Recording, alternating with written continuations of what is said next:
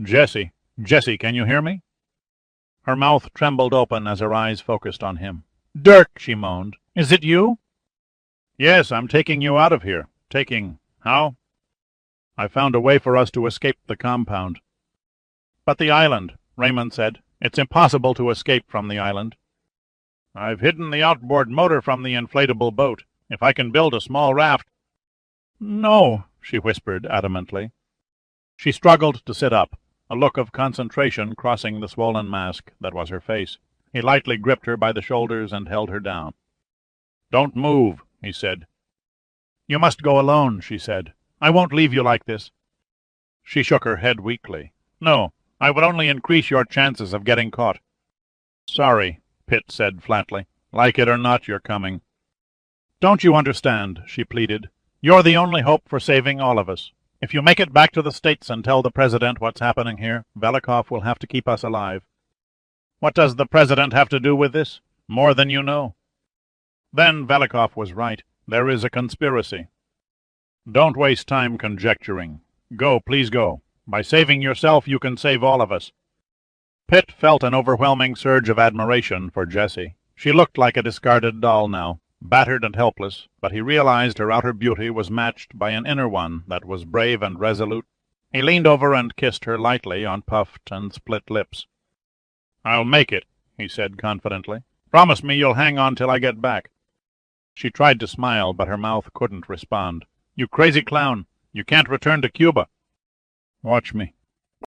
"Good luck," she murmured softly. "Forgive me for messing up your life." Pitt grinned, but the tears were welling in his eyes. "That's what men like about women. They never let us get bored." He kissed her again on the forehead and turned away, his tanned fists white, knuckled by his side. The climb up the emergency shaft ladder made Pitt's arms ache, and when he reached the top he rested for a minute before pushing the lid aside and crouching in the darkness of the garage. The two soldiers were still engaged in a game of chess. It seemed to be a nightly routine to pass the boring hours of standby duty. They seldom bothered to glance at the vehicles parked outside their office. There was no reason to anticipate trouble. They were probably mechanics, Pitt reasoned, not security guards. He reconnoitered the garage area, tool benches, lubrication racks, oil and part storage, trucks, and construction equipment. The trucks had spare 5-gallon fuel cans attached to their beds. Pitt lightly tapped the cans until he found one that was full. The rest were all half empty or less. He groped around a tool bench until he found a rubber tube and used it to siphon gas from one of the truck's tanks. 2 cans containing 10 gallons were all he could carry. The problem he faced now was getting them through the vent in the roof. Pitt took a tow rope that was hanging from one wall and tied the ends to the handles on the gas cans. Holding the middle in a loop, he climbed to the support girders. Slowly, watching to see that the mechanics kept their attention on the chess game, he pulled the cans to the roof one at a time and pushed them ahead of him into the vent. In another 2 minutes he was lugging them across the yard into the culvert that ran under the wall. He quickly spread the bars apart and hurried outside. The sky was clear, and the quarter moon floated in a sea of stars. There was only a whisper of wind, and the night air was cool. He fervently hoped the sea was calm. For no particular reason, he skirted the opposite side of the road this time. It was slow going. The heavy cans soon made his arms feel as though they were separating at the joints. His feet sank into the soft sand, and he had to stop every 200 yards to catch his breath and allow the growing ache in his hands and arms to subside. Pitt tripped and sprawled on the edge of a wide clearing surrounded by a thick grove of palm trees, so thick their trunks almost touched each other. He reached out and swept around with his hands. They touched a metal network that blended into the sand and became nearly invisible. Curious, he left the gas cans and crawled cautiously around the edge of the clearing. The metal grid rose 2 inches off the ground and extended across the entire diameter. The center dropped away until it became concave like a bowl. He ran his hands over the trunks of the palm trees, circling the rim. They were fake. The trunks and fronds were constructed out of aluminum tubes and covered with realistic sheathing made from sanded plastic. There were over 50 of them, painted with camouflage to deceive American spy planes and their penetrating cameras. The bowl was a giant dish-shaped radio and television antenna, and the bogus palm trees were hydraulic arms that raised and lowered it. Pitt was stunned at the implication of what he had accidentally discovered. He knew now that buried under the sands of the island was a vast communications center. But for exactly what purpose? Pitt had no time to reflect, but he was determined more than ever to get free. He continued walking in the shadows. The village was farther than he remembered. He was a mass of sweat and panted heavily from exhaustion when he finally stumbled into the yard where he'd hidden the outboard motor under the bathtub. He thankfully dropped the gas cans and lay down on the old mattress and dozed for an hour. Although he could not afford the time, the short rest refreshed him considerably. It also allowed his mind to create. An idea crystallized that was so incredibly simple in concept, he couldn't believe he hadn't thought of it before. He carried the gas cans down to the lagoon. Then he returned for the outboard. Looking through piles of trash, he located a short plank that showed no rot. The last chore was the hardest. Necessity was the mother of invention, Pitt kept telling himself. 45 minutes later, he had dragged the old bathtub from its resting place in the yard down the road to the water's edge. Using the plank as a transom, Pitt bolted the outboard to the rear of the tub. Next, he cleaned out the fuel filter and blew out the lines. A piece of tin bent in a cone served as a funnel to fill the outboard's tank. By holding his thumb over the bottom hole, he could also use it for a bailing can. His final act before stuffing a rag plug in the drain was to knock off the bathtub's four-webbed feet with an iron bar. He pulled at the starter cord 12 times before the motor sputtered, caught, and began to purr. He shoved the tub into deeper water until it floated. Then he climbed in. The ballast weight of his body and the 2 full gas cans made it surprisingly stable. He lowered the propeller shaft into the water and pushed the gear lever to forward. The oddball craft slowly moved out into the lagoon and headed for the main channel. A shaft of moonlight showed the sea was calm, the swells no more than 2 feet. Pitt concentrated on the surf. He had to pass through the breaking waves and place as much distance between himself and the island by sunrise as possible. He slowed the motor and timed the breakers, counting them. 9 heavies crashed one behind the other, leaving a long trough separating the 10th. Pitt pushed the throttle to full and settled in the stern of the tub. The next wave was low and crashed immediately in front of him. He took the impact of the churning foam bow, on and plowed through. The tub staggered, then the propeller bit the water, and it surged over the crest of the following wave before it curled. Pitt let out a hoarse shout as he broke free. The worst was over. He knew he could only be discovered by sheer accident. The bathtub was too small to be picked up by radar. He eased up on the throttle to conserve the motor and the fuel. Dragging his hand in the water, he guessed his speed at about 4 knots. He should be well clear of Cuban waters by morning. He looked up at the heavens, took his bearings, picked out a star to steer by, and set a course for the Bahama Channel. Serenos 8. October 30, 1989, Kazakhstan, Yusuf.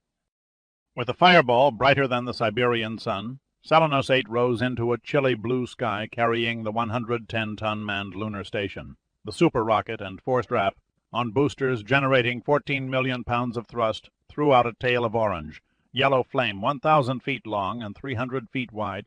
White smoke burst around the launch pad, and the rumble from the engines rattled glass 12 miles away. At first it lifted so ponderously that it hardly seemed to be moving at all. Then it picked up speed and thundered skyward.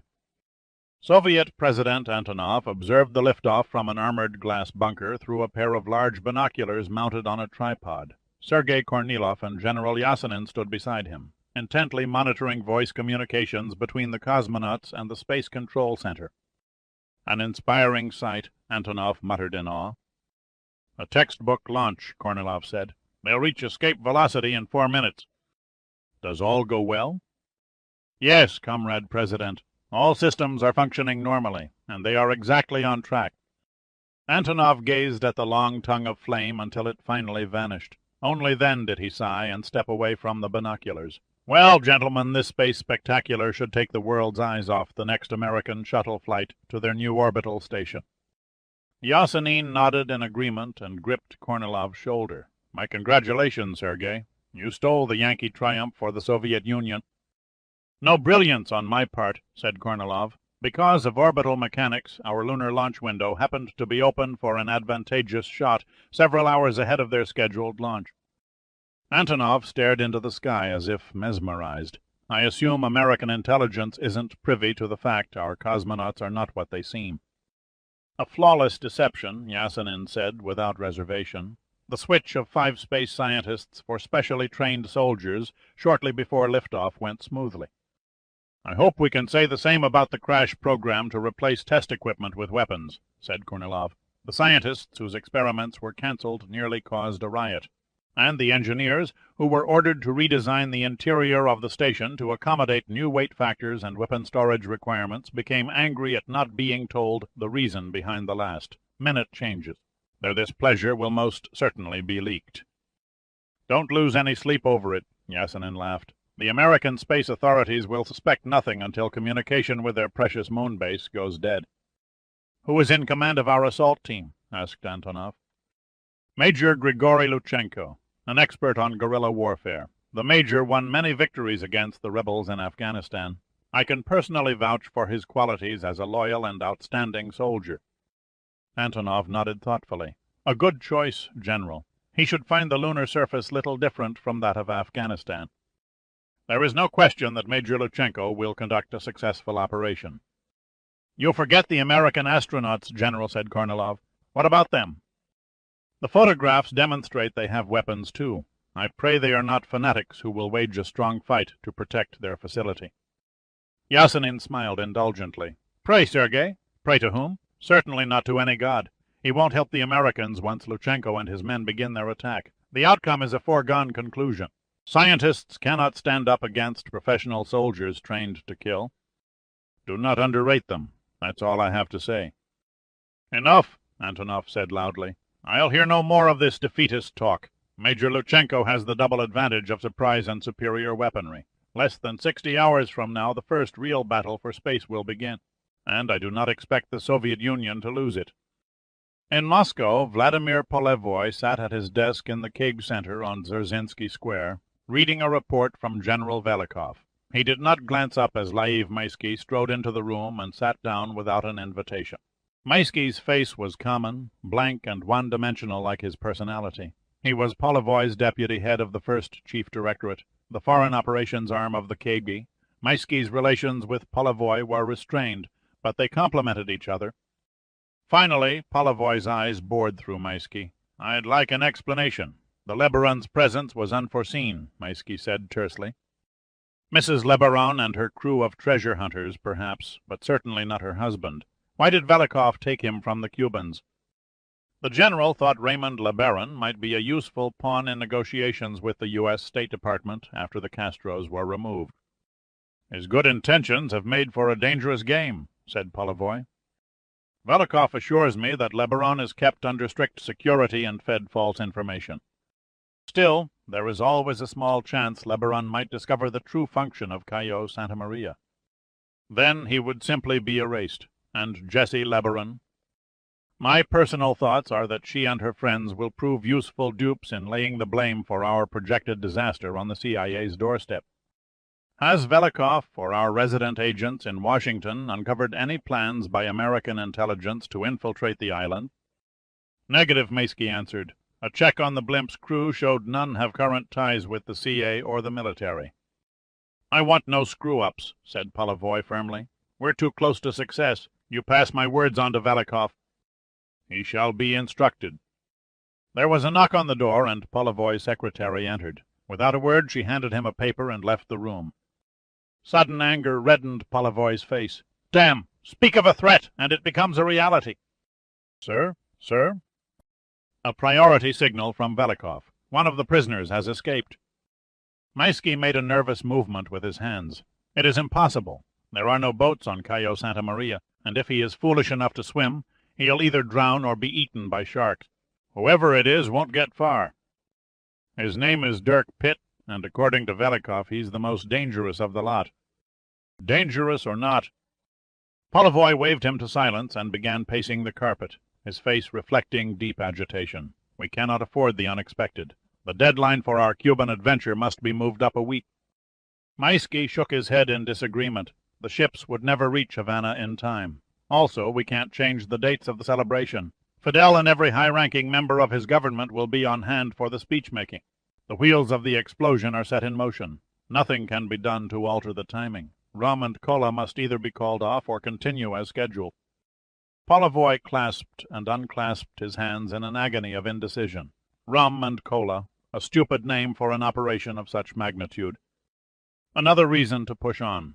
Our disinformation program has already begun spreading rumors of a plot to launch devastation in Cuba. The phrase cerium and cola is patently American. No foreign government would suspect it as being hatched in Moscow. Polivoy shrugged in assent. Very well, but I don't want to think about the consequences if this fellow by some miracle survives and makes it back to the United States. He is already dead, Maisky announced boldly. I am sure of it. The president leaned into Daniel Fawcett's office and waved. Don't get up. Just wanted you to know I'm going upstairs for quiet lunch with my wife. Don't forget we have a meeting with the intelligence chiefs and Doe Oates in 45 minutes, Fawcett reminded him. I promised to be on time. The president turned and took the elevator to his living quarters on the second floor of the White House. Ira Hagan was waiting for him in the Lincoln suite. You look tired, Ira. Hagan smiled. I'm behind on my sack time. How do we stand? I've accounted for the identities of all 9 members of the Center Corps. 7 are pinpointed. Only Leonard Hudson and Gunnar Erickson remain outside the net. You haven't picked up their trail from the shopping center? Hagan hesitated. Nothing that panned out. The Soviet moon station was launched 8 hours ago, said the president. I can't delay any longer. Orders will go out this afternoon to round up as many of the Inner Corps as we can. Army or FBI? Neither. An old buddy in the Marine Corps has the honors. I've already supplied him with your list of names and locations. The president paused and stared at Hagan. You said you accounted for the identities of all 9 men, Ira, but your report only gave 8 names.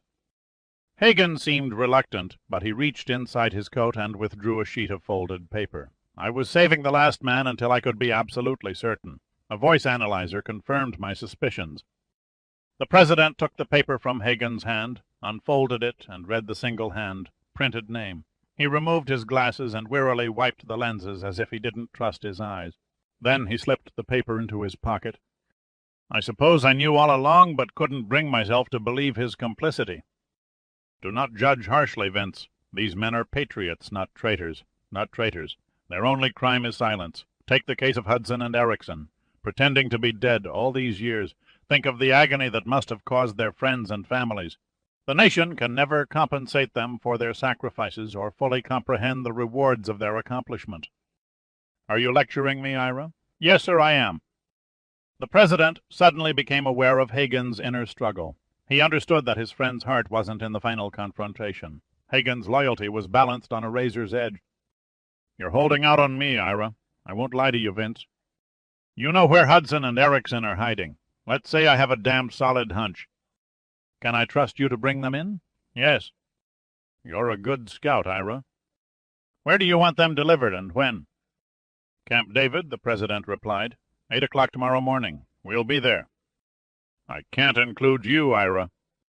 The decent thing to do on your part, Vince. Call it a repayment of sorts. You owe it to me to be in on the finish. The president considered that. You're right. It's the very least I can do. Martin Brogan, director of the CA, Sam Emmett of the FBI, and Secretary of State Douglas Oates came to their feet as the president entered the conference room with Dan Fawcett on his heels. Please be seated, gentlemen, the president said, smiling.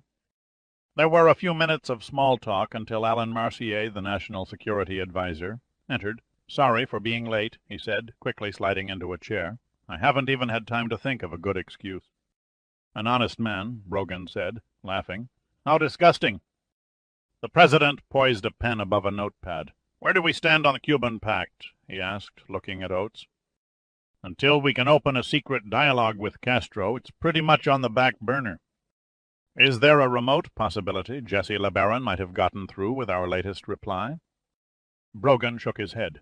I feel it's very doubtful she made contact. Our sources have had no word since the blimp was shot down. The consensus is she's dead.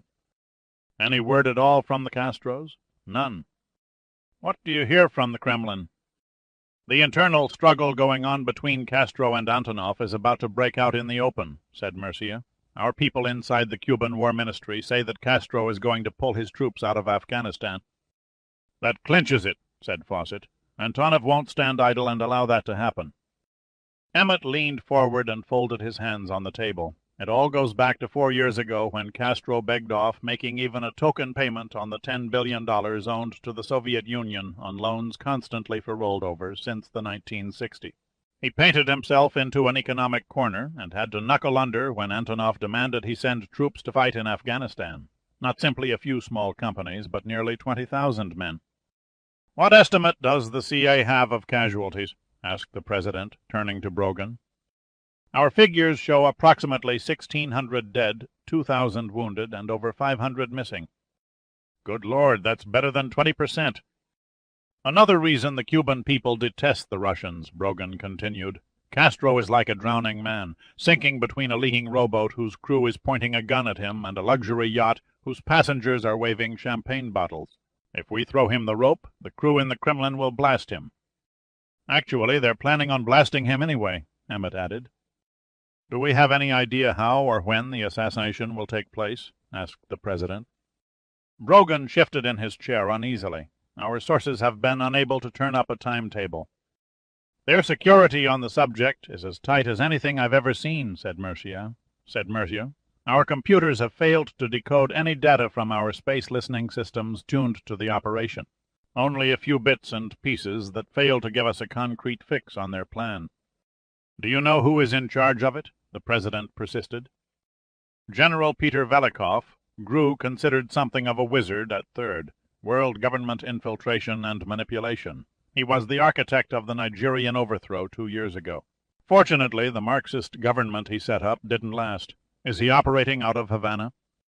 "He's secretive as hell," replied Brogan, the perfect image of the man who isn't there. "Velikov hasn't been seen in public in the past 4 years. We're dead certain he's directing the show from a hidden location."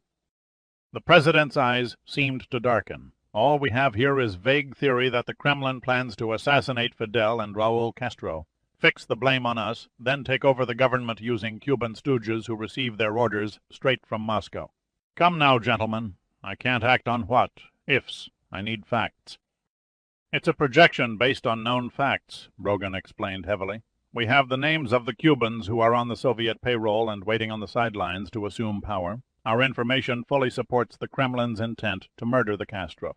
The CIA makes the perfect scapegoat because the Cuban people have not forgotten the Bay of Pigs or the agency's fumbling plots to assassinate Fidel by the Mafia during the Kennedy administration. I assure you, Mr. President, I have given this every priority. 60 agents on every level in and out of Cuba are concentrating on penetrating Velikov's wall of secrecy. And yet we can't reach Castro for an open dialogue to help each other." "No, sir," said Oates. "He's resisting any contact through official channels. Doesn't he realize his time may be running out?" asked the President. "He's wandering in a vacuum," Oates replied. "On one hand, he feels secure in knowing the great mass of Cubans idolize him. Few national leaders can command the awe and affection he enjoys from his people. And yet, on the other, he cannot fully comprehend the dead seriousness of the Soviet threat on his life and government." "So what you're telling me," said the President gravely, "is that unless we can make an intelligence breakthrough or get someone into Castro's hideout who can make him listen to reason, we can only sit back and watch Cuba sink under total Soviet domination." "Yes, Mr. President," said Brogan. "That is exactly what we're telling you." Hagen was doing some browsing. He wandered through the mall of the shopping center, casually eyeing the merchandise in the stores. The smell of roasted peanuts reminded him that he was hungry. He stopped at a gaily painted wagon and bought a bag of roasted cashews. Resting his feet for a few minutes, Hagen sat on a couch in an appliance store and watched an entire wall of 20 television sets all tuned to the same channel. The pictures showed an hour, old rerun of the space shuttle Gettysburg as it lifted off from California.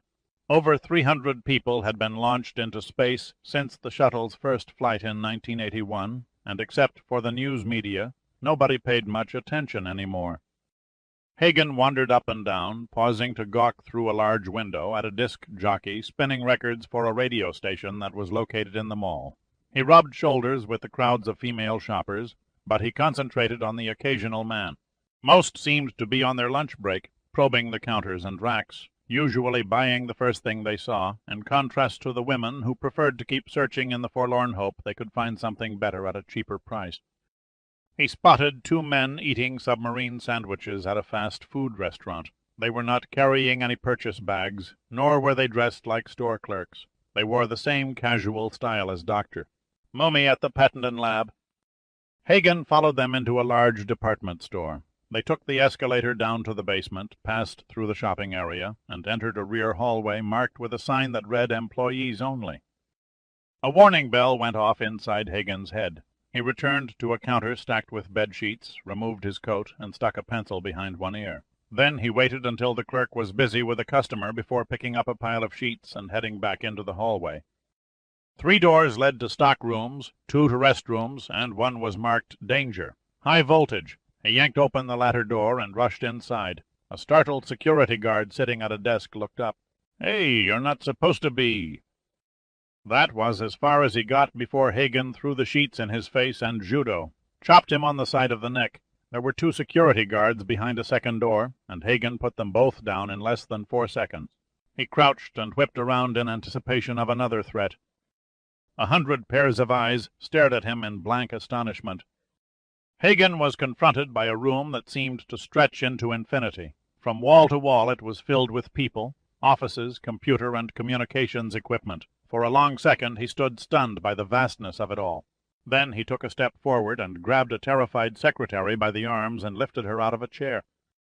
"Leonard Hudson," he snapped. "Where can I find him?" Fear shone from her eyes like twin spotlights. She tilted her head to the right. "The office W at the blue D door," she stammered. "Thank you very much," he said with a broad smile. Hagen released the girl and walked swiftly through the hushed complex. His face was twisted with malevolence, as if daring anyone to stop him. No one made the slightest attempt. The growing crowd of people parted like the Red Sea as he passed down a main aisle. When he came to the blue door, Hagen stopped and turned around, surveying the brain trust and communications center of the Jersey colony program. He had to admire Hudson. It was an imaginative cover. Excavated during the construction of the shopping center, it would have attracted little or no suspicion. The scientists, engineers, and secretaries could come and go amid the shoppers, and their cars simply melted into hundreds of others in the parking lot. The radio station was also a work of genius. Who would suspect they were transmitting and receiving messages from the moon while broadcasting top 40 records to the surrounding college community? Hagen pushed inside the door and entered what seemed to be a studio control booth. Hudson and Erickson sat with their backs to him, staring up at a large video monitor that reflected the face and shaven head of a man who stopped speaking in mid-sentence and then said, "Who is that man behind you?" Hudson made a cursory glance over his shoulder. "Hello, Ira." The voice mirrored the eyes. Hagen could almost hear the cracking of ice cubes. "I wondered when you'd show up." "Come in," said Erickson in an equally frigid tone. "You're just in time to talk to our man on the moon." Pitt had cleared Cuban waters and was well into the main shipping lane of the Bahama Channel. But his luck was running out. The only ships that came within sight failed to spot him. A large tanker flying the Panamanian flag steamed by no more than a mile away. He stood as high as he dared without tipping over the tub and waved his shirt, but his little vessel went unnoticed by the crew. For a watch officer on the bridge to aim his binoculars at the precise spot, at the precise instant when the bathtub rose out of a trough and climbed the crest of a swell before dropping from sight again, was a bet no self-respecting bookie would make. The awful truth plagued Pitt. He made too small a target. Pitt's movements were becoming mechanical. His legs had gone numb after rolling around the sea in the cramped bathtub for nearly 20 hours, and the constant friction of his buttocks against the hard surface had raised painful blisters. The tropical sun beat on him, but he wore a good tan, and the least of his problems was sunburn. The sea remained calm, but still it was a continuous effort to keep the bow of the tub straight into the swells and bail out the water at the same time. He had emptied the final drops from the fuel cans into the outboard motor before refilling them with seawater for ballasts. Another 15 or 20 minutes, that was all he could expect the motor to keep running before it starved for gas. Then it would be all over. Without control, the tub would soon swamp and sink. His mind began to slip away. He hadn't slept in 36 hours. He fought to stay awake, steering and bailing with leaden arms and water, wrinkled hands and water. Wrinkled hands. For hour after endless hour, his eyes swept the horizon, seeing nothing that was traveling toward his tiny area of the sea. A few sharks had bumped the bottom of the slow-moving tub. One made the mistake of coming too close to the spinning propeller and got his fin chewed up. Pitt eyed them with a detached air.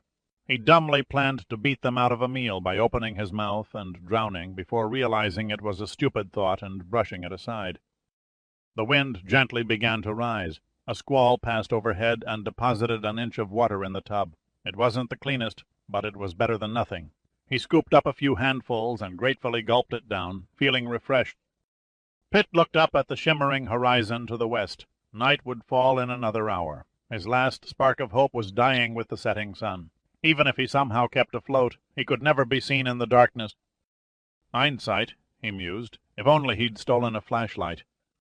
Suddenly the outboard sputtered and then caught again. He slowed the throttle as much as he dared, knowing he was only pushing off the inevitable by a minute or two. Pitt fought off the cloud of morale collapse and steeled himself to bail until his arms gave out, or a wave struck the drifting, helpless little tub on the beam and swamped her. He emptied one of the gas cans of seawater. When the tub sank, he reasoned he would use the can as a float. So long as he could move a muscle, he wasn't about to give up. The faithful little outboard coughed once, twice, and then died. After hearing the beat of the exhaust since the night before, Pitt felt smothered by the abrupt silence. He sat there in a doomed little craft on a vast and indifferent sea under a clear and cloudless sky. He kept her afloat for another hour into the twilight. He was so tired, so physically exhausted, that he missed a small movement 500 yards away. Commander Kermit Fulton pulled back from the periscope eyepiece, his face wearing a questioning expression. He looked across the control room of the attack submarine Denver at his executive officer. "Any contact on our sensors?" The exec spoke into one of the control room phones. "Nothing on radar, Skipper. Sonar reports a small contact, but it stopped about a minute ago." "What do they make of it?" The answer was slow in coming, and the question was repeated. "Sonar says it sounded like a small outboard motor, no more than 20 horsepower. "There's something mighty peculiar out there," said Fulton. "I want to check it out. Slow speed to 1, third and come left 5 degrees. He pressed his forehead against the periscope eyepiece again and increased the magnification. Slowly, wonderingly, he pulled back. "Give the order to surface." "You see something?" asked the executive officer. He nodded silently. Everyone in the control room stared at Fulton expectantly. The exec took the initiative. "Mind letting us in on it, Skipper?" 23 years at sea," said Fulton, "and I thought I'd seen almost everything. But damned if there isn't a man up there, almost 100 miles from the nearest land, floating in a bathtub." Since the blimp's disappearance, Admiral Sandecker had rarely left his office. He buried himself in work that soon lost all meaning. His parents, though quite elderly, were still alive, and so were his brother and sister. Sandecker had never really tasted personal tragedy before. During his years in the Navy, he was infected with dedication. There was little time for a deep relationship with a woman, and he counted few good friends, mostly Navy acquaintances. He built a wall around him between superiors and subordinates and walked the middle ground. He made flag rank before he was 50, but he was stagnating. When Congress approved his appointment as chief of the National Underwater and Marine Agency, he came back to life. He formed warm friendships with 3 unlikely people who looked up to him with respect but treated him no differently than the man on the next bar stool. The challenges facing Numa had drawn them together. Al Giordino, an extrovert who took a strange glee in volunteering for the dirtiest projects and stealing Sandecker's expensive cigars. Rudy Gunn, driven to accomplish nothing less than perfection, a natural at organizing programs, who couldn't make an enemy if he tried. And then there was Pitt, who had done more than anyone to revive Sandecker's creative spirit. They soon became as close as father and son. Pitt's freewheeling attitude toward life and his sarcastic wit trailed behind him like a comet's tail. He couldn't enter a room without livening it up. Sandecker tried but failed to blot out the memories, to unchain himself from the past. He leaned back in the desk chair and closed his eyes and gave in to the sorrow. To lose all 3 of them at one time stunned him beyond comprehension. While Pitt was in his thoughts, the light blinked and a muted chime came from his private phone line. He massaged his temples briefly and picked up the receiver. "Yes." "Jim, is that you? I got your private number from a mutual friend at the Pentagon." "I'm sorry. My mind was wandering. I don't recognize the voice. This is Clyde Montfort." Sandecker tensed. "Clyde? What's up?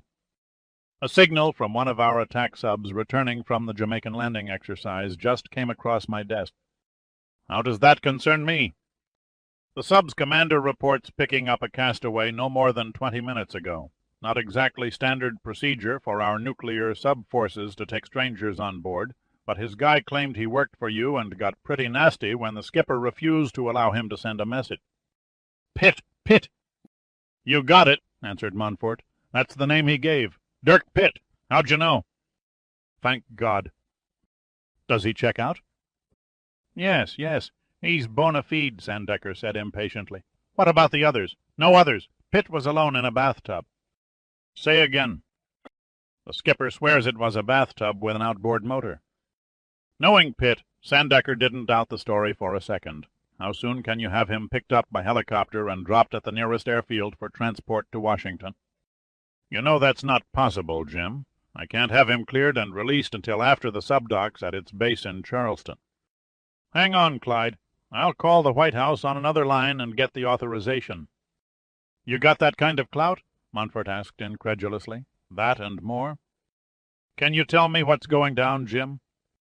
Take my word for it. You don't want to get involved. They gathered at a White House dinner party to honor the Prime Minister of India, Rajiv Gandhi, who was on a goodwill tour of the United States. Actors and labor leaders, athletes and billionaires, they all shed their opinions, their differences, and mingled like neighbors at a Sunday social. Former presidents Ronald Reagan and Jimmy Carter conversed and acted as though they had never left the West Wing. Standing in a corner filled with flowers, Secretary of State Douglas Oates swapped war stories with Henry Kissinger, while the Super Bowl champion quarterback of the Houston Oilers stood in front of the fireplace and peered openly at the breasts of Abs News anchor Sandra Malone. The president shared a toast with Prime Minister Gandhi, and then introduced him to Charles Murphy, who had recently flown over Antarctica in a hot air balloon. The president's wife came over, took her husband's arm, and pulled him toward the dance floor of the state dining room. A White House aide caught Dan Fawcett's eye and nodded toward the doorway. Fawcett went over, heard him out, then approached the president. The chain of command was well oiled. My apologies, Mr. President, but a courier has just arrived with a congressional bill that requires your signature before midnight. The president nodded in understanding. There was no bill to sign. It was a code for an urgent message. He excused himself to his wife and went across the hall to a small private office. He paused until Fawcett closed the door before picking up the phone. This is the President. Admiral Sandecker, sir. Yes, Admiral. What is it? I have the Chief of Naval Forces in the Caribbean on another line. He has just informed me that one of my people who vanished with Jesse LeBaron has been rescued by one of our submarines. Has he been identified? It's Dirk Pitt. The man must be either indestructible or very lucky, the President said with a touch of relief in his voice. How soon can we get him here? Admiral Clyde Montfort is holding on the line for authorization to provide priority transport. Can you connect me to him? Hold on, sir. There was a second's pause, followed by a click. The President said, Admiral Montfort, can you hear me? I hear you. This is the President. Do you recognize my voice? Yes, sir, I do. I want Pitt in Washington as fast as you can possibly get him here. Understood? I read you, Mr. President. I'll see that a Navy jet lands him at Andrews Air Force Base before daybreak. Spread a security net on this affair, Admiral. Keep the submarine at sea and place the pilots or anyone else who comes within 100 yards of Pitt under confinement for 3 days. There was a slight hesitation. Your orders will be carried out. Thank you. Now please let me speak to Admiral Sandecker. I'm here, Mr. President.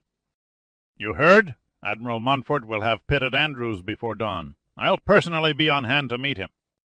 Good. Take him by helicopter to Chia headquarters in Langley. Martin Brogan and representatives from my office and the State Department will be waiting to debrief him. He may not be able to shed light on anything. You're probably right, said the President wearily. I'm expecting too much. I guess I always expect too much. He hung up and sighed heavily. He collected his thoughts for a moment and then shelved them in a mental niche for later retrieval, a technique mastered sooner or later by every president. Shifting the mind from crisis to trivial routine and back again to crisis like the flick of a light switch was a requirement that went with the job. Fawcett knew the President's every mood and patiently waited. Finally he said, "It might not be a bad idea if I attended the debriefing." The president looked up at him sadly. "You'll be going with me to Camp David at sunup." Fawcett looked blank. "I have nothing on your schedule that includes a trip to Camp David. Most of the morning is taken up by meetings with congressional leaders over the proposed budget." "They will have to wait. I have a more important conference tomorrow. As your chief of staff, may I ask who you're conferring with?" "A group of men who call themselves the Inner Core." Fawcett stared at the president, his mouth slowly tightening. "I don't understand." "You should, Dan. You're one of them." Before a dazed Fawcett could reply, the president left the office and rejoined the dinner party. The thump of the landing wheels woke Pitt up. Outside the twin-engined Navy jet, the sky was still dark. Through a small window he could see the first streaks of orange spearheading the new day. The blisters caused by the friction from the bathtub made sitting almost impossible, and he had slept in a cramped position on his side. He felt generally awful, and he was thirsty for something besides the fruit juices forced down his stomach in endless quantities by an overly concerned doctor on the submarine. He wondered what he would do if he ever met up with Foss Gley again. Whatever fiendish punishment he created in his mind didn't seem excessive enough. The thought of the agony Gley was inflicting on Jesse, Giordino, and Gunn haunted him. He felt guilty for having escaped. The whine of the jet engines faded, and the door was opened. He walked stiffly down the stairs and was embraced by Sandecker. The admiral rarely shook hands, and the unexpected display of affection surprised Pitt. "I guess what they say about a bad penny is true," said Sandecker hoarsely, groping for words. "Better to turn up than not," Pitt replied, smiling. Sandecker took him by the arm and led him over to a waiting car. "They're waiting at Kya headquarters in Langley to question you." Pitt suddenly stopped. "They're alive," he announced briefly. "Alive?" said Sandecker, stunned. "All of them?" "Imprisoned by the Russians and tortured by a defector." Incomprehension showed on Sandecker's face. "You were in Cuba?" "On one of the outer islands," Pitt explained. "We've got to apprise the Russians of my rescue as quickly as possible to stop them from—" "Slow down," Sandecker interrupted. "I'm losing you. Better yet, wait and tell the whole story when we get to Langley. I suspect you may have fallen in the creek and come up with a pocketful of trout." On the flight across the city it began to rain. Pitt gazed through the plexiglass windshield at the 219 wooded acres surrounding the sprawling gray marble and concrete structure that was the home of America's Cloak and Dagger Army. From the air it seemed deserted. No people were visible on the grounds. Even the parking lot was only 1/4 full. The only human shape Pitt could detect was a statue of the nation's most famous spy, Nathan Hale, who had made the mistake of getting caught and was hanged. 2 senior officials were waiting at the helipad with umbrellas. Everyone hurried into the building, and Pitt and Sandecker were shown into a large conference room. There were 6 men and 1 woman present. Martin Brogan came over and shook Pitt's hand and introduced the others. Pitt simply nodded and promptly forgot their name. Brogan said, "I hear you've had a rough trip." "Not one I'd recommend to tourists," Pitt replied. "Can I get you something to eat or drink?" Brogan offered graciously. "A cup of coffee or breakfast, maybe." "If you could find a bottle of cold beer." "Of course." Brogan picked up the phone and said something. "Be here in a minute." The conference room was plain by business office standards. The walls were a neutral beige color, the carpet the same, and the furniture looked as though it came from a discount store. No pictures, no decorations of any kind gave it life, a room whose only function was to serve as a place to work. Pitt was offered a chair at one end of the table, but declined. His rear end did not feel up to sitting just yet. Every eye in the room stared at him, and he began to feel like an inmate at the zoo on a Sunday afternoon.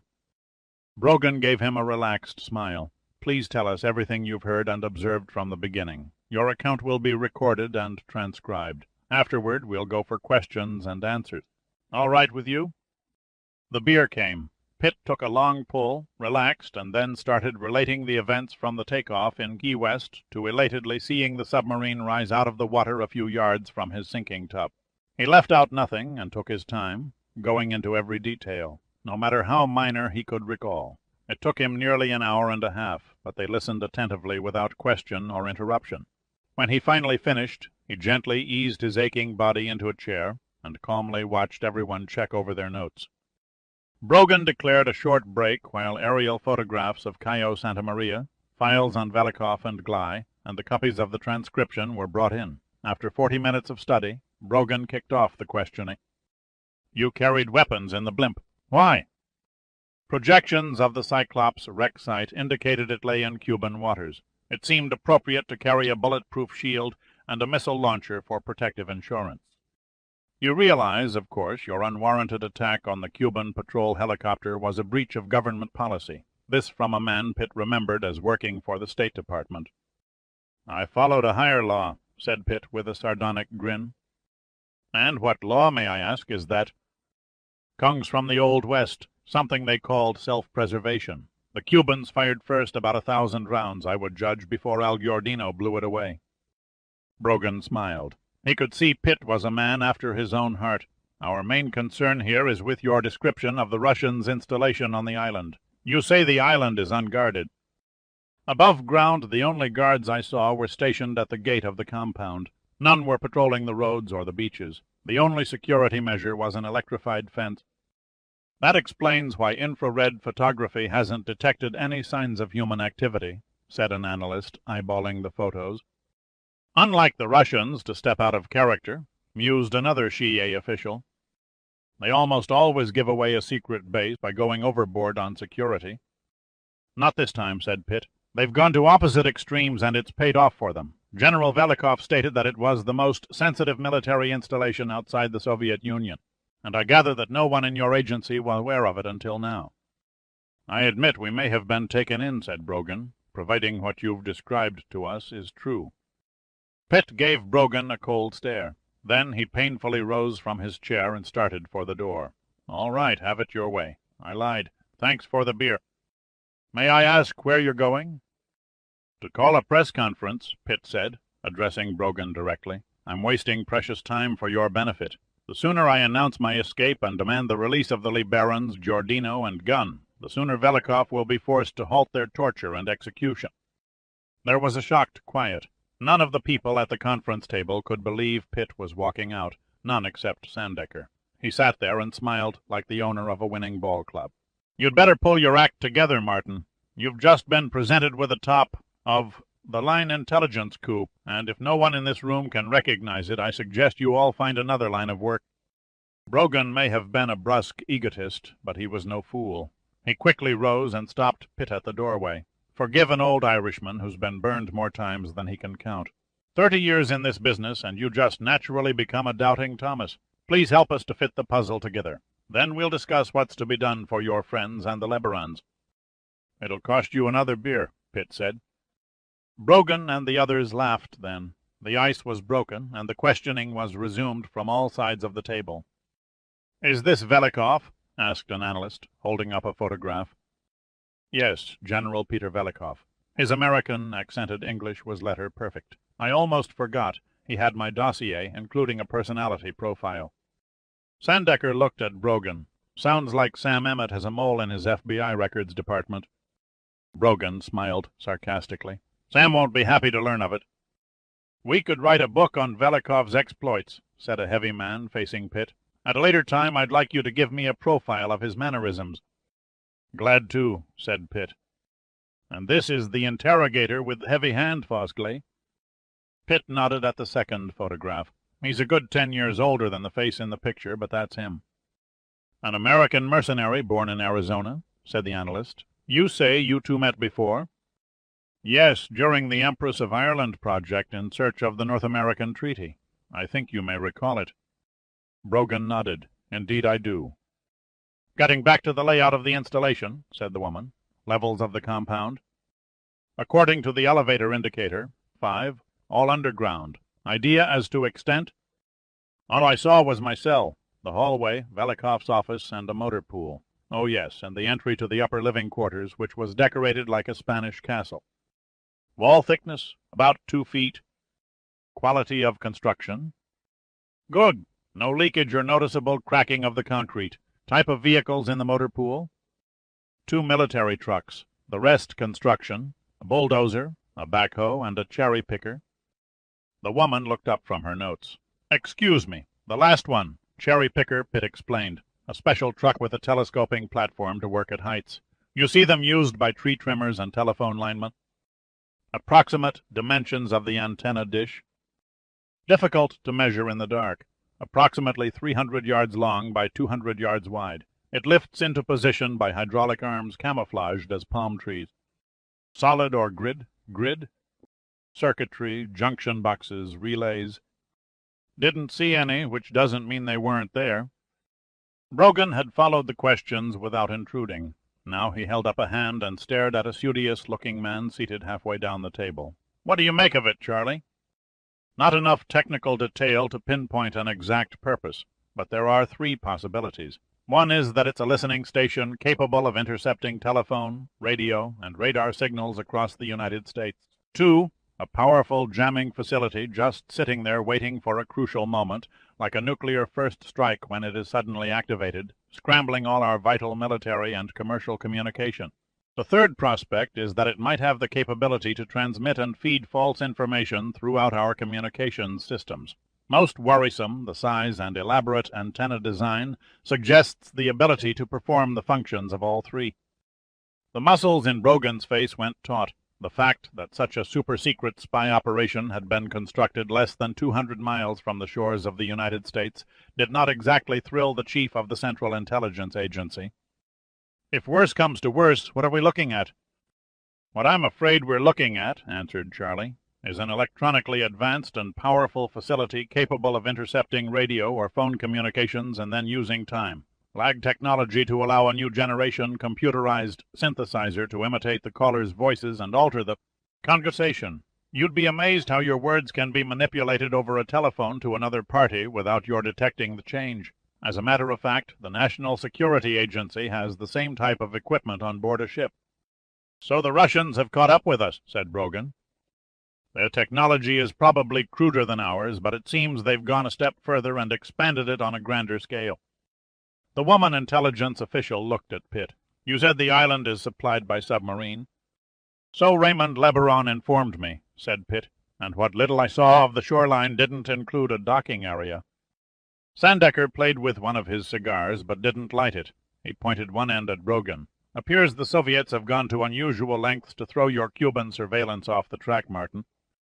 "The fear of exposure came out during the interrogation," said Pitt. "Velikov insisted we were agents on your payroll."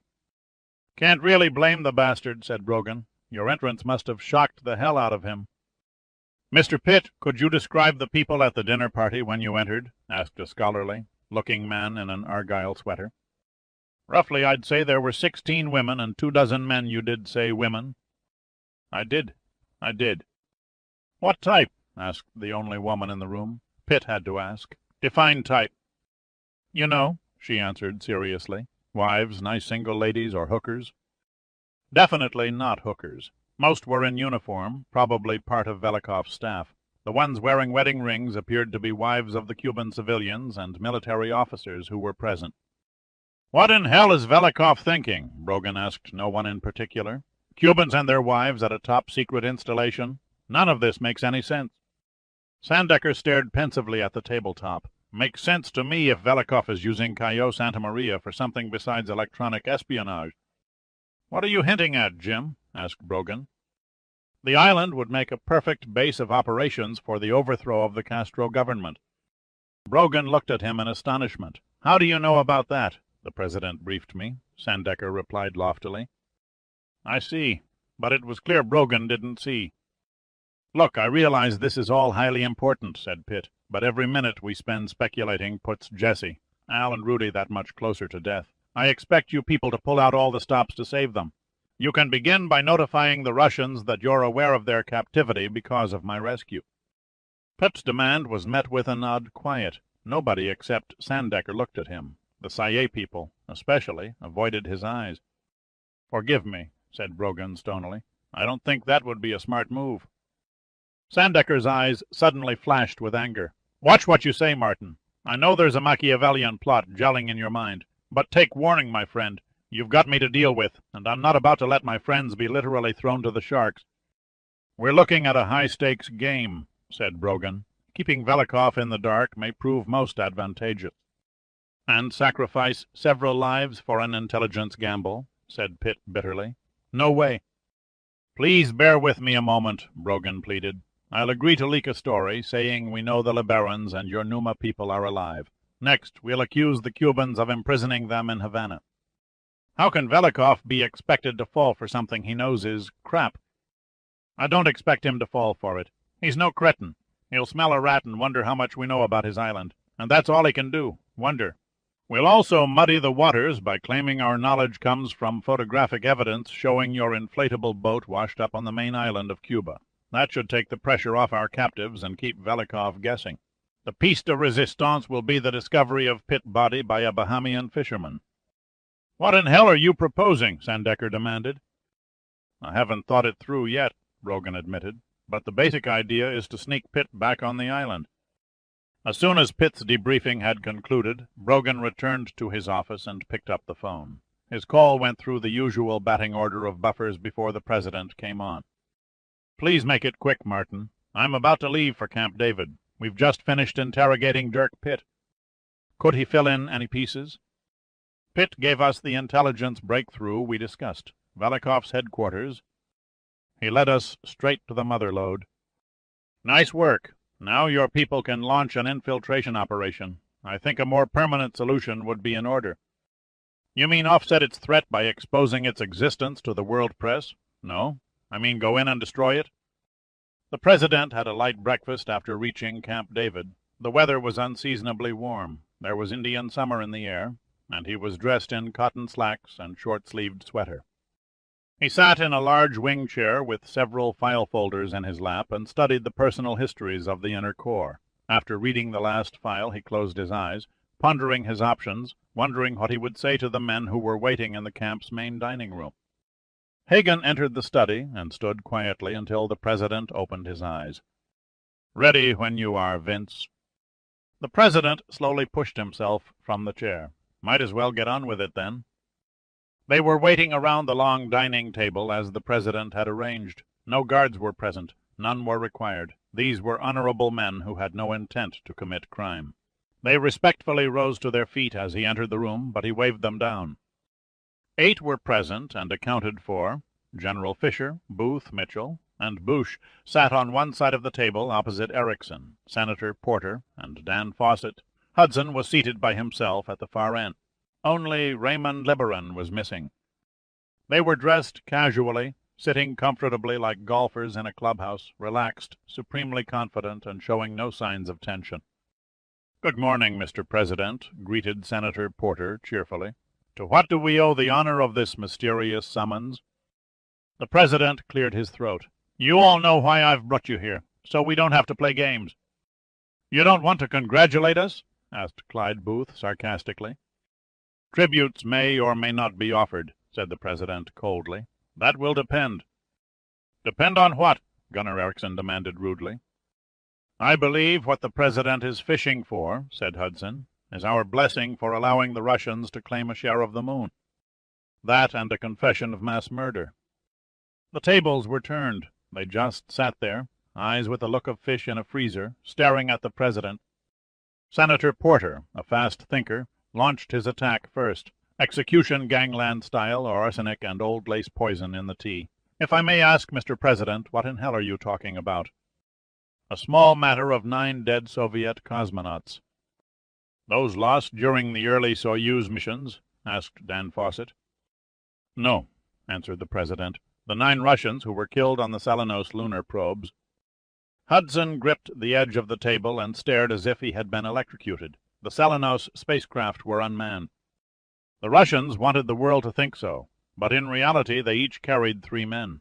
We have one of the crews on ice in the Walter Reed Hospital morgue, if you care to examine the remains. No one would have thought it to look at them. They considered themselves moral-minded citizens doing a job for their country. The last thing any of them expected to see in a mirror was the reflection of a cold-blooded killer. To say that the president had his audience in the palm of his hand would be an understatement. Hagen sat fascinated. This was all news to him. "If you'll bear with me," the president continued, "I'll indulge in mixing facts with speculation. To begin with, you and your moon colonists have accomplished an incredible achievement, I compliment you on your perseverance and genius, as will the world in the coming weeks. However, you have unwittingly made a terrible error that could easily stain your accomplishment. In your zeal to wave the stars and stripes, you have ignored the International Space Law Treaty governing activities on the Moon, which was ratified by the United States, the Soviet Union, and 3 other countries in 1984. Then you took it upon yourselves to claim the Moon as a sovereign. Possession and, figuratively speaking, posted Tetris passers will be shot signs. Only you backed it up by somehow destroying 3 Soviet lunar probes. One of them, Selenos 4, managed to return to Earth, where it orbited for 18 months before control was re-established. Soviet space engineer attempted to bring it down in the steppes of Kazakhstan, but the craft was damaged and it fell near Cuba instead. Under the guise of a treasure hunt, you sent Raymond Lebaron to find it before the Russians. Telltale marks of damage inflicted by your colonists had to be obliterated, but the Cubans beat you both to the downed craft and retrieved it. You weren't aware of that until now, and the Russians still don't know. Unless, the President hung on the word, unless Raymond LeBaron has spilled his knowledge of the Jersey colony under torture. I have it on good authority he was captured by the Cubans and turned over to Soviet military intelligence, the GRU. Raymond won't talk, Hudson said wrathfully. He may not have to, the President replied. A few hours ago, intelligence analysts whom I asked to re-examine Soviet space signals received during Selenos 4's re-entry orbits have discovered that its data on the lunar surface were transmitted to a ground tracking station on the island of Socotra, near Yemen. Do you comprehend the consequences, gentlemen? We comprehend what you're driving at. It was General Fisher who spoke, his voice reflective. The Soviets may have visual proof of the Jersey colony. Yes, and they've probably put 2 and 2 together and figured your people up there had something to do with the Selenos disasters. You can be sure they will retaliate. No calls on the hotline, no messages slipped through diplomatic channels, no announcements in TASS or Pravda. The battle for the Moon will be kept secret by both sides. When you total the score, gentlemen, the result is you have launched a war that may prove impossible to stop. The men seated around the table were shocked and confused, dazed and angry. But they were angry only because of a miscalculation of an event that was beyond their knowledge. The awful truth took several moments to register. You speak of Soviet retaliation, Mr. President, said Fawcett. Do you have any insight on the possibility? Put yourself in Soviet shoes. They were on to you a good week before their Selenos 8 lunar station was launched. If I were President Antonov, I'd have ordered the mission converted from scientific exploration to a military operation. There is little doubt in my mind that when Selenos 8 touches down on the Moon 20 hours from now, a special team of Soviet commandos will encircle and attack the Jersey colony. Now you tell me, can the base defend itself? General Fisher looked at Hudson, then turned to the President and shrugged his shoulders. I can't say. We've never made contingency plans for an armed assault on the colony. As I recall, their only weapons are 2 handguns and a missile launcher. Incidentally, when were your colonists scheduled to leave the Moon? They should lift off in about 36 hours, answered Hudson. I'm curious, said the President. How do they intend to return through Earth's atmosphere? Certainly their lunar transport vehicle doesn't have the capability. Hudson smiled. They'll return to the Kennedy spaceport at Cape Canaveral on the shuttle. The President sighed. The Gettysburg. Stupid of me not to think of it. She's already docked at our space station. A crew hasn't been advised yet, said Steve Bush of NASA. But once they get over the shock of seeing the colonists suddenly show up on the transport vehicle, they'll be more than willing to take on extra passengers. The President paused and stared at the members of the inner core, his expression suddenly bleak. The burning question we all have to face, gentlemen, is whether the Jersey colonists will survive to make the trip. Do you really expect to get away with it? Pitt asked. Colonel Raman Kleist, U.S. Marine Corps, retired, rocked on his heels and scratched an itch on his back with a swagger stick. So long as we can withdraw as a unit with our casualties. Yes, I believe the mission can be pulled off successfully. Nothing this complicated can go letter perfect, said Pitt, destroying the compound and the antenna, plus killing off Velikov and his entire staff, sound to me like you're biting off more than you can chew. Your eyewitness observation and our stealth aircraft photos corroborate the light defensive measures. How many men make up your team? Asked Pitt. 30. 1 including yourself. The Russians are bound to find out who trashed their secret base. You'll be kicking a hornet's nest. All part of the plan, Kleist said airily. Kleist stood ramrod straight, his chest threatening to burst from a flowered shirt. Pitt guessed his age as late 50s. He was a medium-skinned black, born in Argentina, the only child of a former S officer who had fled Germany after the war and the daughter of a Liberian diplomat. Sent to a private school in New York, he decided to drop out and make a career in the Marines. I thought there was an unwritten agreement between the CA and the KGA. We won't waste your agents if you don't waste ours. The colonel gave Pitt an innocent look. Whatever gave you the idea, our side will do the dirty work. Pitt did not reply, only stared at Kleist, waiting. The mission will be conducted by Cuban Special Security Forces, he explained. They're equivalent to our SEALs, or, to be honest, expertly trained exiles dressed in genuine Cuban battle fatigues. Even their underwear and socks will be standard Cuban military issue. Weapons, wristwatches, and other equipment will be of Soviet manufacture. And, just so we keep up appearances, the landing will come from the Cuban side of the island. All neat and tidy. We try to be efficient. Are you leading the mission? Kleist smiled. No, I'm getting too old to leap out of the surf onto beaches. The assault team will be led by Major Angelo Quintana. You'll meet him at our camp in San Salvador. I'll be standing by on the spot. Say again. Special. Purpose undersea transport, answered Kleist, a vessel constructed expressly for missions of this kind. Most people don't know they exist. You'll find it most interesting. I'm not what you'd call trained for combat. Your job is purely to guide the team into the compound and show them the ventilator access to the garage area. Then you're to return to the beach and stay under cover until the mission is completed. Do you have a timetable for the raid? Kleist had a pained expression. We prefer to call it a covert operation. Sorry, I've never read your bureaucratic manual on semantics. In answer to your question, the landing is set for 204 days from now. 4 days may be too late to save my friends. Kleist looked genuinely concerned. We're already working on short notice and cutting our practice exercises razor thin. We need time to cover every uncertainty, every freak event. The plan has to be as airtight as our computer's tactical programs can make it. And if there's a human flaw in your plan?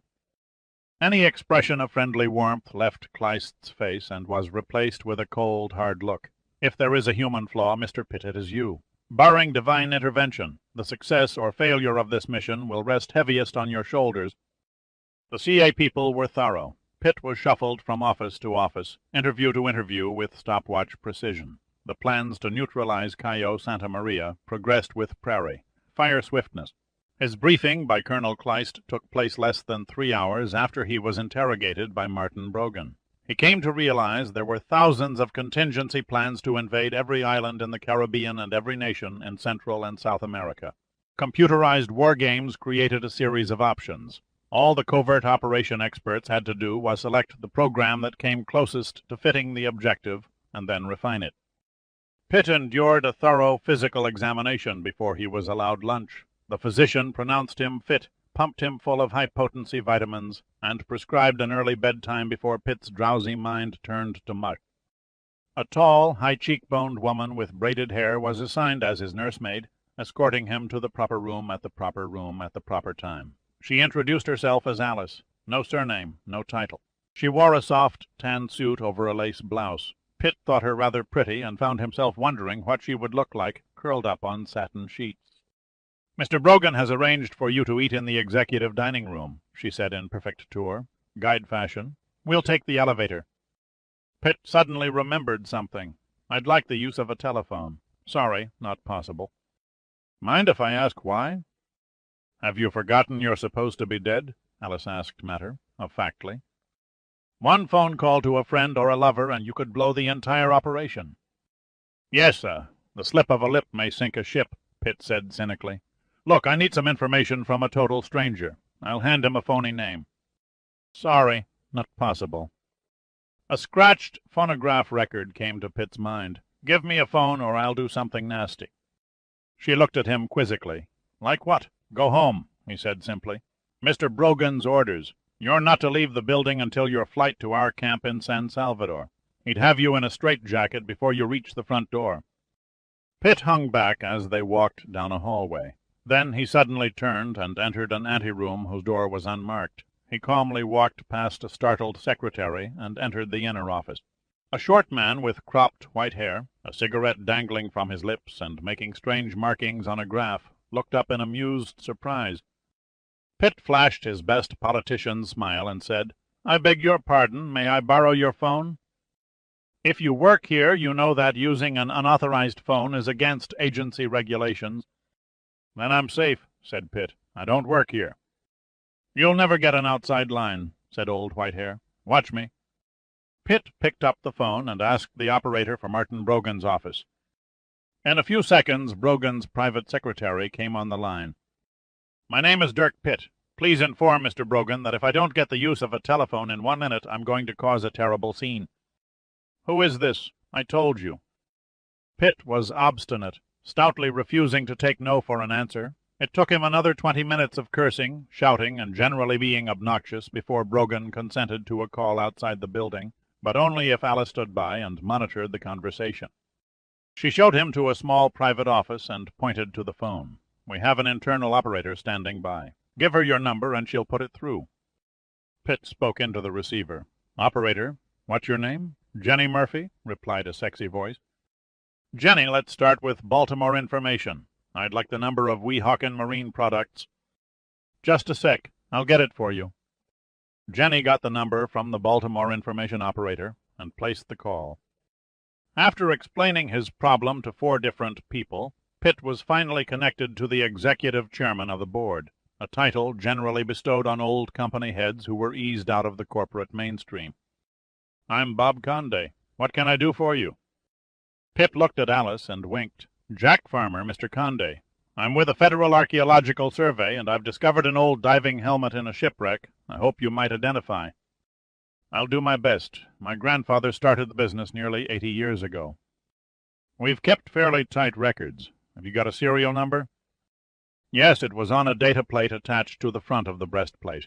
Pitt closed his eyes and visualized the helmet on the corpse inside the Cyclops. It read, "Weehawken Products, Inch Mark V, serial number 5867, Safiyan number 5867C." "The Navy Standard diving helmet," Conde said without hesitation. "We've been making them since 1916. Constructed of spun copper with bronze fittings. Has 4 sealed glass viewports." "You sold it to the Navy?" "Most of our orders came from the Navy. Still do, as a matter of fact. The Mark V, Mod 1, is still popular for certain types of surface, supplied air diving operations. But this helmet was sold to a commercial customer." "If you'll forgive me for asking, how do you know?" "The serial number. 58 is the year it was manufactured. 67 is the number produced, and C stands for commercial sale. In other words, it was the 67th helmet to come out of our factory in 1958 and was sold to a commercial salvage company." "Any chance of digging back and finding who bought it?" "Might take a good half hour. We haven't bothered putting the old records on computer disks. I'd better call you back." Alice shook her head. "The government can afford the phone service, Mr. Conde. I'll hang on the line."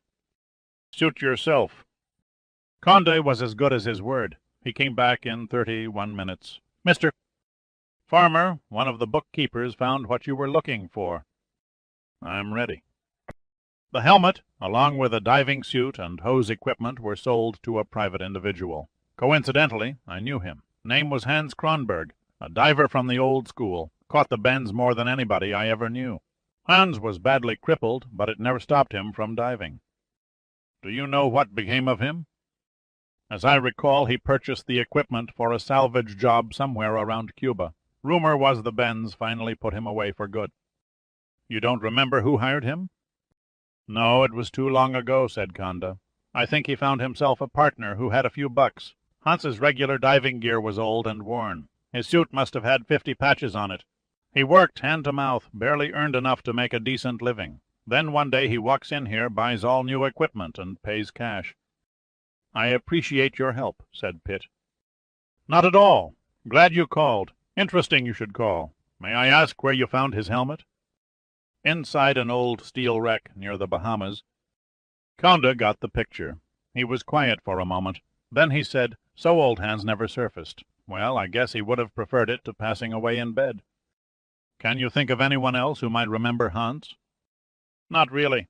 All the hard-hat divers from the old days are gone now. The only lead I can think of is Hans's widow. She still sends me Christmas cards. She lives in a rest home. Do you know the name of the rest home, or where it's located? I believe it's in Leesburg, Virginia. Haven't a clue to the name. Speaking of names, hers is Hilda. Thank you, Mr. Conde. You've been a great help. If you're ever in Baltimore, Mr. Farmer, drop in and say hello. Got plenty of time to talk about the old days, since my son's aced me out of the company helm. I'd like that, said Pitt. Goodbye. Pitt cut the connection and rang Jenny Murphy. He asked her to call senior citizen rest homes around the Leesburg area until she hit on the one that housed Hilda Kronberg. What are you after? Demanded Alice. Pitt smiled. I'm looking for El Dorado. Very funny. That's the trouble with SIA types, said Pitt. They can't take a joke. The Ford delivery truck rolled up the driveway of the Winthrop Manor nursing home and stopped at the service entrance. The truck was painted a bright blue with illustrations of floral arrangements on the sides. Gold lettering advertised Mother's House of Flowers. Please don't dally, said Alice impatiently. You have to be in San Salvador 4 hours from now. Do my best, Pitt said as he jumped from the truck, wearing a driver's uniform and carrying a bouquet of roses. A mystery to me how you talked Mr. Brogan into this private excursion. Pitt smiled as he closed the door. A simple matter of extortion. The Winthrop Manor nursing home was an idyllic setting for the Sunset years. There was a 9-hole golf course, tropical indoor swimming pool, an elegant dining room, and lush landscaped gardens. The main building was designed more along the lines of a 5-star hotel than a drab sanatorium. No ramshackle home for the aged poor, thought Pitt. Winthrop Manor radiated first-class taste for wealthy senior citizens. He began to wonder how the widow of a diver who struggled to make ends meet could afford to live in such luxury. He came through a side door, walked up to a reception desk, and held up the flowers. I have a delivery for Mrs. Hilda Kronberg. The receptionist gave him a direct gaze and smiled. Pitt found her quite attractive, dark red hair, long and gleaming, gray-blue eyes set in a narrow face. Just leave them on the counter, she said sweetly. I'll have an attendant give them to her. I have to deliver them personally, Pitt said. They come with a verbal message. She nodded and pointed to a side door. You'll probably find Mrs. Kronberg out by the pool. Don't expect her to be lucid. She drifts in and out of reality. Pitt thanked her, and felt remiss for not making a try for a dinner date. He walked through the door and down a ramp. The glassed-in pool was designed like a Hawaiian garden with black lava rock and a waterfall.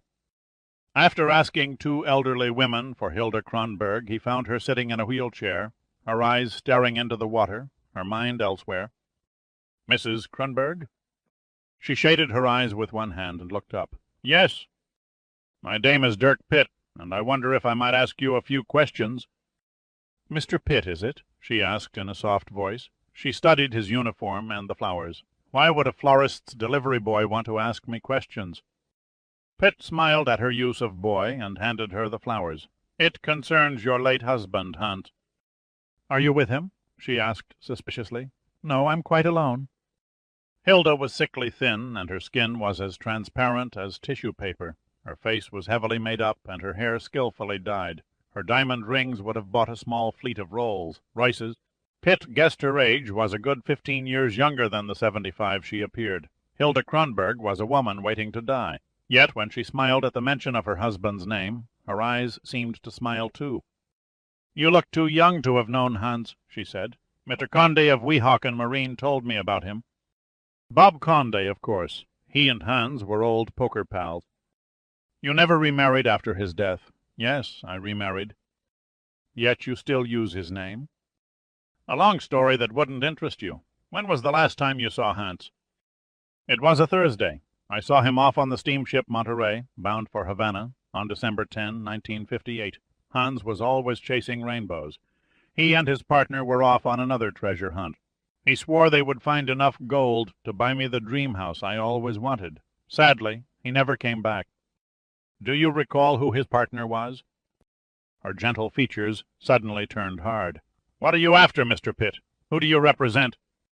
I'm a special projects director for the National Underwater and Marine Agency, he replied. During a survey on a sunken ship called the Cyclops, I discovered what I believe to be the remains of your husband." "You found Hans?" she asked, surprised. "I didn't make positive identification, but the diver's helmet on the body was traced to him." "Hans was a good man," she said wistfully. "Not a good provider, perhaps, but we had a good life together until he died." "You asked me if I was with him," he prompted gently.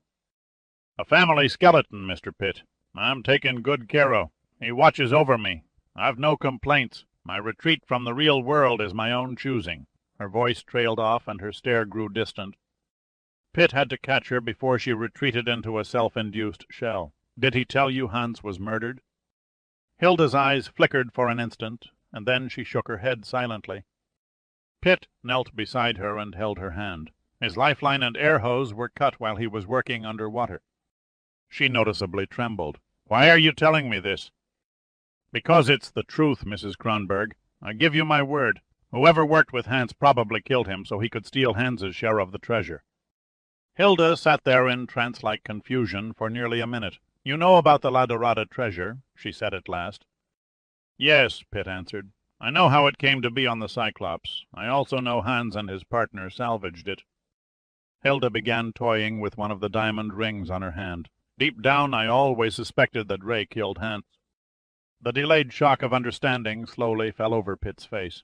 He cautiously played a wild card. "You think that Hans was murdered by Ray Lebaron?" She nodded.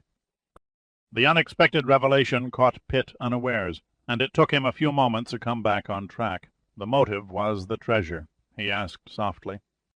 "No, the motive was me." She shook her head. Pitt did not reply, only waited quietly. "Things happen," she began in a whisper. "I was young and pretty in those days. Can you believe I was once pretty, Mr. Pitt?" "You're still very pretty." "I think you may need glasses, but thank you for the compliment. You also have a quick mind." She gestured toward the main building. "Did they tell you I was a bit balmy? The receptionist insinuated you weren't quite together."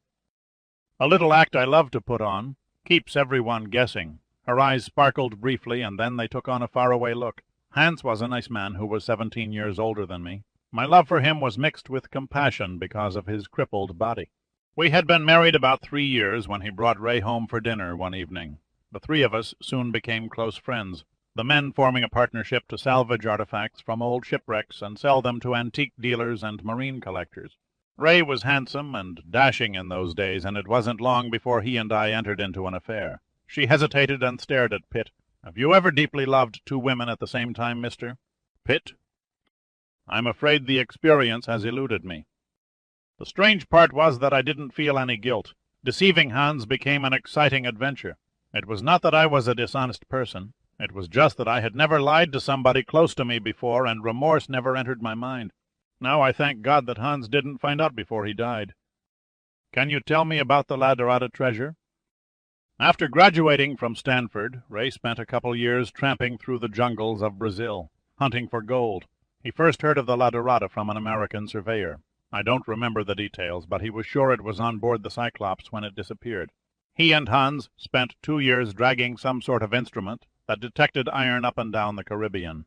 Finally, they found the wreck. Ray borrowed some money from his mother to buy diving equipment and a small salvage boat. He sailed ahead to Cuba to set up a base of operations while Hans was finishing up a job off New Jersey. Did you ever receive a letter or a phone call from Hans after he sailed on the Monterey?" "He called once from Cuba. All he said was that he and Ray were leaving for the wreck site the next day. 2 weeks later, Ray returned and told me Hans had died from the bends and was buried at sea." "And the treasure?" "Ray described it as a huge golden statue," she replied. "He somehow raised it onto the salvage boat and took it to Cuba." Pitt stood, stretched, and knelt beside Hilda again. Odd that he didn't bring the statue back to the States. He was afraid that Brazil, the state of Florida, the federal government, other treasure hunters, and marine archaeologists would confiscate or tie up the La Dorada and court claims and eventually leave him nothing.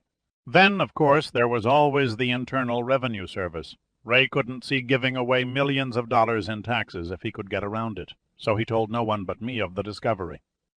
Whatever became of it? Ray removed a giant ruby from the statue's heart, cut it up into small stones, and sold them piecemeal. And that was the beginning of the Lebaron financial empire, said Pitt. Yes, but before Ray could cut up the emerald head or melt down the gold, Castro came to power and he was forced to hide the statue. He never told me where he hid it. Then the La Dorada is still buried somewhere in Cuba. I'm certain Ray was never able to return and retrieve it. Did you see Mr. LeBaron after that? Oh, my, yes, she said brightly. We were married. You were the first Mrs. LeBaron? Pitt asked, astonished. For 33 years? But the records say his first wife's name was Hillary, and she died some years ago. Ray preferred Hillary over Hilda when he became wealthy, thought it had more class. My death was a convenient arrangement for him when I became ill. Divorcing an invalid was abhorrent to him, so he buried Hillary LeBaron, while Hilda Kronberg withers away here. That strikes me as inhumanly cruel. My husband was generous if not compassionate. We lived 2 different lives, but I don't mind. Jessie comes to see me occasionally. The second, Mrs. LeBaron, a very charming and thoughtful person. How can she be married to him if you're still alive? She smiled brightly. The one time Ray made a bad deal. The doctors told him I had only a few months to live, but I fooled them all and have hung on for 7 years. That makes him a bigamist as well as a murderer and a thief.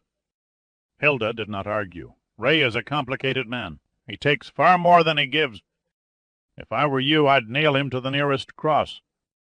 Too late for me, Mr. Pitt. She looked up at him, a sudden twinkle in her eyes. But you could do something in my place. Name it, name it. Find the La Dorada, she said fervently. Find the statue and give it to the world. See that it's displayed to the public. That would hurt Ray more than losing his magazine. But more important, it's what Hans would have wanted. Pitt took her hand and held it. Hilda, he said softly, I'll do my damnedest. Hudson adjusted the clarity of the image and nodded a greeting at the face staring back. Eli, I have someone who has asked to talk to you. Always happy to see a new face, Steinmetz replied cheerfully. Another man took Hudson's place beneath the video camera and monitor. He gazed in fascination for a few moments before speaking. Are you really on the moon? He asked finally. Show time, Steinmetz said with an agreeable smile. He moved off-screen and lifted the portable camera from its tripod and panned it through a quartz window at the lunar landscape. Sorry I can't show you Earth, but we're on the wrong side of the ball. I believe you. Steinmetz replaced the camera and moved in front of it again. He leaned forward and stared into his monitor. His smile slowly faded and his eyes took on a questioning look. Are you who I think you are? Do you recognize me? You look and sound like the President.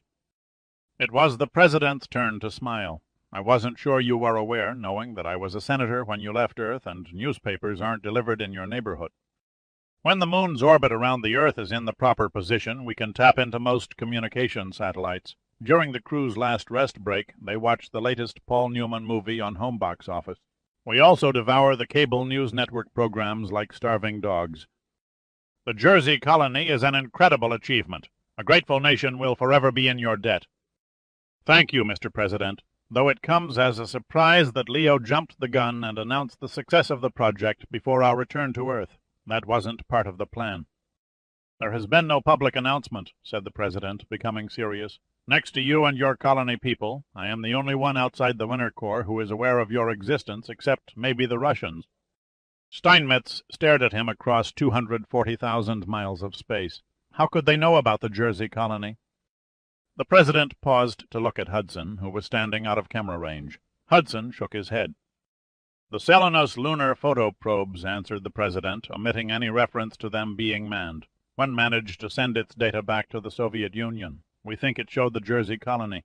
We also have reason to believe the Russians suspect you destroyed the probes from the lunar surface. An uneasy apprehension showed in Steinmetz's eyes. You think they planned to attack us, is that it? Yes, Eli, I do, said the President. Selenos 8, the Soviet lunar station, entered orbit around the moon 3 hours ago. NASA computers project it to pass up a safe landing site on the face and come down on the dark side in your block of the neighborhood. A risky gamble unless they have a definite objective. The Jersey colony. Their lunar landing vehicle holds 7 men, the President continued. The craft requires 2 pilot engineers to direct its flight. That leaves 5 for combat. There are 10 of us, said Steinmetz. 2 to 1, not bad odds. Except they'll have firepower and training on their side. These men will be the deadliest team the Russians can field. You paint a grim picture, Mr. President. What would you have us do? You've accomplished far more than any of us had any right to expect. But the deck is stacked against you. Destroy the colony and get out before there's any bloodshed. I want you and your people safely back on Earth to receive the honors you deserve. I don't think you quite realize what we've busted our asses to build here. Whatever you've done isn't worth your lives. We've all lived with death for 6 years, said Steinmetz slowly. A few more hours won't matter. Don't throw it all away on an impossible fight, the President argued. Sorry, Mr. President, but you're talking to a man who lost his daddy at a little sandspit called Wake Island. I'll put it to a vote, but I already know the outcome. The other guys won't cut and run any more than I will. We'll stay and fight. The President felt proud and defeated at the same time. What weapons do you have? He asked wearily. Our arsenal consists of one used rocket launcher, which is down to its last shell, an M14 National Match rifle, and a .22 caliber target pistol. We brought them for a series of gravity experiments. You're outclassed, Eli, the President said miserably. Can't you realize that? No, sir. I refuse to quit on a technicality. What technicality? The Russians are the visitors. So what? That makes us the home team, said Steinmetz slyly, and the home team always has the advantage. They've landed, exclaimed Sergei Kornilov, smashing a fist into one hand. Selenos 8 is on the moon. Below the Veep observation room, on the floor of the Soviet Mission Control Center, the engineers and space scientists burst into wild cheering and applause. President Antonov held up a glass of champagne, to the glory of the Soviet Union and the party. The toast was repeated by the Kremlin officials and high-ranking military officers crowded in the room. To our first stepping stone on our quest of Mars, toasted General Yasenin. Here, here, replied a chorus of deep voices. To Mars. Antonov set his empty glass on a tray and turned to Yasenin, his face abruptly serious. How soon before Major Lushenko makes contact with the moon base? He asked. Allowing for time to secure the spacecraft systems, make a reconnaissance of the terrain, and position his men for the assault, I would say 4 hours. How far away is the landing site? Selenos 8 was programmed to touch down behind a low range of hills, less than 3 kilometers from where Selenos 4 detected the astronauts, answered the general. That seems quite close, said Antonov. If the Americans tracked our descent, Lushenko has lost all opportunity for surprise. There is little doubt they have realized what we're up to. You're not concerned? Our advantage lies in Lushenko's experience and superior firepower, Comrade President. Yasenin's face wore the expression of a boxing manager who had just sent his fighter into the ring against a one-armed man. The Americans are faced with a no-win situation. Major Grigory Lushenko lay stretched in the fine gray dust of the moon's surface and stared at the desolate wasteland spread beneath the pitch black sky. He found the silent and ghostly landscape similar to the arid desert of Afghanistan's Sistan Basin. The gravel plains and rolling mound-shaped hills gave little definition. It reminded him of a great sea of plaster of Paris, yet it seemed strangely familiar to him. He fought off an urge to vomit. He and his men were all suffering from nausea. There had been no time to train for the weightless environment during the journey from Earth, no weeks or months to adjust, as had the cosmonauts of the Soyuz missions. They were given only a few hours' instruction on how to operate the life support systems of their lunar suits, a brief lecture on conditions they could expect to find on the moon, and a briefing on the location of the American colony. He felt a hand squeeze his shoulder through his lunar suit. He spoke into his helmet's internal transmitter without turning. "What have you got?" Lieutenant Dmitri Petrov pointed toward a flat valley running between the sloping walls of 2 craters about 1,000 meters to the left, vehicle tracks and footprints converging into that shadow below the left crater's rim. "I make out 3, maybe 4 small buildings." "Pressurized greenhouses," said Lushenko. He set a pair of box-like binoculars on a small tripod and settled the wide viewing piece around the faceplate of his helmet. "Looks like vapor issuing out of the crater's sloping side." He paused to adjust the focus. "Yes, I can see it clearly now. There's an entrance into the rock, probably an airlock with access to their interior facility. No sign of life. The outer perimeter appears deserted." They could be hiding in ambush, said Petrov. Hide where? Asked Luchenko, sweeping the open panorama. The scattered rocks are too small to shield a man. There are no breaks in the terrain, no indication of defense works. An astronaut in a bulky white lunar suit would stand out like a snowman in a field of cinders. No, they must be barricaded inside the cave. Not a wise defensive position. All to our advantage. They still have a rocket launcher. That has little effect against men spread in a loose formation. True, but we'll have no cover, and we can't be sure they don't have other weapons. A heavy concentration of fire inside the cave entrance might force their hand, suggested Petrov. Our orders are not to cause any unnecessary destruction to the facility, said Luchenko. We'll have to move in something is moving out there, Petrov cried. Luchenko stared through the binoculars. An odd-looking open vehicle had appeared from behind one of the greenhouses and was traveling in their direction. A white flag, attached to an antenna, hung limply in the airless atmosphere. He watched until it stopped 50 meters away. A figure stepped out onto the lunar soil. Interesting, said Luchenko thoughtfully. The Americans want to parley. Might be a trick, a ruse to study our force. I don't think so. They wouldn't make contact under a flag of truce if they were acting from a position of strength. Their intelligence people and tracking systems on Earth warned them of our arrival, and they must realize they're outgunned. Americans are capitalists. They look at everything from a business viewpoint. If they can't make a fight for it, they'll try to strike a deal. You going out? Asked Petrov. No harm in talking. He doesn't appear armed. Perhaps they can be persuaded to bargain their lives for an intact colony. Our orders were to take no prisoners. I haven't forgotten, said Luchenko tensely. We'll cross that bridge when we've achieved our objective.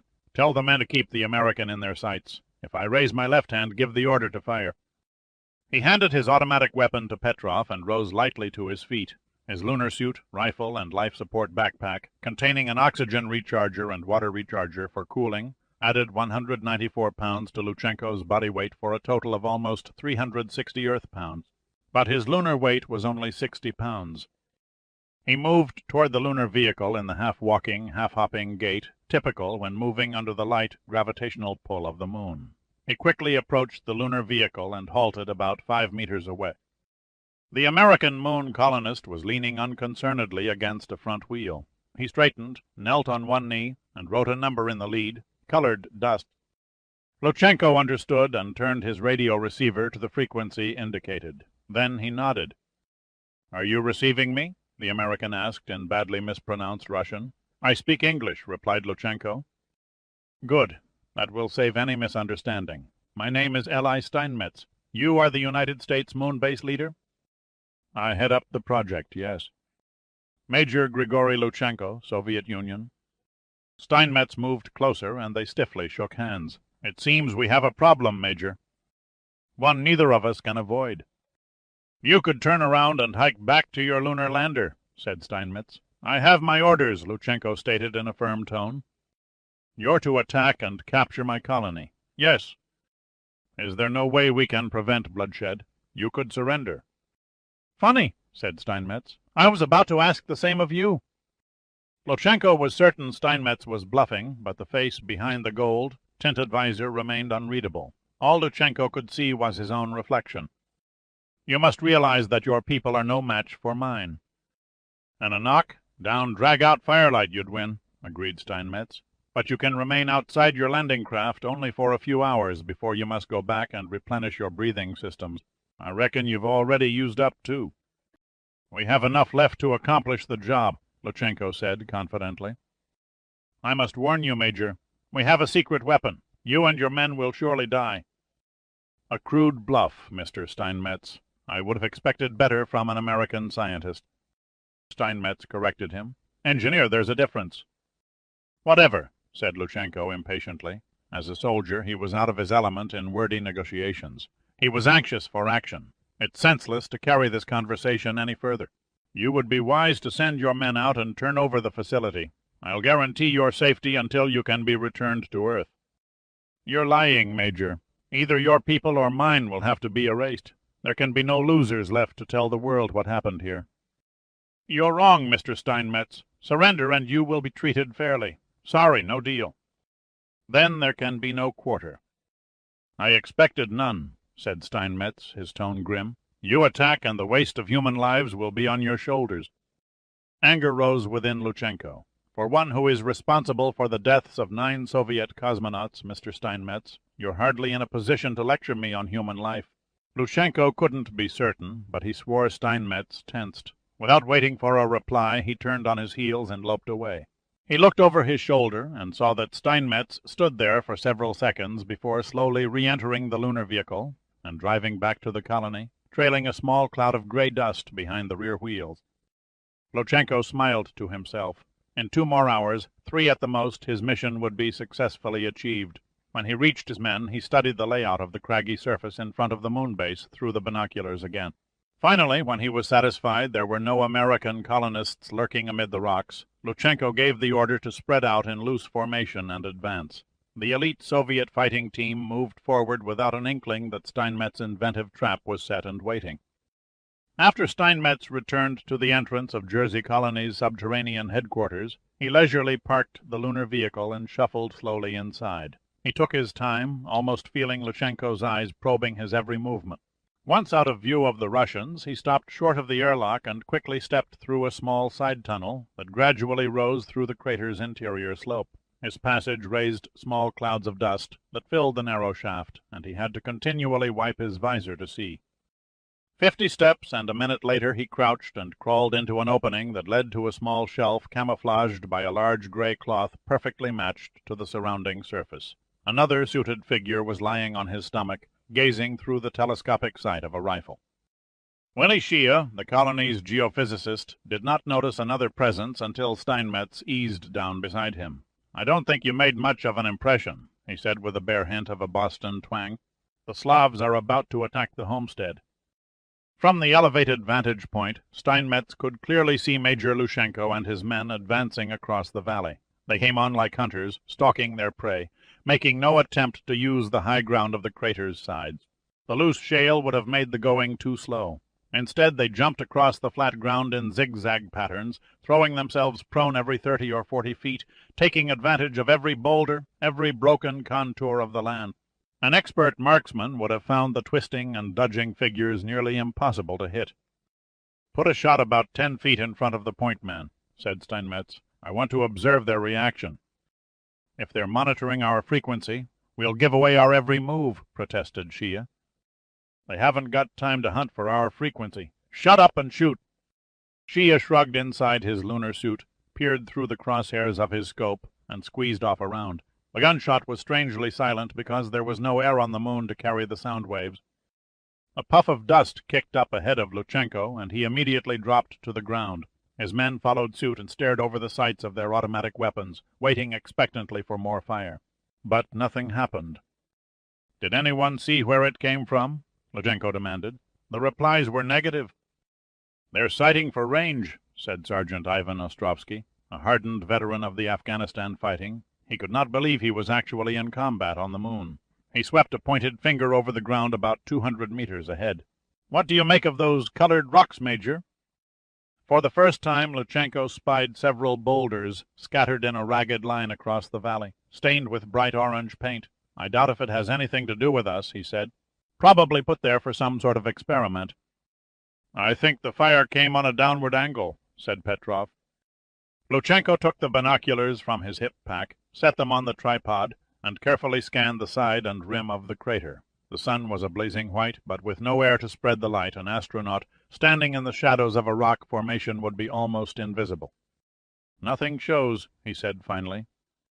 "If they're waiting for us to close the gap, they must be conserving a small supply of ammunition."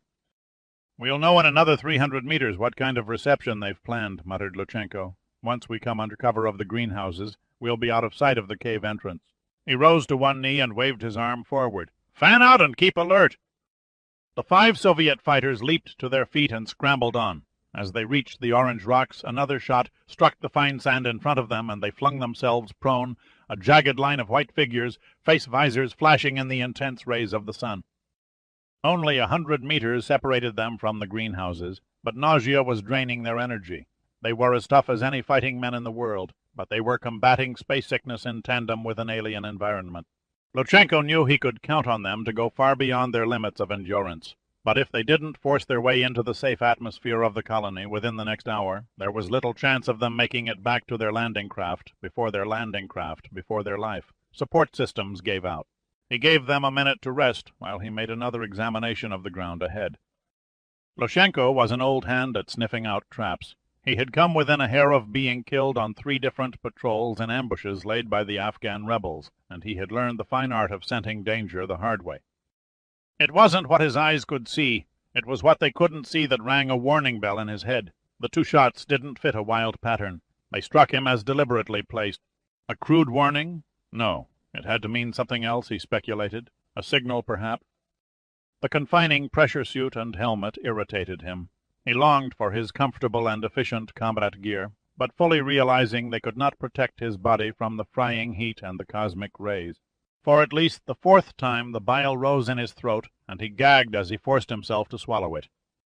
The situation was hellish, he thought angrily. Nothing was to his liking. His men were exposed in the open. He'd been given no intelligence on the Americans' weapons except the reported rocket launcher. Now they were under attack by small arms fire. Loshenko's only consolation was that the colonists seemed to be using a rifle or maybe even a pistol.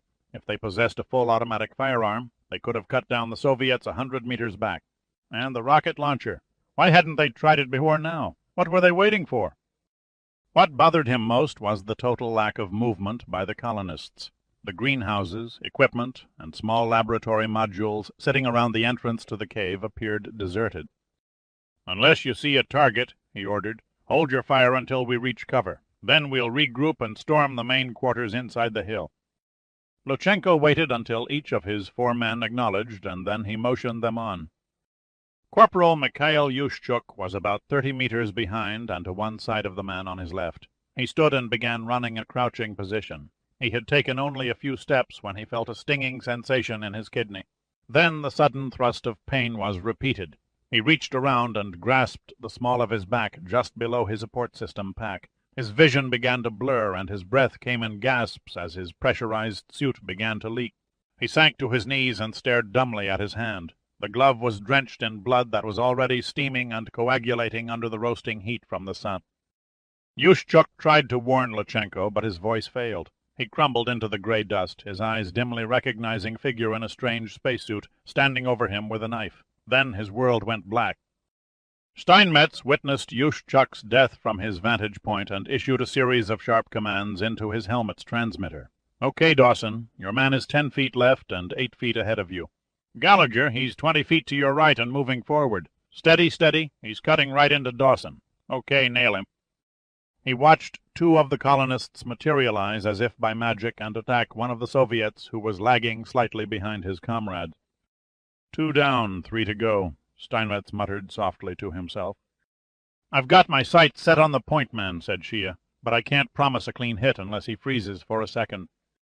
Lay another shot, only closer this time to get them on the ground again. Then stay on him. If he gets wise, he could cut our guys down before they could close on him. Blast his ass if he so much as turns his head." Shia silently aimed his M14 and pulled off another shot, which struck less than 3 feet in front of the lead man's boots. "Cooper! Snyder!" Steinmetz barked. "Your man is flat on the ground 20 feet ahead and to your left. Take him now." He paused to scan the position of the second remaining Russian. "Same goes for Russell and Perry, 30 feet directly in front. Go! Go!" The 3rd member of the Soviet combat team never knew what hit him. He died while hugging the ground for cover. 8 of the colonists were now closing the pincers from the rear of the Russians, whose concentration was focused on the colony. Suddenly, Steinmetz froze. The man behind the leader swung around just as Russell and Perry leaped at him like offensive tackles, charging a quarterback.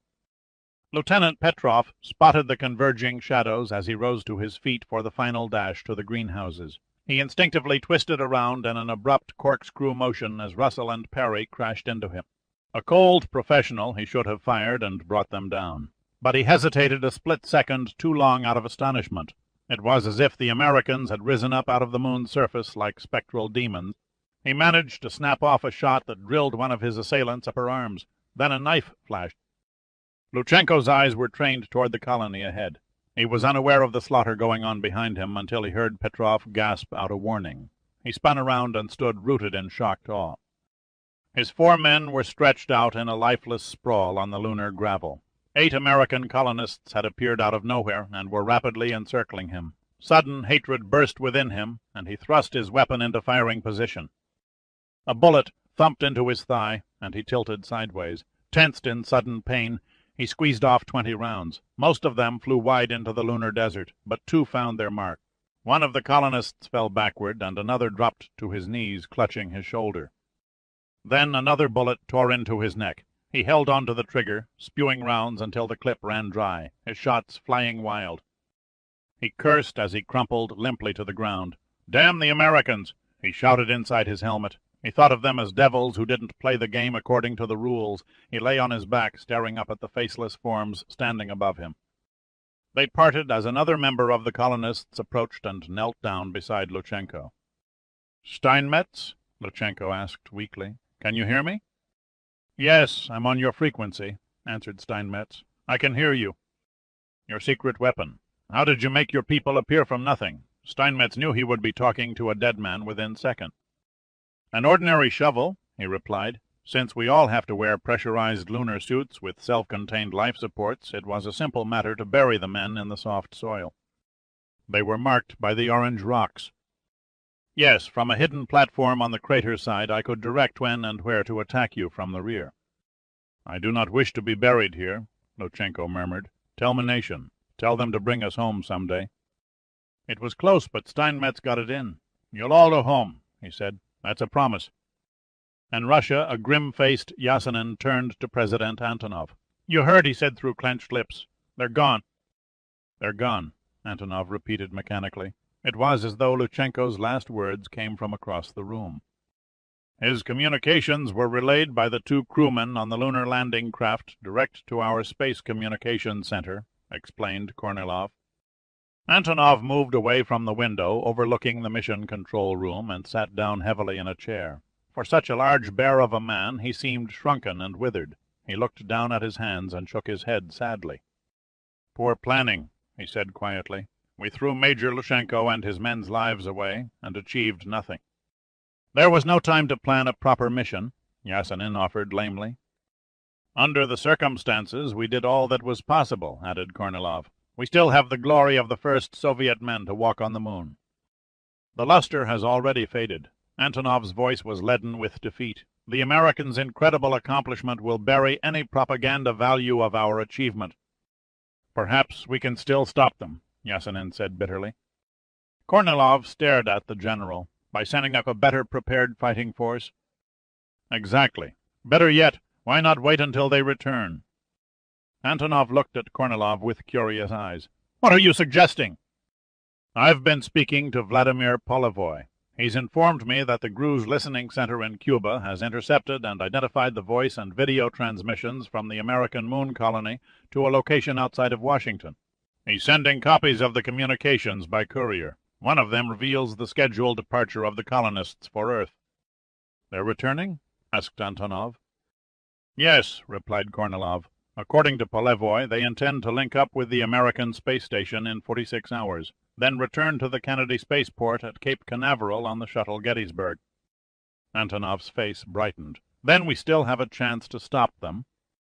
Yasenin nodded. "They can be destroyed in deep space before they dock at the space station. The Americans wouldn't dare retaliate after we confront them with the crimes they've committed against us."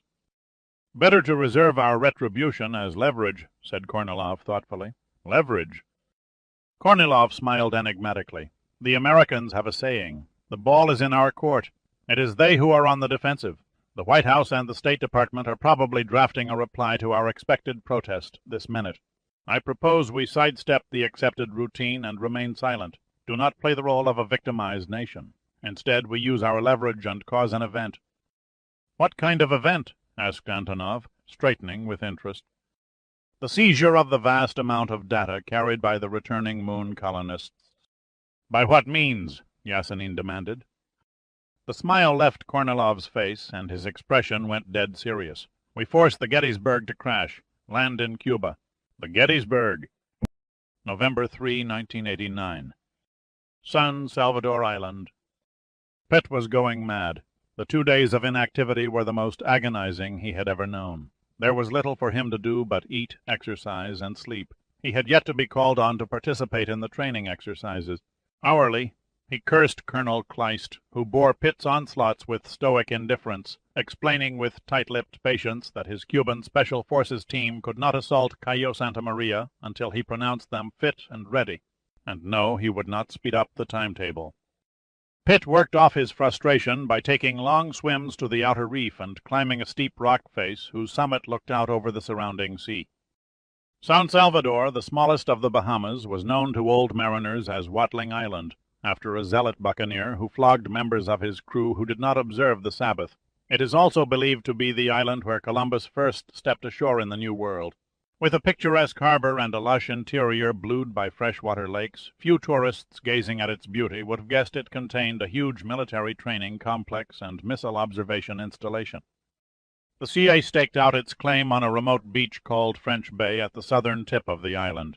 There was no road linking the covert training center with Cockburn Town and the main airport.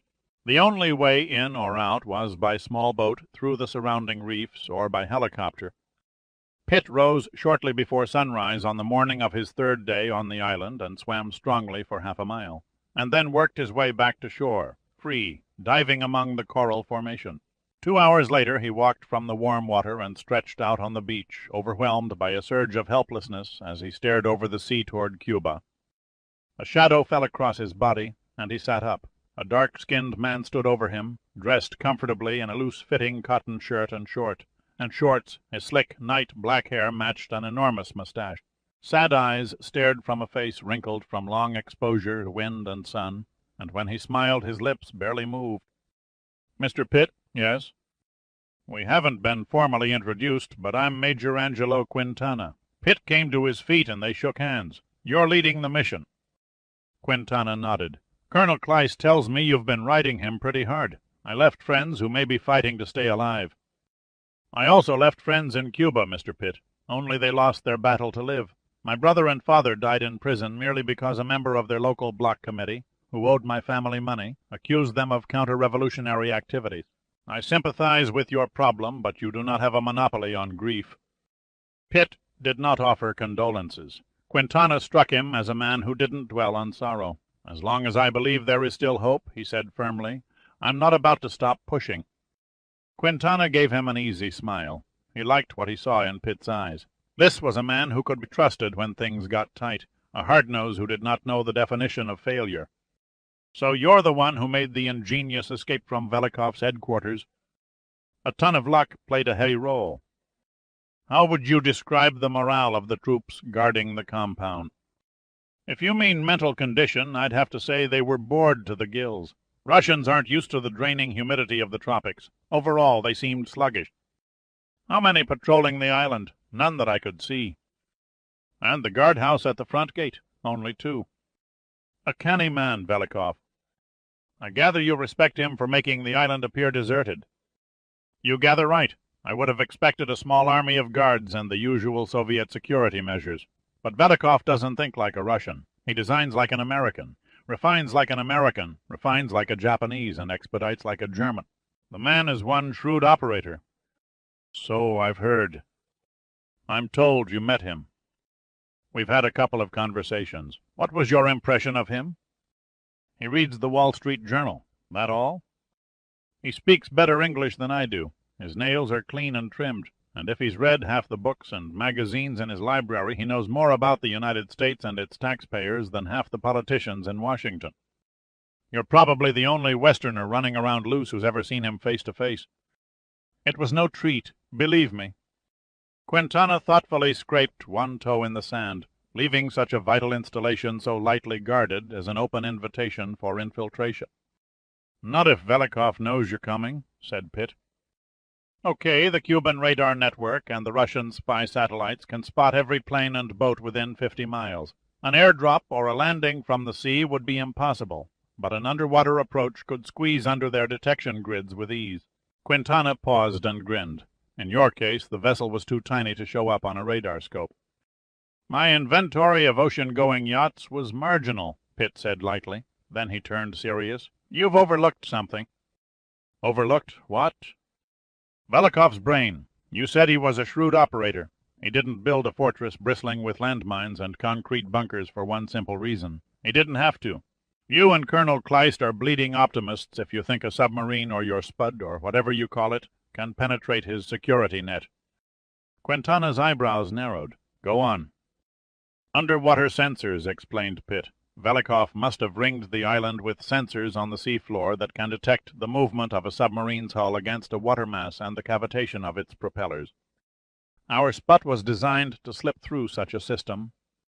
Not if Velikov's marine engineers bunched the sensing units 100 yards apart. Nothing but a school of fish could swim past. I saw the trucks in the compound's garage. With 10 minutes' warning, Velikov could put a security force on the beach that would slaughter your men before they stepped foot out of the surf. I suggest you and Kleist reprogram your electronic war games. Quintana subsided into silence. His precisely conceived landing plan began to crack and shatter before his eyes. Our computers should have thought of that, he said bitterly. They don't create what they're not taught, Pitt replied philosophically. You realize, of course, this means we have to scrub the mission. Without the element of surprise, there isn't the slightest hope of destroying the installation and rescuing Mrs. Lebaron and the others. I disagree. You think you're smarter than our mission computers? I escaped Cayo Santa Maria without detection. I can get your people in the same way. With a fleet of bathtubs, Quintana said sarcastically. A more modern variation comes to mind. Quintana looked at Pitt in deep speculation. You've got an idea that might turn the trick? I most certainly have. And still meet the timetable, yes? And succeed? You feel safer if I underwrote an insurance policy? Quintana sensed utter conviction in Pitt's tone. He turned and began walking toward the main camp. Come along, Mr. Pitt. It's time we put you to work. Fidel Castro sat slouched in the fighting chair and gazed pensively over the stern of a 40-foot cabin cruiser. His shoulders were harnessed and his gloved hands loosely clutched the heavy fiberglass rod, whose line trailed from a huge reel into the sparkling wake. The dolphin bait was snatched by a passing barracuda, but Castro didn't seem to mind. His thoughts were not on Marla. The muscular body that once earned him the title Cuba's best school athlete had softened and expanded with age. The curly hair and the barbed wire beard were gray now, but the revolutionary fire in his dark eyes still burned as brightly as it did when he came down from the mountains of the Sierra Maestra 30 years ago. He wore only a baseball cap, swimming trunks, old sneakers, and sunglasses. The stub of an unlit Havana drooped from one corner of his lips. He turned and shielded his eyes from the brilliant tropical sunlight. You want me to cease internationalismo? He demanded above the muffled roar of the twin diesels. Renounce our policy of spreading Cuba's influence abroad? Is that what you want? Raul Castro sat in a deck chair, holding a bottle of beer. Not renounce, but quietly bring down the curtain on our commitments abroad. My brother, the hardline revolutionary. What brought on your about-face? Times change, Raul said simply. Cold and aloof in public, Fidel's younger brother was witty and congenial in private. His hair was black, slick, and closely trimmed above the ears. Raul viewed the world from a pixie face through dark, beady eyes. A narrow mustache stretched across his upper lip, the pointed tips ending precisely above the corners of his mouth. Fidel rubbed the back of one hand against a few drops of sweat that clung to his eyebrows. I cannot write off the enormous cost in money and the blood of our soldiers. And what of our friends in Africa and the America? Do I write them off like our dead in Afghanistan? The price Cuba was paid for our involvement in revolutionary movements outweighs the gains. So we made friends in Angola and Ethiopia. What will they ever do for us in return? We both know the answer is nothing. We have to face it, Fidel. We made mistakes. I'll be the first to admit mine. But for God's sake, let's cut our losses and return to building Cuba into a great socialist nation, to be envied by the Third World. We'll achieve far more by having them copy our example than by giving them our people's blood. You're asking me to turn my back on our honor and our principles? Raul rolled the cool bottle across his perspiring forehead. Let's look at the truth, Fidel. We've thrown principles overboard before when it was in the best interests of the revolution. If we don't shift gears soon and vitalize our stagnating economy, the people's discontent might turn to unrest, despite their love for you. Fidel spat the cigar stub over the boat's transom and motioned to a deckhand for another. The U.S. Congress would love to see the people turn against me. The Congress doesn't bother me half as much as the Kremlin, said Raoul. Everywhere I look, I find a traitor in Antonov's pocket. I can't even trust my own security people anymore. Once the President and I agree to the U.S.-Cuban Pact and sign it, our Soviet fair-weather friends will be forced to release their tentacles from around our necks. How can you finalize anything when you refuse to sit down and negotiate with him? Pavel paused to light a fresh cigar brought by the deckhand. By now he's probably made up his mind that my offer to sever our links with the Soviet Union in return for United States economic aid and open trade agreements is genuine. If I appear too eager for a meeting, he'll only set impossible preconditions. Let him stew for a while. When he realizes I'm not crawling over the White House doormat, he'll lower his sights. The President will be even more eager to come to terms when he learns of the reckless encroachment by Antonov's cronies into our government. Fidel held up the cigar to make his point. Exactly why I have sat back and allowed it to happen. Playing on American fears of a Soviet stooge figureheading a puppet regime is all to our advantage. Raoul emptied the beer bottle and tossed it over the side. Just don't wait too long, big brother, or we'll find ourselves out of a job. Never happen. Fidel's face creased in a cocksure smile. I am the glue that holds the revolution together. All I have to do is go before the people and expose the traitors and the Soviet plot to undermine our sacred sovereignty. And then, as President of the Council of Ministers, you will announce the cutting of all ties to the Kremlin. Any discontent will be replaced with national rejoicing. With one swing of the axe, I'll have cut the massive debt to Moscow and removed the U.S. trade embargo. Better be soon. In my speech during the Education Day celebration. Raoul checked the calendar on his watch. 5 days from now. A perfect opportunity. I'd feel better if we could test the President's mood toward your proposal. I'll leave it to you to contact the White House and arrange for a meeting with his representatives during the Education Day festivities. Before your speech, I hope, of course. Aren't you tempting fate, waiting till the last moment? He'll take me up on it, said Fidel through a cloud of smoke. Make no mistake, my gift of those 3 Soviet cosmonauts should have shown him my good intentions. Raoul scowled. Could be he has already sent us his reply. I turned and glared at him. That is news to me. I didn't come to you because it was only a blind guess, said Raoul nervously. But I suspect the President used Raymond LeBaron's airship to smuggle in an envoy behind the back of Soviet intelligence. Good Christ, wasn't it destroyed by one of our patrol helicopters? A stupid blunder, confessed Raoul. There were no survivors. Fidel's face mirrored confusion. Then why is the State Department accusing us of imprisoning Mrs. LeBaron and her crew? I've no idea. Why am I kept in the dark on these matters? The report was sent but not read, like so many others. You have become a difficult man to reach, big brother. Your attention to detail is not what it used to be. Fidel furiously reeled in the line and undid the harness to the fighting chair. Tell the captain to turn the boat toward the harbor. What do you intend to do? Fidel cut a wide smile around the cigar. Go duck hunting. Now? Today? As soon as we get to shore, I'm going to hole up at my country retreat outside Havana, and you're coming with me. We'll remain secluded, taking no calls and meeting with no one until Education Day. Do you think that wise, leaving the President hanging, shutting ourselves off from the Soviet internal threat? What harm can it do? The wheels of American foreign relations turn like the wheels of an ox cart. With his envoy dead, he can only stare at a wall and wait for my next exchange. As for the Russians, the opportunity isn't right for them to make their move. He lightly punched Raoul on the shoulder. Cheer up, little brother. What could possibly happen in the next 5 days that you and I can't control? Raoul vaguely wondered, too. He also wondered how he could feel as chilled as a tomb under a blazing Caribbean sun. Shortly after midnight, General Velikov stood stiffly beside his desk as the elevator doors spread and Liev Maisky strode into the study. Velikov greeted him coolly. Comrade Maisky, an unexpected pleasure. Comrade General! Can I offer you any refreshments? This damnable humidity is a curse, replied Maisky, wiping a hand over his brow and studying the sweat on his fingers. I could use a glass of iced vodka.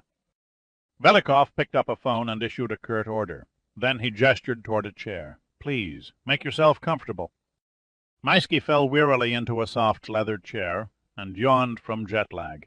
I'm sorry you weren't warned of my coming, General, and Comrade Polivoy thought it best not to risk interception and decoding of your new instructions by the U.S.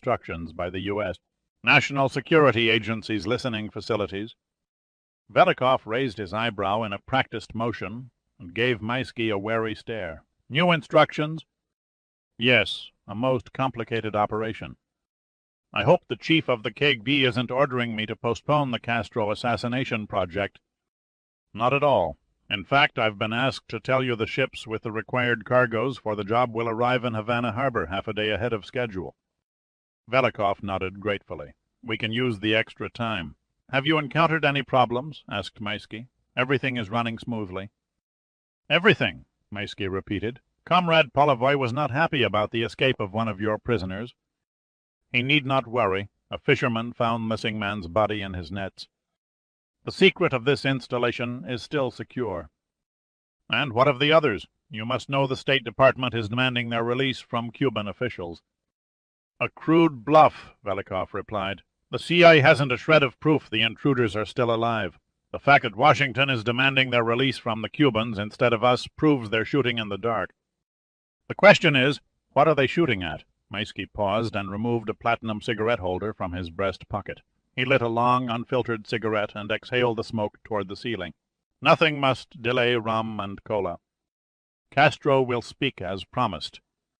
Can you be sure he won't suddenly change his mind? If history repeats itself, we're on firm ground. El Jefe Maximo, the big boss, hasn't turned down a chance to make a speech yet.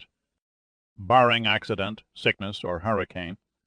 Some things are beyond human control, and I don't intend to fail. A uniformed guard appeared with a chilled bottle of vodka and a glass resting in a bit of ice. Only one glass, General. You're not joining me? Perhaps a brandy later. Velikov waited patiently until Maisky had consumed a third of the bottle. Then he took the leap. May I ask the deputy of the First Chief Directorate to enlighten me on this new operation? Of course, Maisky said sociably. You are to use whatever electronic capability under your command to force the United States space shuttle down in Cuban territory. Did I hear you correctly? Asked Velikov, stunned. Your orders, which come from Comrade President Antonov, are to break into the computerized guidance control sensors of the space shuttle, Gettysburg between its Earth re-entry and approach to Cape Canaveral, and direct it to land on our military airfield at Santa Clara. Frowning, baffled, Velikov openly stared at Maisky as if the KGB deputy were mad. If I may say so, that's the craziest scheme the Directorate has ever conceived. Nevertheless, it has all been worked out by our space scientists, Maisky said airily. He rested his foot on a large accountant's type briefcase. The data are all here for programming your computers and training your staff. My people are communications engineers. Velikov looked totally lost and sounded the same way. They don't know anything about space dynamics. They don't have to. The computers will do it for them. What is most important is that your equipment here on the island have the capability to override the Houston Space Control Center and take command of the shuttle. When is this act supposed to take place?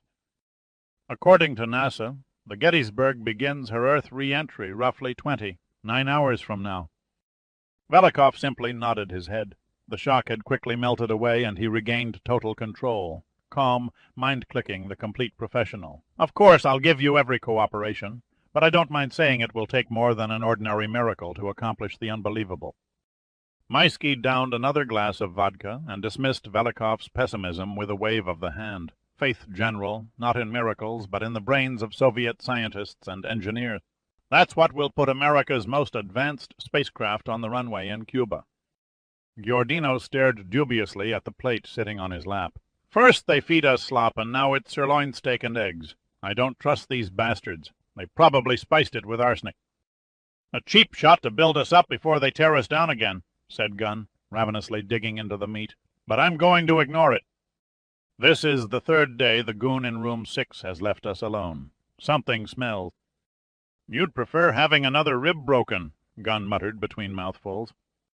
Giordino probed the eggs with his fork, gave in, and tried them. They're probably fattening us up for the kill. I hope to God they've laid off Jesse, too. Sadists like Gly get turned on beating women.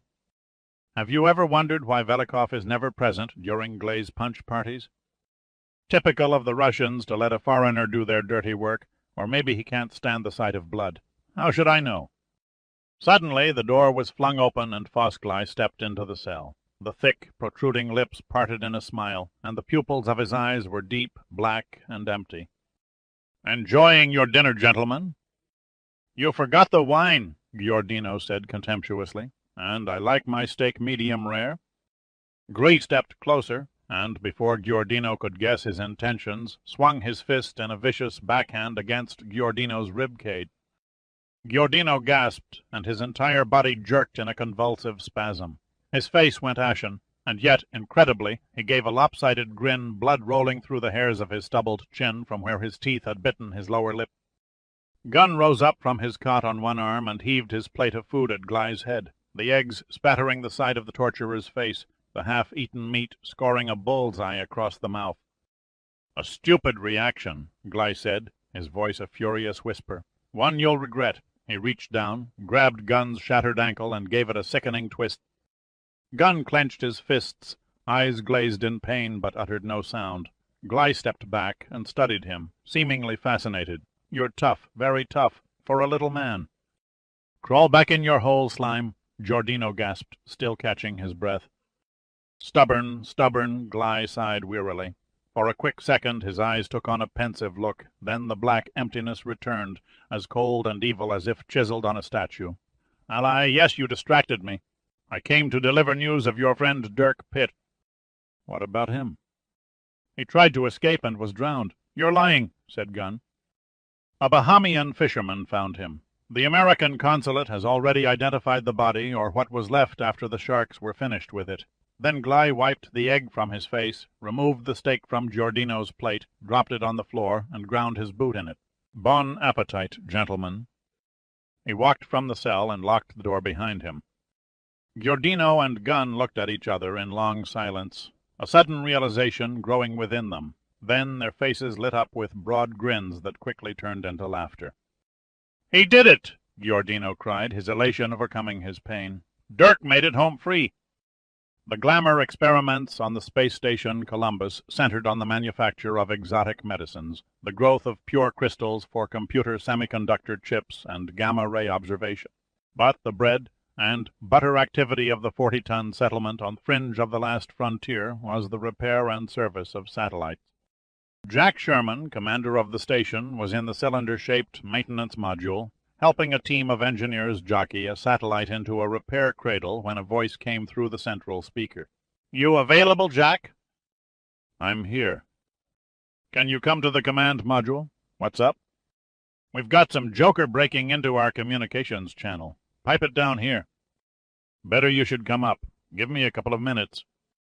The satellite secured and the airlock closed, Sherman peeled off his pressure suit and slipped his boots into a pair of slotted rails. Then he walked in a sliding motion through the weightless environment to the brain center of the station. His chief communications and electronics engineer simply nodded at his approach. "Listen to this." He spoke into a microphone mounted in a control panel. "Please identify yourself again." There was a slight pause, and then Columbus. "This is Jersey Colony. We request permission to dock at your station." The engineer turned and looked up at Sherman. "What do you think? Must be some weirdo on Earth." Sherman leaned over the panel. "Jersey Colony, or whatever you call yourself, this is a closed NASA channel. You are interfering with space communications procedures. Please break off." "No way," came the strange voice. "Our lunar transfer vehicle will rendezvous with you in 2 hours. Please advise us on docking procedures." "Lunar what?" Sherman's face tightened in anger. "Houston Control, do you copy?" "We copy," came a voice from the Houston Space Control Center. "What do you make of it?" "We're trying to get a fix on it, Columbus. Please stand by." "I don't know who you are, fella," snapped Sherman, "but you're in deep trouble." "The name is Eli Steinmetz. Please have medical assistance standing by. I have 2 injured men on board." Sherman pounded a fist on the back of the engineer's chair. "This is crazy. Who am I communicating with?" asked Steinmetz. "This is Jack Sherman, commander of the Columbus." "Sorry about the abrupt intrusion, Sherman, but I thought you'd been informed of our arrival." Before Sherman could reply, Houston Control returned. "Columbus, his signals are not coming from Earth. Repeat, not coming from Earth. They originate in space beyond you. All right, you guys. What's the gag? The voice of NASA's Director of Flight Operations broke in. No gag. Jack, this is Irwin Mitchell. Prepare your crew to receive Steinmetz and his colonists. What colonists? About time someone from the inner core showed up, said Steinmetz. For a minute there, I thought we'd have to crash the front gate. Sorry, Eli. The President thought it best to keep things quiet until you reached Columbus. Will someone please tell me what's going on? Sherman demanded in exasperation. Eli will explain when you meet him, answered Mitchell. Then he addressed Steinmetz. How are the wounded? Resting comfortably, but one will require major surgery. A bullet is lodged near the base of the brain. You heard, Jack, said Mitchell. Alert the crew of the shuttle. They may have to advance their departure. I'll take care of it, Sherman said. His voice settled, and the tone was calm, but he was far too intelligent not to be bewildered. Just where in hell does this Jersey colony come from? Would you believe the moon? Mitchell replied. No, said Sherman flatly. I damned well wouldn't. The Theodore Roosevelt Room in the West Wing of the White House was once called the Fish Room because it contained aquariums and fishing trophies of Franklin Delano Roosevelt. Under Richard Nixon, it was furnished in Queen Anne and Chippendale style and used for staff meetings and occasional press conferences. The walls and carpet were in light and dark shades of terracotta. A painting of the Declaration of Independence hung on the east wall over a carved wooden mantel. Sternly surveying the room from the south wall, Teddy Roosevelt sat astride a horse in a portrait painted in Paris by Tade Steiche. The President preferred this intimate room over the more formal cabinet room for important discussions, partly because there were no windows. He sat at the head of the conference table and scribbled on a notepad. On his left sat Secretary of Defense Jess Simmons. Next to him came Kia Director Martin Brogan, Dan Fawcett, and Leonard Hudson. Douglas Oates, the Secretary of State, sat immediately to his right, followed by National Security Advisor Alan Mercier and Air Force General Alan Post, who headed up the military space program. Hudson had spent over an hour briefing the President's men on the history of the Jersey colony. At first they sat there stunned and silent. Then the excitement set in, and they fired a barrage of questions that Hudson fielded until the President ordered lunch served in the room. The utter astonishment gave way to enthusiastic compliments for Hudson and his inner core, which slowly faded to grim reality at the report on the conflict with the Soviet cosmonauts. Once the Jersey colonists return safely to Cape Canaveral, said the President, perhaps I can appease Antonov by offering to share some of the immense data accumulated by Steinmetz and his team. Why should we give away anything? Demanded Simmons. They've stolen enough of our technology as it is. No denying their thievery, replied the President, but if our positions were reversed, I wouldn't allow them to get away with killing 14 of our astronauts. I'm on your side, Mr. President, said Secretary of State Oates. But if the shoe was indeed on your foot, what course of retribution could you take? Simple, said General Post. If I were Antonov, I'd order the Columbus blasted out of the sky. An abhorrent thought, but one we have to take seriously, said Brogan. The Soviet leaders must feel they have a divine right to destroy the station and everyone on board. Or the shuttle and its crew, Post added. The President stared at the General. Can Columbus and Gettysburg be shielded? Post gave a slight shake of his head. Our X-ray laser defense system won't be operational for another 14 months. While in space, both the station and the shuttle are vulnerable to the Soviet Union's Cosmos 1400 killer satellites. We can provide solid protection for the Gettysburg only after she passes through Earth's atmosphere. The President turned to Brogan. How do you see it, Martin?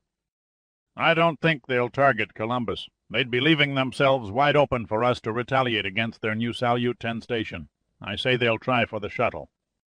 An icy silence settled over the Roosevelt room as every man present struggled with his own thoughts. Then Hudson's face took on an enlightened expression, and he rapped his pen against the table surface. We've overlooked something, he said in a level tone. Like what? Asked Fawcett. The true purpose behind their attack on Jersey colony. Brogan took the lead, to save face by destroying all trace of our breakthrough in space.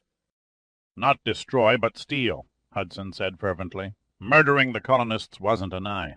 For an eye punishment. Jess Simmons hit on it. To the Kremlin's way of thinking, it was vital to seize the base intact in order to help themselves to the technology, the data, and the results of billions of dollars and 25 years of work.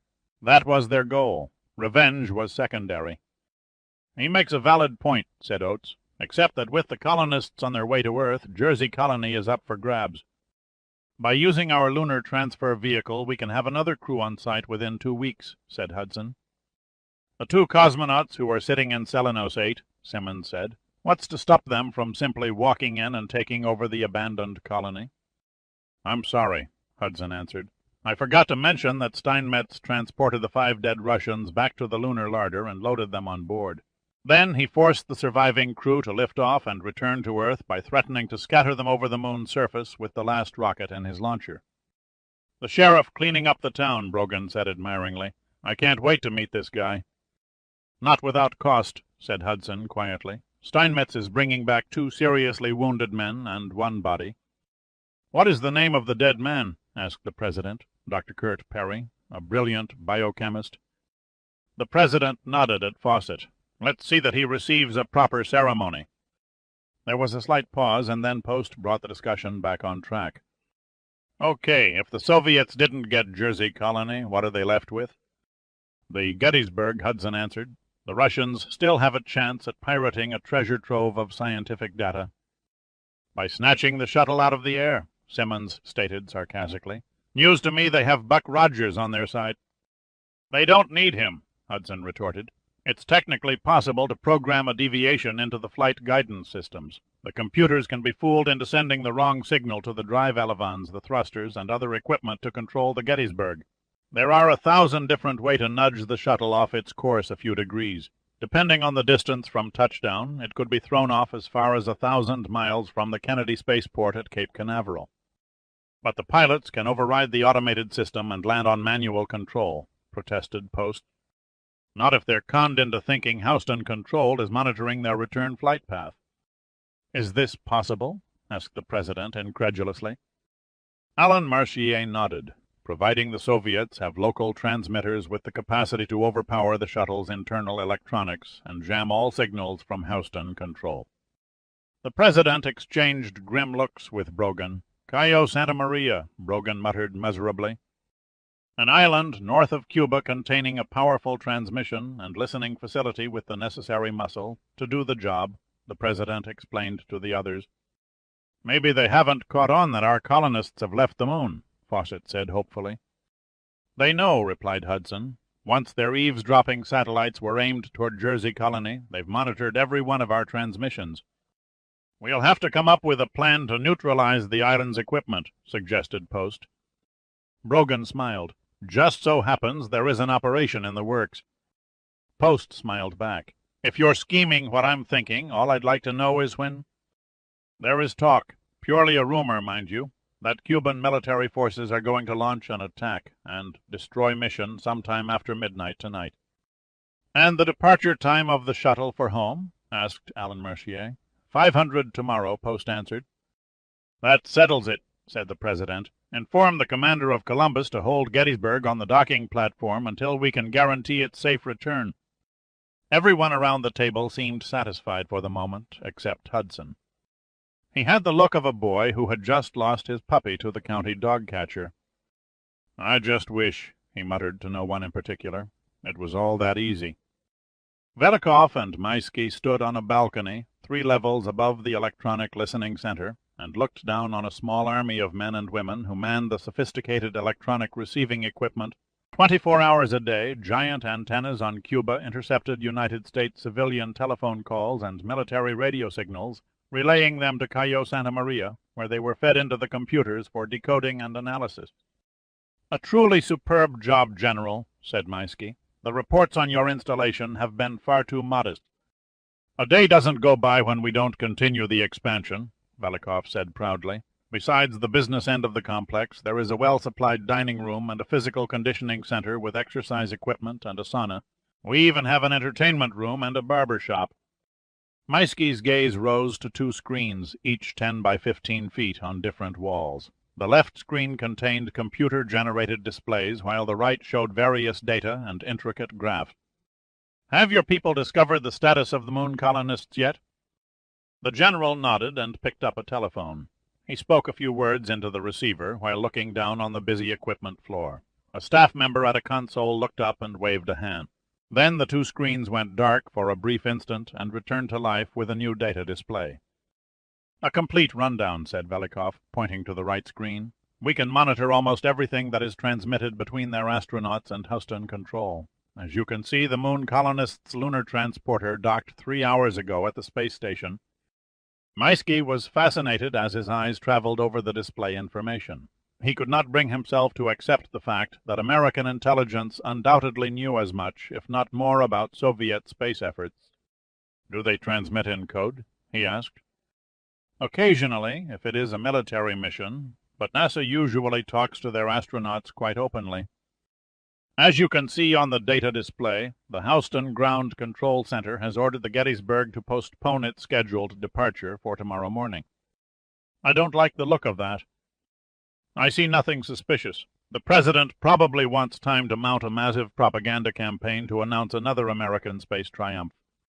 Or they may be wise to our intentions. Maisky then became quiet, lost in thought. His eyes had a worried look, and he clasped and unclasped his hands nervously. Velikov looked at him with amusement. If this in any way upsets your plans, I could break in on Houston Control's frequency and issue a false command. You can do that. I can. Simulate an order for the shuttle to depart the space station for re-entry. Yes. And deceive the commanders of the station and the shuttle into believing they're hearing a familiar voice. They'll never detect the difference. Our computerized synthesizers have more than enough taped transmissions to perfectly imitate voice, accent, and verbal mannerisms of at least 20 different officials of NASA. What's to stop Houston Control from countermanding the order? I can scramble their transmissions until it's too late for them to stop the shuttle. Then, if the instructions you gave us from our space scientists are correct, we'll override the craft's flight systems and bring her down at Santa Clara. Maisky looked at Velikov long and steadily. Then he said, "Do it."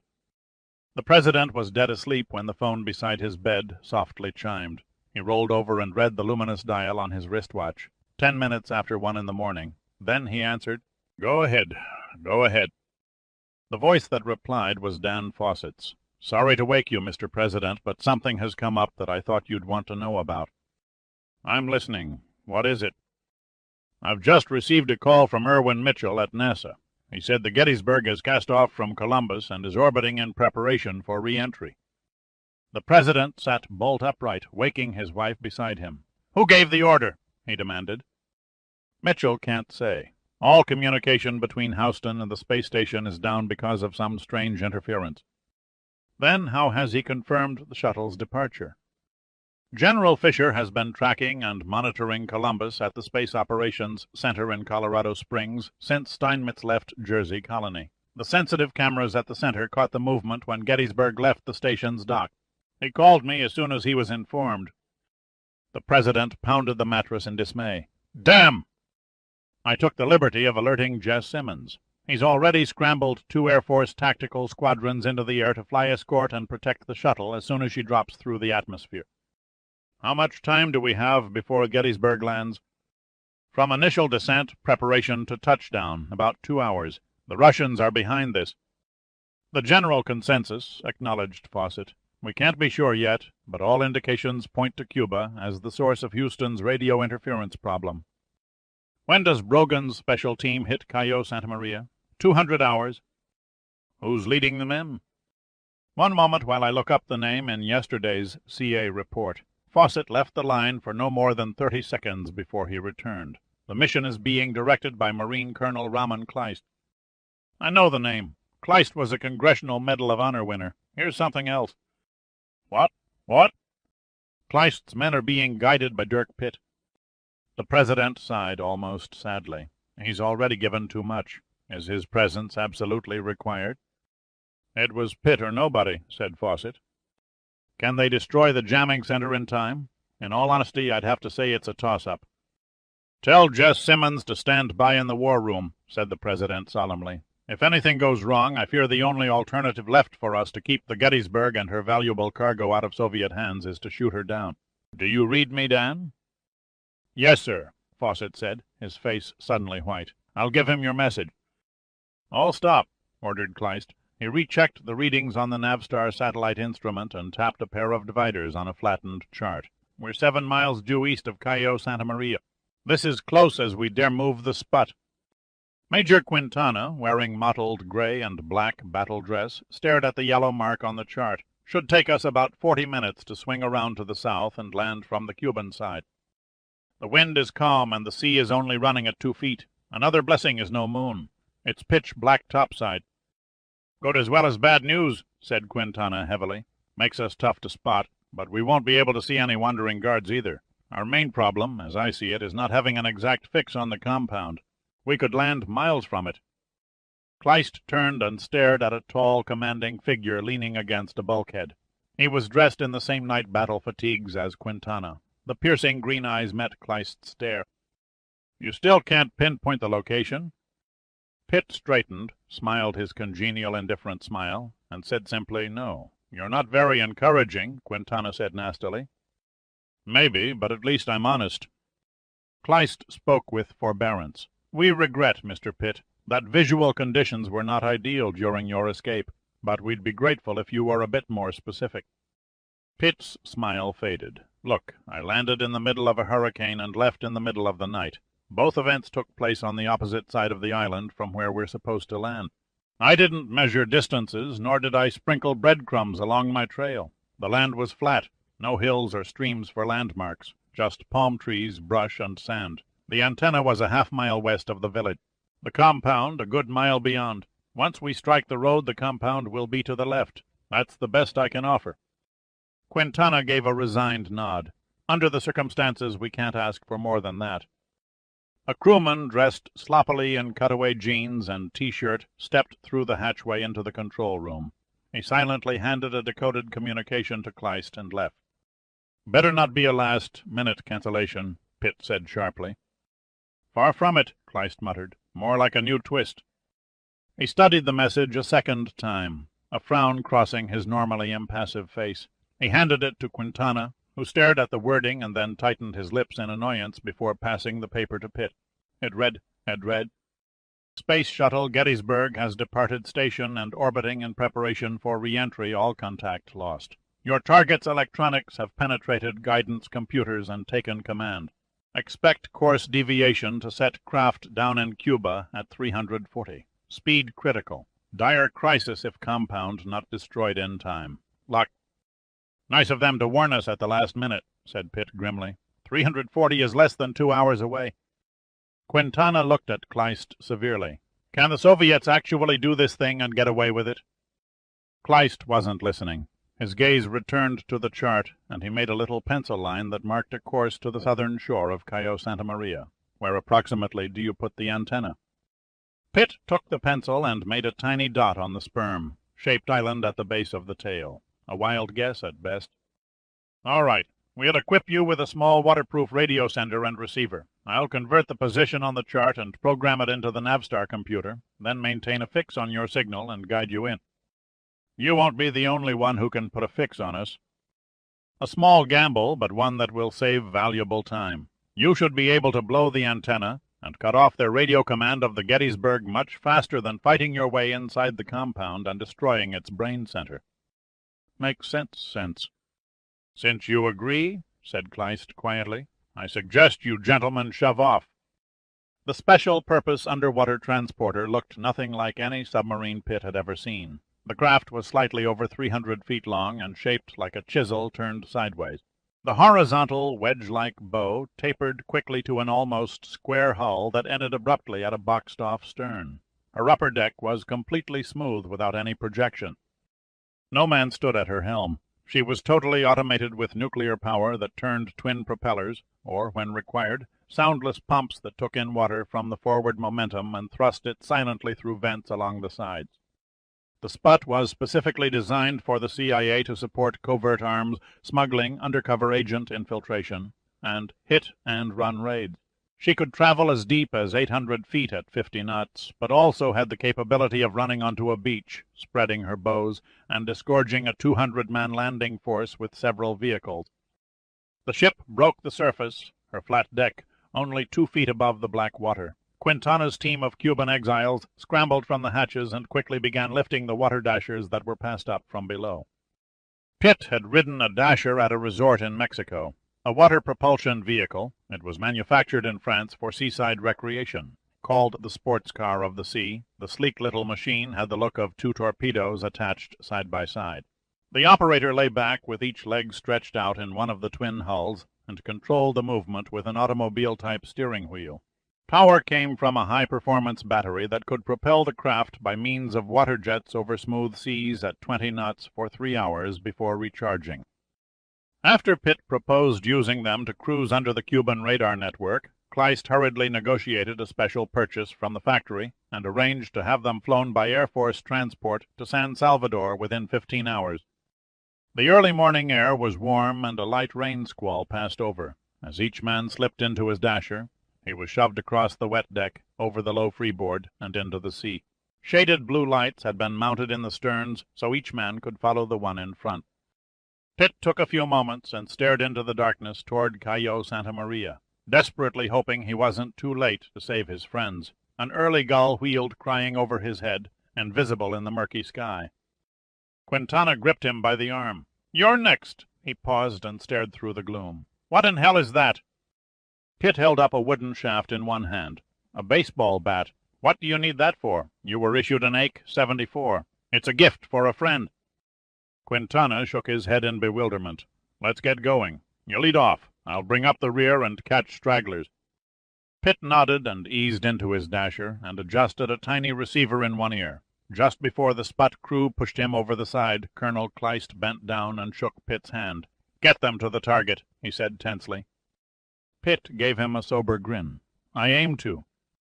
Then his dasher was in the water. He adjusted the power lever to half speed and eased clear of the ship. There was no use in turning to check if the others were following. He couldn't have seen them anyway. The only light came from the stars, and they were too dim to sparkle the water. He increased speed and studied the luminescent dial of the compass strapped to one wrist.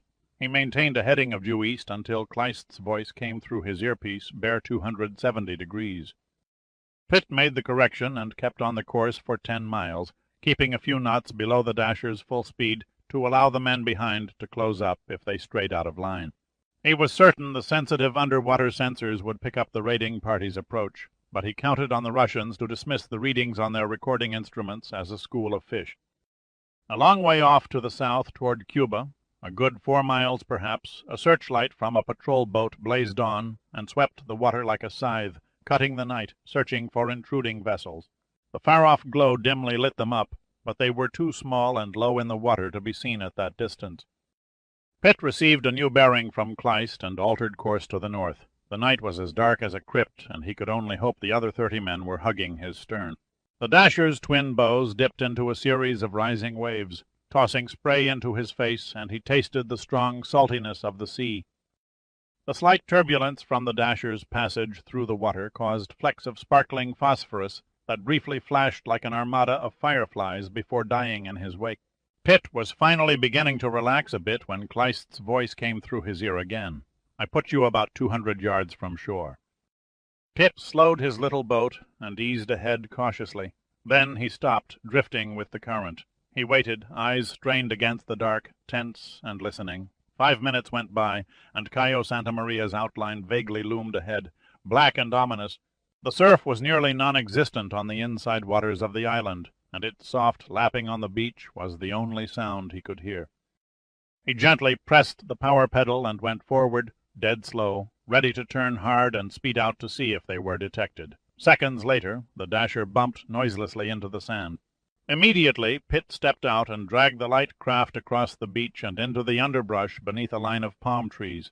Then he waited until Quintana and his men rose up like wraiths and silently grouped around him in a tight knot, indistinct blurs in the gloom, thankful to a man their feet were on solid land again. As insurance against Murphy's Law, Quintana took precious time to account for every man and briefly check his equipment. Finally satisfied, he turned to Pitt. "After you, amigo." Pitt took a reading from the compass and then led the way inland on a slight angle to his left. He held the baseball bat out in front of him like a blind man with a cane. Less than 200 feet from the staging area, the end of the bat met with the electrified fence. He stopped abruptly, and the man in his rear bumped into him. "Easy," Pitt hissed. "Pass it on. We're at the fence." Two men with shovels came forward and attacked the soft sand. In no time they had excavated a hole that was large enough to push a small burrow through. Pitt crawled under first. For a moment he was uncertain which way he should go. He hesitated, sniffing at the wind. Then, suddenly, he knew exactly where he was. "We screwed up," he murmured to Quintana. "The compound is only a few hundred yards to our left. The antenna is a good mile in the opposite direction." "How can you tell?" "Use your nose. You can smell exhaust fumes from the diesel engines that run the generators." Quintana inhaled deeply. "You're right. A breeze is carrying it from the northwest." "So much for a quick solution. It'll take your men a good half-hour to reach the antenna and set the charges. Then we'll go for the compound. Safer to play both ends against the middle. Send your strongest runners to blow the antenna, and the rest of us will try for the electronic center." Quintana took less than a second to make up his mind. He went through the ranks and quickly selected 5 men. He returned with a small, indistinct figure whose head hardly reached Pitt's shoulders. "This is Sergeant Lopez. He'll need directions to the antenna." Pitt stripped the compass off his wrist and handed it to the sergeant. Lopez didn't speak English, and Quintana had to translate. The little sergeant was a quick study. He repeated Pitt's instructions flawlessly in Spanish. Then Lopez flashed a smile, gave a curt order to his men, and vanished into the night.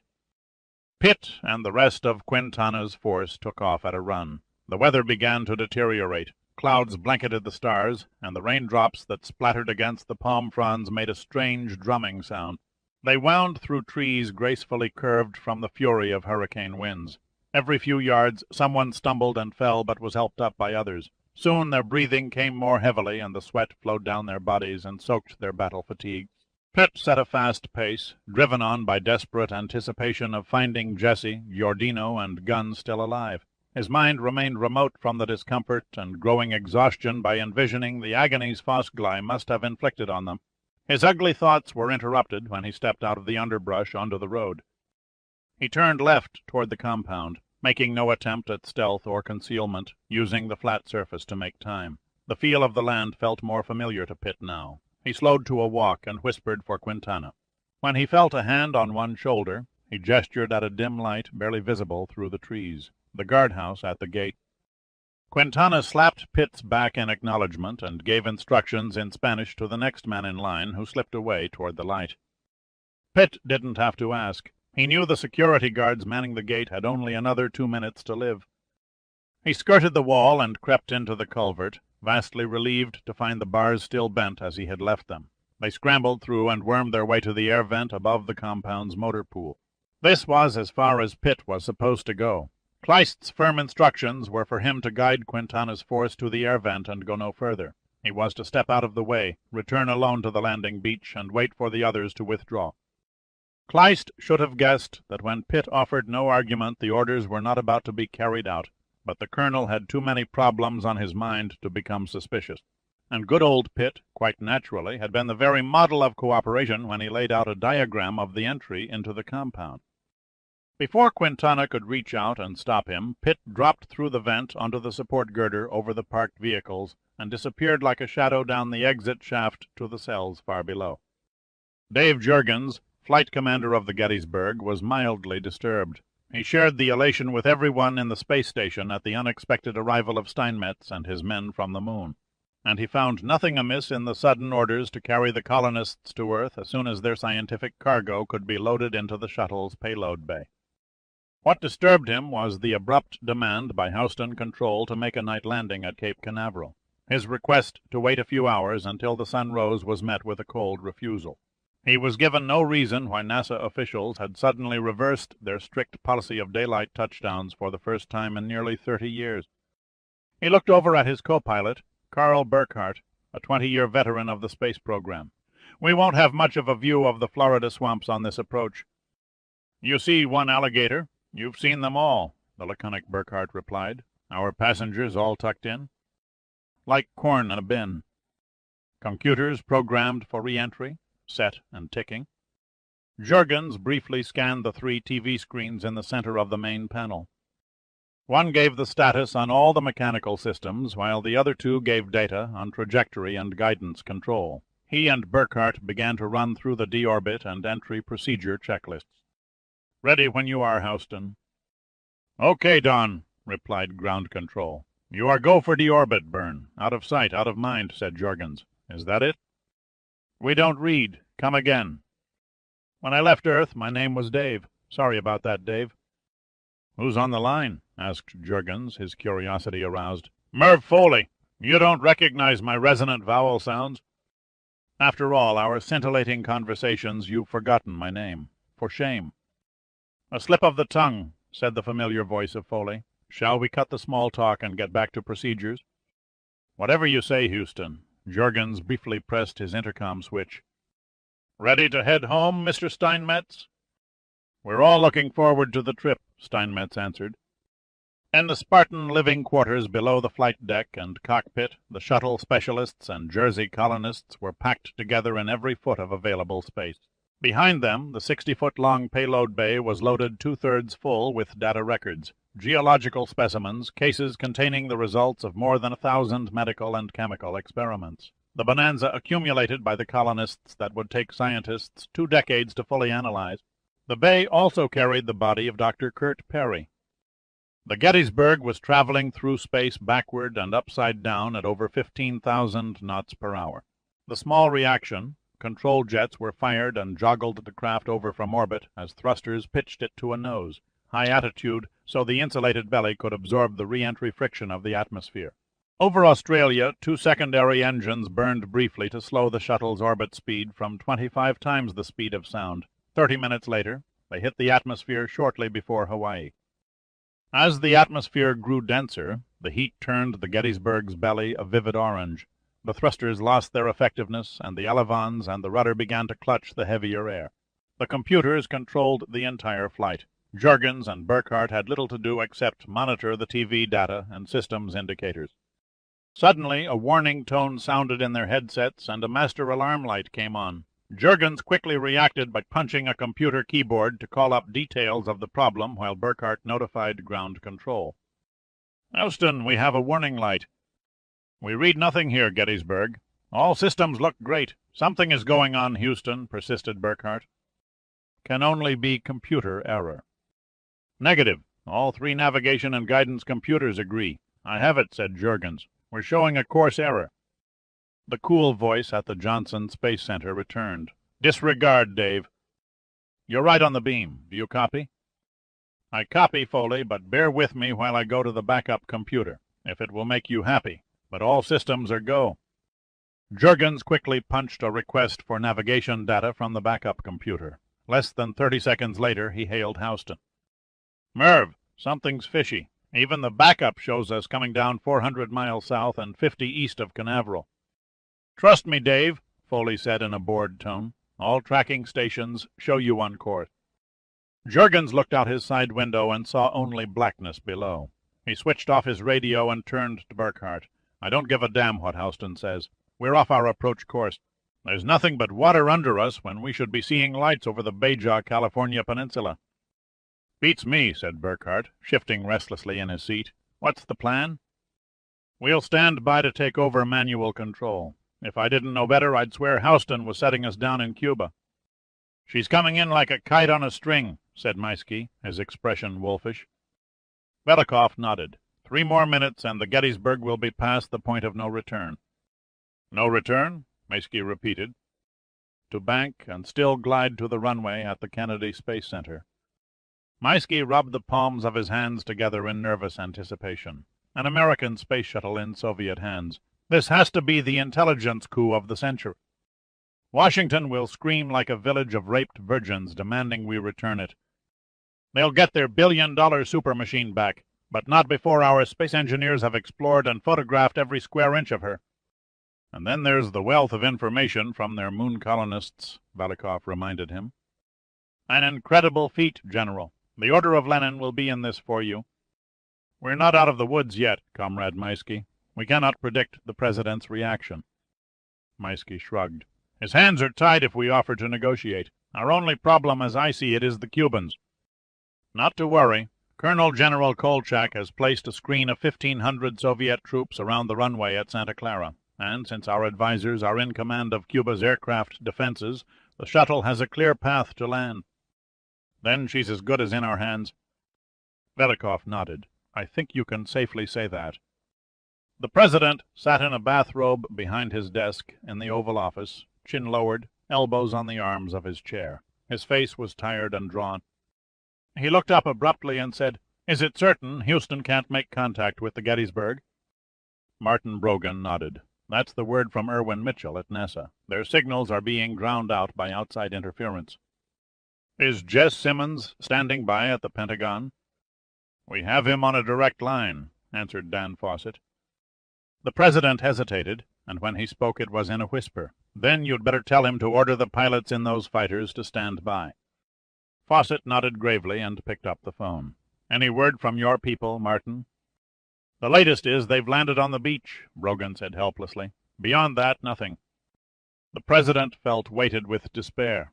"My God, we're trapped in limbo." One of four phones rang, and Fawcett snatched it up. Yes, he's here. Yes, he's here." "I'll tell him." He replaced the receiver in its cradle, his expression grim. "That was Irwin Mitchell. The Gettysburg has deviated too far south to reach Cape Canaveral." "She might still make a water landing," said Brogan without enthusiasm. "Providing she can be warned in time," added Fawcett. The President shook his head. "No good. Her landing speed is over 200 miles an hour. She'd tear herself to pieces." The others stood silent, searching for the right words. The President swiveled in his chair and faced the window, sick at heart. After a few moments he turned to the men standing expectantly around his desk. "God help me for signing a death warrant on all those brave men." Pitt dropped out of the exit shaft and hit the corridor at a dead run. He twisted the handle and threw open the door to the cell that housed Giordino and Gunn with such a force that he nearly tore it from the hinges. The tiny room was empty. The noise betrayed him. A guard rushed around the corner from a side passage and stared at Pitt in astonishment. That split, second hesitation cost him. Even as he was lifting the barrel of his weapon, the baseball bat caught him on the side of the head. Pitt had grabbed the unfortunate guard around the waist and was dragging him into a convenient cell before he hit the floor. Pitt threw him on a bed and looked down into the face of the young Russian who had escorted him to Velikov's study. The boy was breathing normally, and Pitt figured the damage was no more than a concussion. "You're lucky, kid. I never shoot anyone under the age of 20. One." Quintana was just coming out of the exit shaft as Pitt locked the guard in the cell and took off running again. He did not bother to be careful of concealing his presence. He would have welcomed the chance to bash the head of another guard. He reached the door to Jessie's cell and kicked it open. She was missing, too. Dread swept through him like a wave. He plunged on through the corridors until he came to room 6. There was nothing inside but the stench of torture. Dread was replaced by cold, ungovernable rage. Pitt became someone else, a man without conscience or moral code, no longer in control of his emotions, a man for whom danger was merely a force to be ignored. Fear of dying had totally ceased to exist. Quintana hurried up to Pitt and clutched his arm. "Damn you, get back to the beach. You know the orders." He got no further. Pitt shoved the stubby barrel of the AK-74 into Quintana's gut and slowly pushed him back and against a wall. Quintana had stood face to face with death many times before this moment, but staring at the ice, cold expression on the craggy face, seeing the pure look of murderous indifference in the green eyes, he knew he had one foot in a coffin. Pitt did not speak. He pulled back the gun, raised the baseball bat to his shoulder, and pushed his way through Quintana's men. Suddenly he halted in his tracks and turned back. "The elevator is this way," he said quietly. Quintana motioned his men to follow. Pitt took a fast head count. There were 25, including himself. He hurried toward the elevator that rose to the upper levels. No more guards appeared in their way.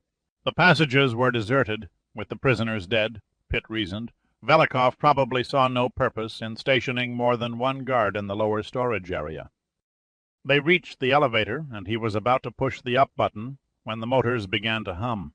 He motioned everyone against the wall. They waited, listening to the elevator stop at a level above, hearing a murmur of voices and soft laughter. They stood frozen and watched the interior light shine through the crack between the doors as it descended. It was all over in 10 seconds. The doors opened, and two technicians in white coats stepped outside and died without the slightest whisper of a sound from knives thrust into their hearts. Pitt was amazed at the efficiency of the act. None of the Cubans wore the slightest expression of remorse in their eyes. "Decision time," said Pitt. "The elevator can hold only 10 men." "Only 14 minutes until the space shuttle lands," Quintana said urgently. "We've got to find and cut off the compound's power source. There are 4 levels above us. Velikov's study is on the top. So are the living quarters. Take your pick of the other 3. Like drawing to an inside straight. "What else?" Pitt said quickly. "We're also bunched. Up fish in a barrel. My advice is to split up into 3 groups and take each level. You'll cover more territory faster." "Sounds good," Quintana hastily agreed. "We've come this far without a greeting. They won't be expecting visitors to pop up on the inside at the same time in different areas. I'll go with the first 8 men to level 2 and send the elevator down for the next team, who will hit level 3 and so on." "Fair enough." Quintana wasted no time arguing. He hurriedly selected 8 men and ordered them into the elevator with Pitt. Just before the doors closed, he snapped, "You stay alive, damn you!" The ride up seemed endless. None of the men looked into the eyes of the others. A few dabbed at the sweat trickling down their faces. Some scratched at imagined itches. All had a finger poised on a trigger. At last the elevator settled to a stop and the door parted. The Cubans poured out into an operations room staffed by nearly 20 Soviet GRU officers and 4 women who were also in uniform. Most died behind their desks in a hail of gunfire, dying in dazed disbelief. In a few seconds the office resembled a charnel house with blood and tissue sprayed everywhere. Pitt no time to see more. He punched the level I button on the panel and rose alone in the elevator to Velikov's study. Pressing his back against the front wall, weapon in the raised position, he stole one quick glance around the opening doors. The sight inside the study struck him with a mixed force of elation and savage anger. 7 GRU officers were sitting in a semicircle, watching in rapt fascination as Foss Gley performed his sadistic act. They seemed oblivious to the muted thump of gunfire from the level below. Their senses deadened, Pitt concluded, by the emptied contents of several wine bottles. Rudy Gunn lay off to one side, his face nearly battered into pulp, trying desperately out of some burning pride to hold up his head in contempt. One officer held a small automatic pistol on a bleeding Al Giordino who was tied in a metal chair. The brawny little Italian sagged forward with his head almost on his knees, shaking it slowly from side to side, as if to clear his vision and rid himself of the pain. One of the men lifted his leg and kicked Giordino in the side, knocking him and the chair sideways to the floor. Raymond Lebaron sat beside and slightly behind Gley. The once dynamic financier had the look of a man who was worn to a shadow, his spirit torn from his body. The eyes were sightless, the face expressionless. Goig pressured and twisted him into a decaying vegetable. Jessie Lebaron knelt in the center of the room, staring at Gley in defiance. Her hair had been crudely lopped short. She clutched a blanket around her shoulders. Ugly red welts and dark bruises covered her exposed legs and arm. She looked to be beyond suffering, her mind deadened to any further pain. Despite her pitiful appearance, she was incredibly beautiful, with a serenity and poise that were remarkable. Foss and the other men turned at the arrival of the elevator, but seeing that it was apparently empty, they turned back to their sport. Just as the doors began to close, Pitt stepped into the room with an almost inhuman icy calm, his AK-74 held at eye level, the muzzle erupting fire. His first carefully aimed shots took the man who had kicked Giordino onto the floor. The second blast struck the chest of the bemedaled officer seated next to Gunn, pitching him backward into a bookcase. The third and fourth bursts swept away 3 men sitting in a tight group. He was swinging the gun barrel in an arc, lining up on Foss Gley, but the massively built turncoat reacted more quickly than the others. Gley yanked Jessie to her feet and held her in front of him as a shield. Pitt delayed just long enough for the 7th Russian, who was sitting almost at his elbows, to unholster an automatic pistol and snap off a wild shot. The bullet struck the breech of Pitt's gun, shattered it, and then ricocheted into the ceiling. Pitt raised the useless weapon and sprang at the same moment he saw the muzzle flash from the second shot. Everything seemed to slow down, even the frightened expression on the Russian's face as he squeezed the trigger for the 3rd time, but the blast never came. The frame of the AK-74 sliced the air and caved the side of his head in. At first, Pitt thought the second bullet had missed, but then he felt the blood dripping down his neck from the nick. taken out of his left ear.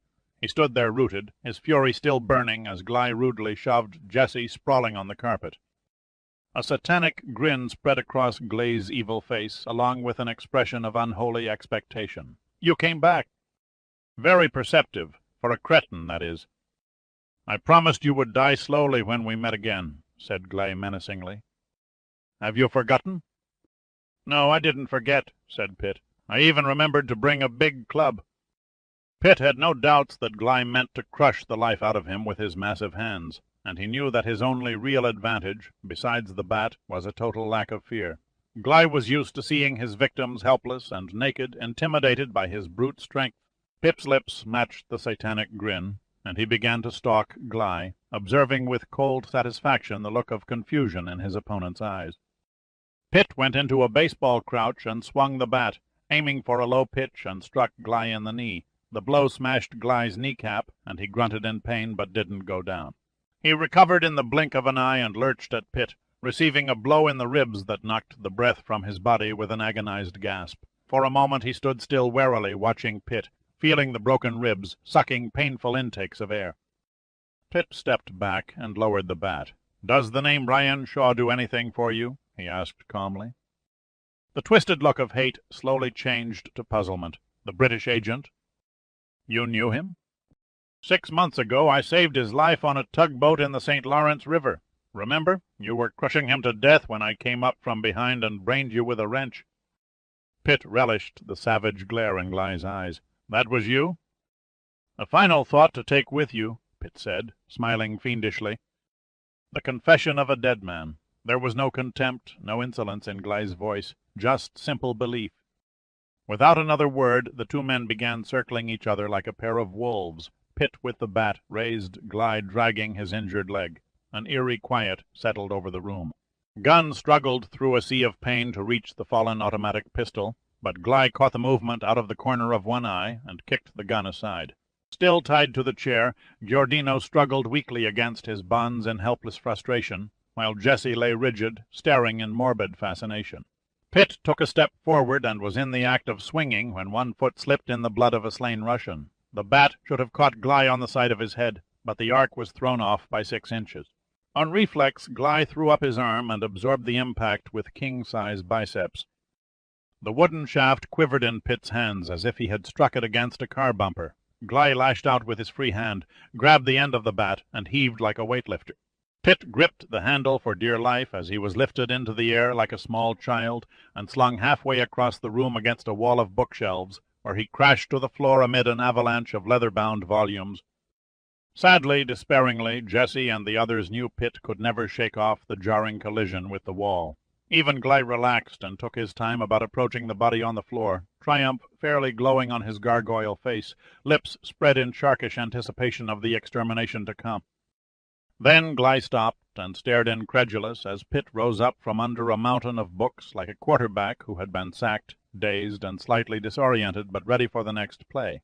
What Pitt knew, and no one else realized, was that the books had cushioned his impact. He hurt like hell, but suffered no crippling damage to flesh and bone. Lifting the bat, he moved to meet the advancing Iron Man, and rammed the blunt end with all his strength into the sneering face. But he misjudged the giant's unholy strength. Gly sighed, stepped and met the bat with his fist, knocking it aside and taking advantage of Pitt's forward momentum to clench iron arms around his back. Pitt twisted violently and brought his knee up into Gly's groin, a savage blow that would have doubled over any other man. But not Gly. He gave a slight gasp, blinked, and then increased the pressure in a vicious bear hug that would crush the life out of Pitt. Gly stared unblinking into Pitt's eyes from a distance of 4 inches.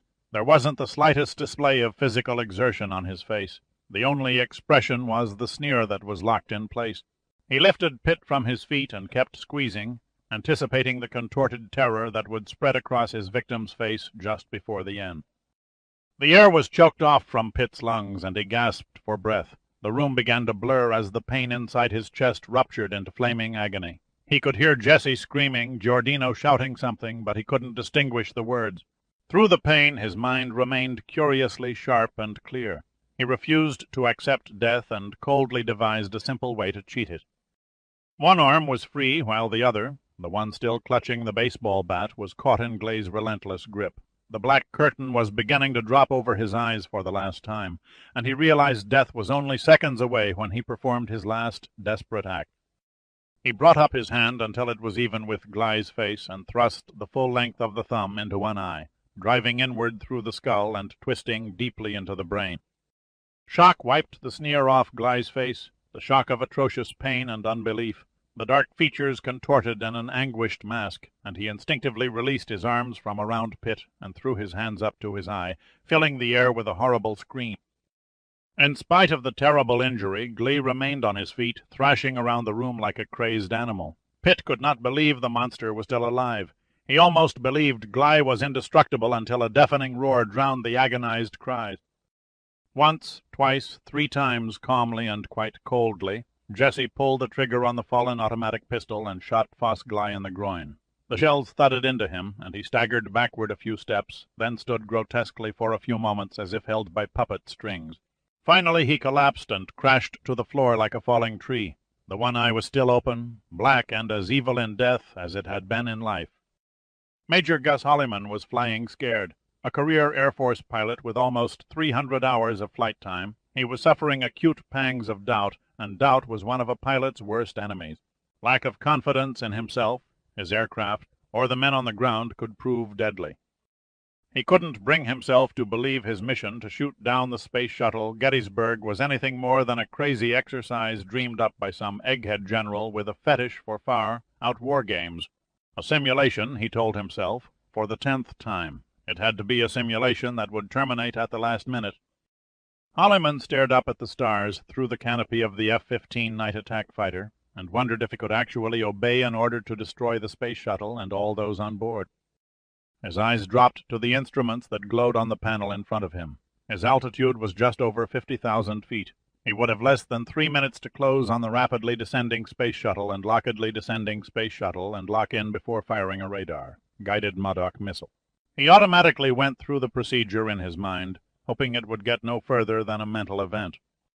"Anything yet?" he asked his radar observer, a gum-chewing lieutenant named Regis Murphy. "Still out of range," replied Murphy. "The last update from the Space Center in Colorado puts her altitude at 26 miles, speed approximately 6,000 and slowing. She should reach our sector in 5 minutes, 40 seconds at a speed of 1,200. Holliman turned and scanned the black sky behind, spotting the faint exhaust glow of the 2 aircraft following his tail. "Do you copy, Fox 2? "Roger. Fox leader. Fox 3? "We copy." A cloud of oppression seemed to fill Holliman's cockpit. None of this was right. He hadn't dedicated his life to defending his country, hadn't spent years in intensive training, simply to blast an unarmed aircraft carrying innocent scientists out of the air. Something was horribly wrong. "Colorado Control, this is Fox Leader. Go ahead, Fox Leader." "I request permission to terminate exercise. Over." There was a long pause. Then, "Major Holliman, this is General Allen Post." "Do you read me?" So this was the egghead general, Holliman mused. "Yes, General, I read you. This is not an exercise. I repeat, this is not an exercise." Holliman did not mince words. "Do you realize what you're asking me to do, sir?" "I'm not asking, Major. I'm giving you a direct order to bring down the Gettysburg before she lands in Cuba." There had been no time for a full briefing when Holliman was ordered to scramble his flight into the air. He was stunned and bewildered at Post's sudden revelation. "Forgive me for asking, General, but are you acting by higher command?" "Over, over." "Is a directive straight from your commander-in-chief in the White House good enough for you?" "Yes, sir," he said slowly. "I guess it is." God, Holliman thought despairingly. There was no getting around it. Altitude 22 miles. 9 minutes to touchdown. Burkhardt was reading off the instruments for Juergens. "We've got lights off to our right." "What's going down, Houston?" asked Juergens, his face set in a frown. "Where in hell are you putting us?" "Stay cool," replied the impassive voice of Flight Director Foley. "You're lined up just fine. Just sit tight and we'll bring you in. Radar and navigation indicators say we're touching down in the middle of Cuba. Please cross. Check." "No need, Gettysburg. You're on final approach." "Houston, I'm not getting through to you. I repeat, where are you setting us down?" There was no reply. "Listen to me," said Juergens in near desperation. "I'm going to full manual." Negative, Dave. Remain in auto. All systems are committed to the landing site. Juergens clenched his fists in futility. Why? He demanded. Why are you doing this? There was no reply. Juergens looked over at Burkhardt. Move the speed brakes back to 0%. We're going on team. I want to keep this ship in the air as long as I can until we get some straight answers. Tonal, area energy management, a process for conserving speed and altitude. You're only prolonging the inevitable by a couple of minutes, said Burkhardt. We can't just sit here and accept this. It's out of our hands, Burkhardt replied miserably. We've no place else to go. The real Merv Foley sat at a console in the Houston Control Center in helpless rage. His face, the color of chalk, showed an expression of incredulity. He pounded a fist against the edge of the console. We're losing them, he muttered hopelessly. Irwin Mitchell of the Inner Corps stood directly behind him. Our communications people are doing the best they can to get through. Too damned late, Foley burst out. They're on final approach. He turned and grabbed Mitchell by the arm. For Christ's sake, Irv, beg the President to let them land. Give the shuttle to the Russians. Let them take whatever they can get out of it. But in the name of God, don't let those men die. Mitchell stared up dully at the data display screens. Better this way, he said, his voice vague. The moon colonists, those are your people. After all they've achieved, the years of struggling just to stay alive in a murderous environment, you can't simply write them off this close to home. You don't know those men. They'd never allow the results of their efforts to be given away to a hostile government. If I was up there and Eli Steinmetz was down here, he wouldn't hesitate to blow the Gettysburg to ashes. Foley looked at Mitchell for a long moment. Then he turned away and buried his head in his hands, stricken with grief. Jessie lifted her head and gazed at Pitt, the coffee-brown eyes misted, teardrops rolling past the bruises on her cheeks. She was shuddering now, shuddering from the death around her and immense relief.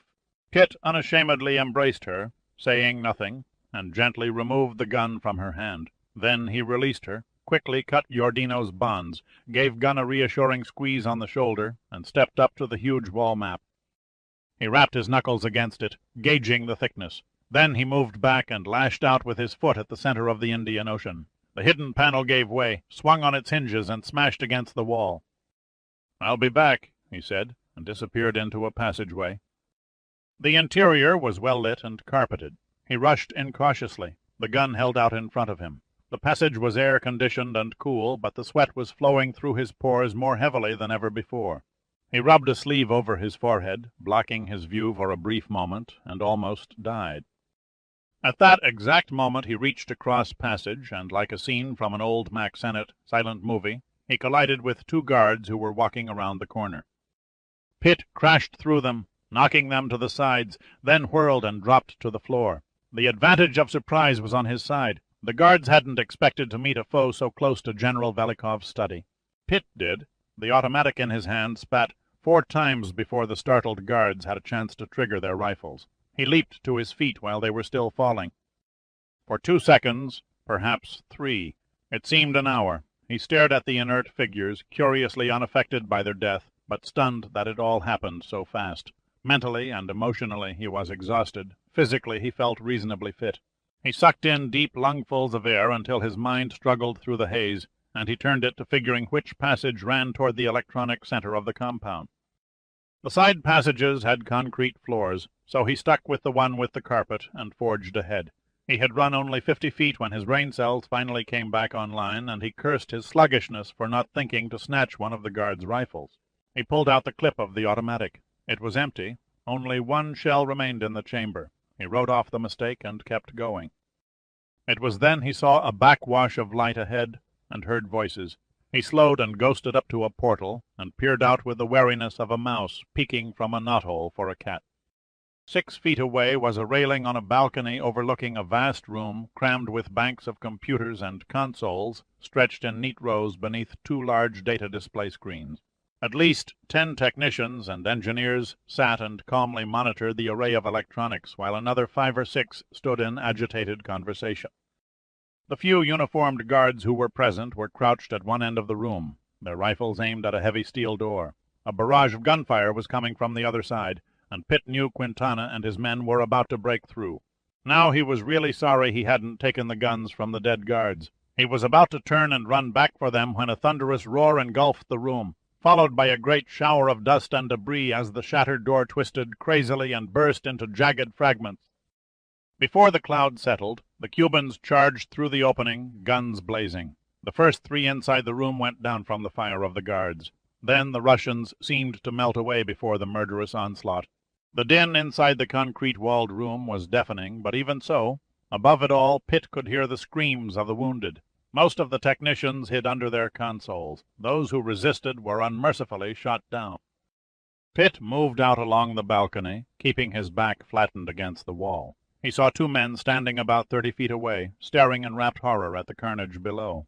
He recognized one of them as General Velikov and began edging closer, stalking his prey. He had only moved a short distance when Velikov pulled back from the balcony railing and turned. He looked at Pitt blankly for an instant, and his eyes widened in recognition, and then, incredibly, he smiled. The man seemed to have no nerves at all. Pitt raised the automatic and took deliberate aim. Velikov moved with the swiftness of a cat, jerking the other man in front of him, a fraction of a second before the hammer fell on the cartridge. The bullet caught Liev Maisky in the chest. The deputy chief of the KGB stiffened in shock and stood there staring in petrified astonishment before staggering backward and tumbling over the railing to the floor below. Pitt unconsciously pulled the trigger again, but the gun was empty. In a futile gesture he threw it at Velikov, who easily deflected it with an arm. Velikov nodded, his face revealing more curiosity than fear. "You're an amazing man, Mr. Pitt." Before Pitt could reply or take a step, the general lurched sideways through an open door and slammed it shut.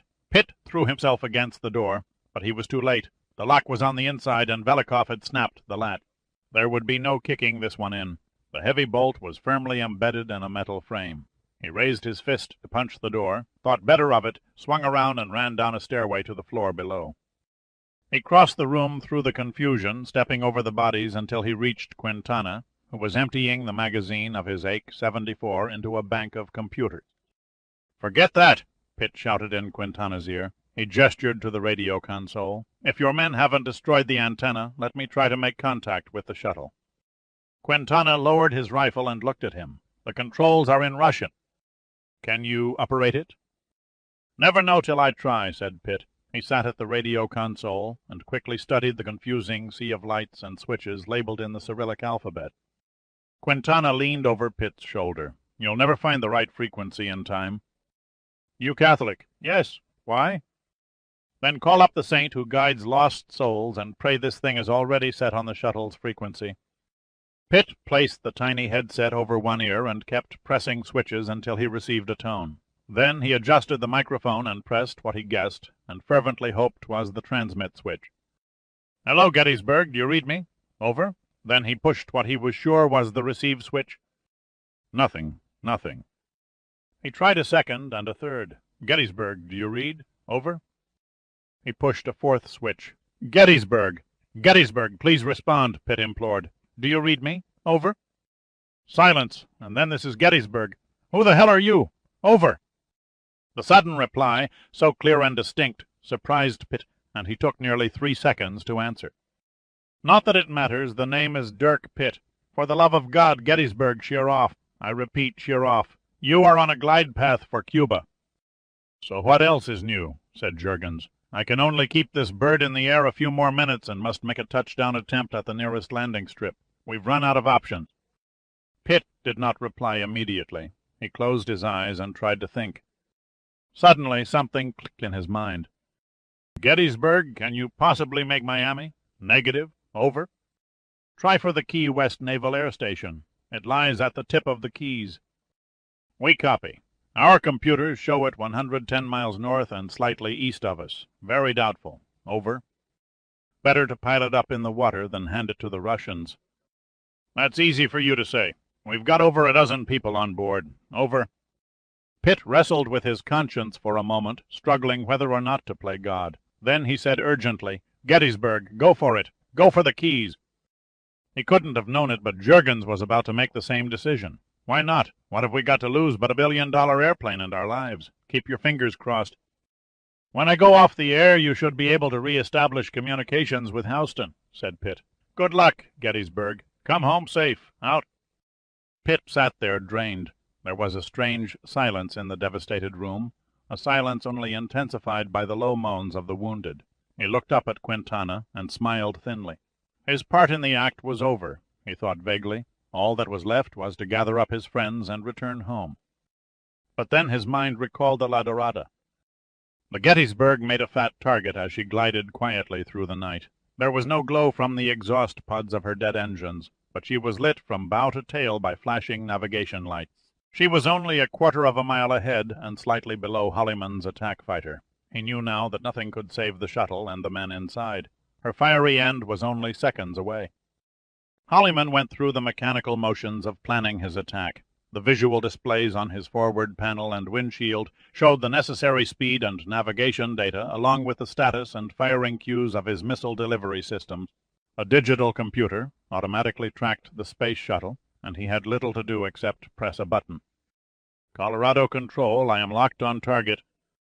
"Roger, Fox Leader. 4 minutes to touchdown. Begin your attack."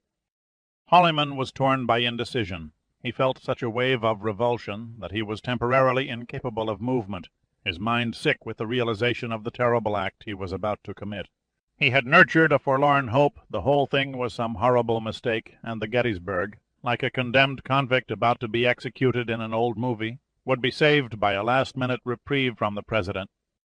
Holliman's distinguished career in the Air Force was finished. Despite the fact he was carrying out orders, he would forever be branded as the man who blasted the Gettysburg and her crew out of the sky.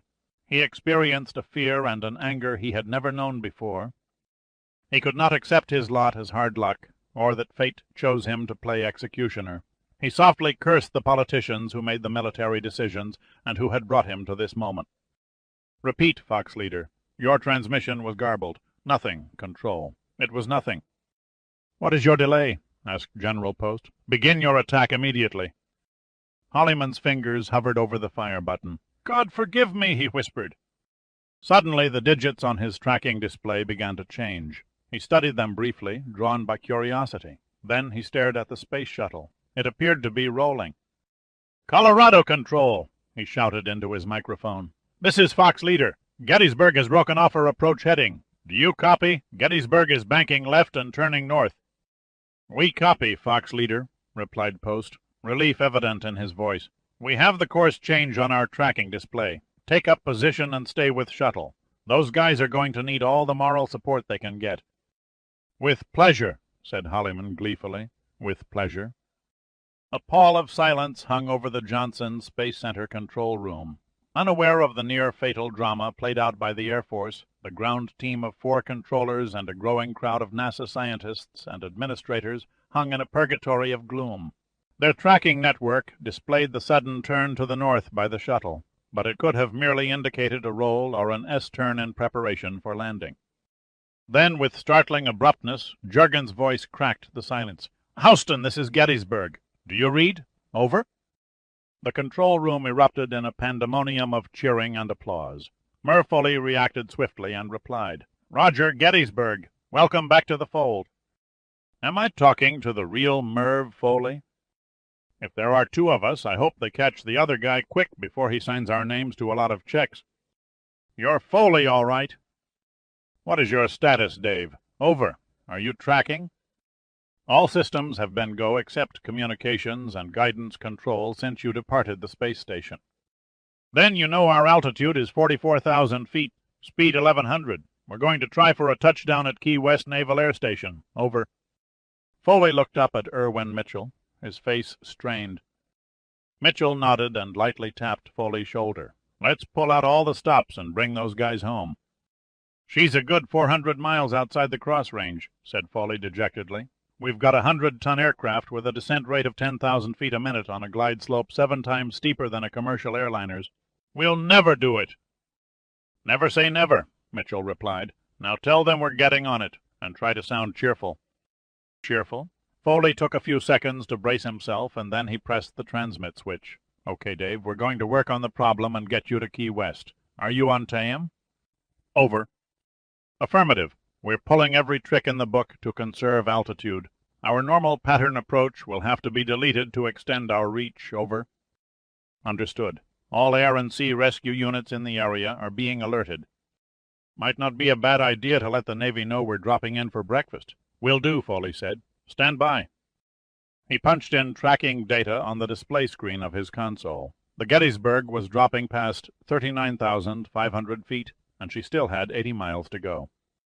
Mitchell walked over, his eyes staring at the trajectory display on the giant wall screen. He adjusted his headset and called Jurgen. Dave, this is Irwin Mitchell. Go back to Otto. Do you copy? Over. I copy, Irv, but I don't like it. Better the computers handle this stage of the approach. You can go back to manual 10 miles from touchdown. Roger. Out.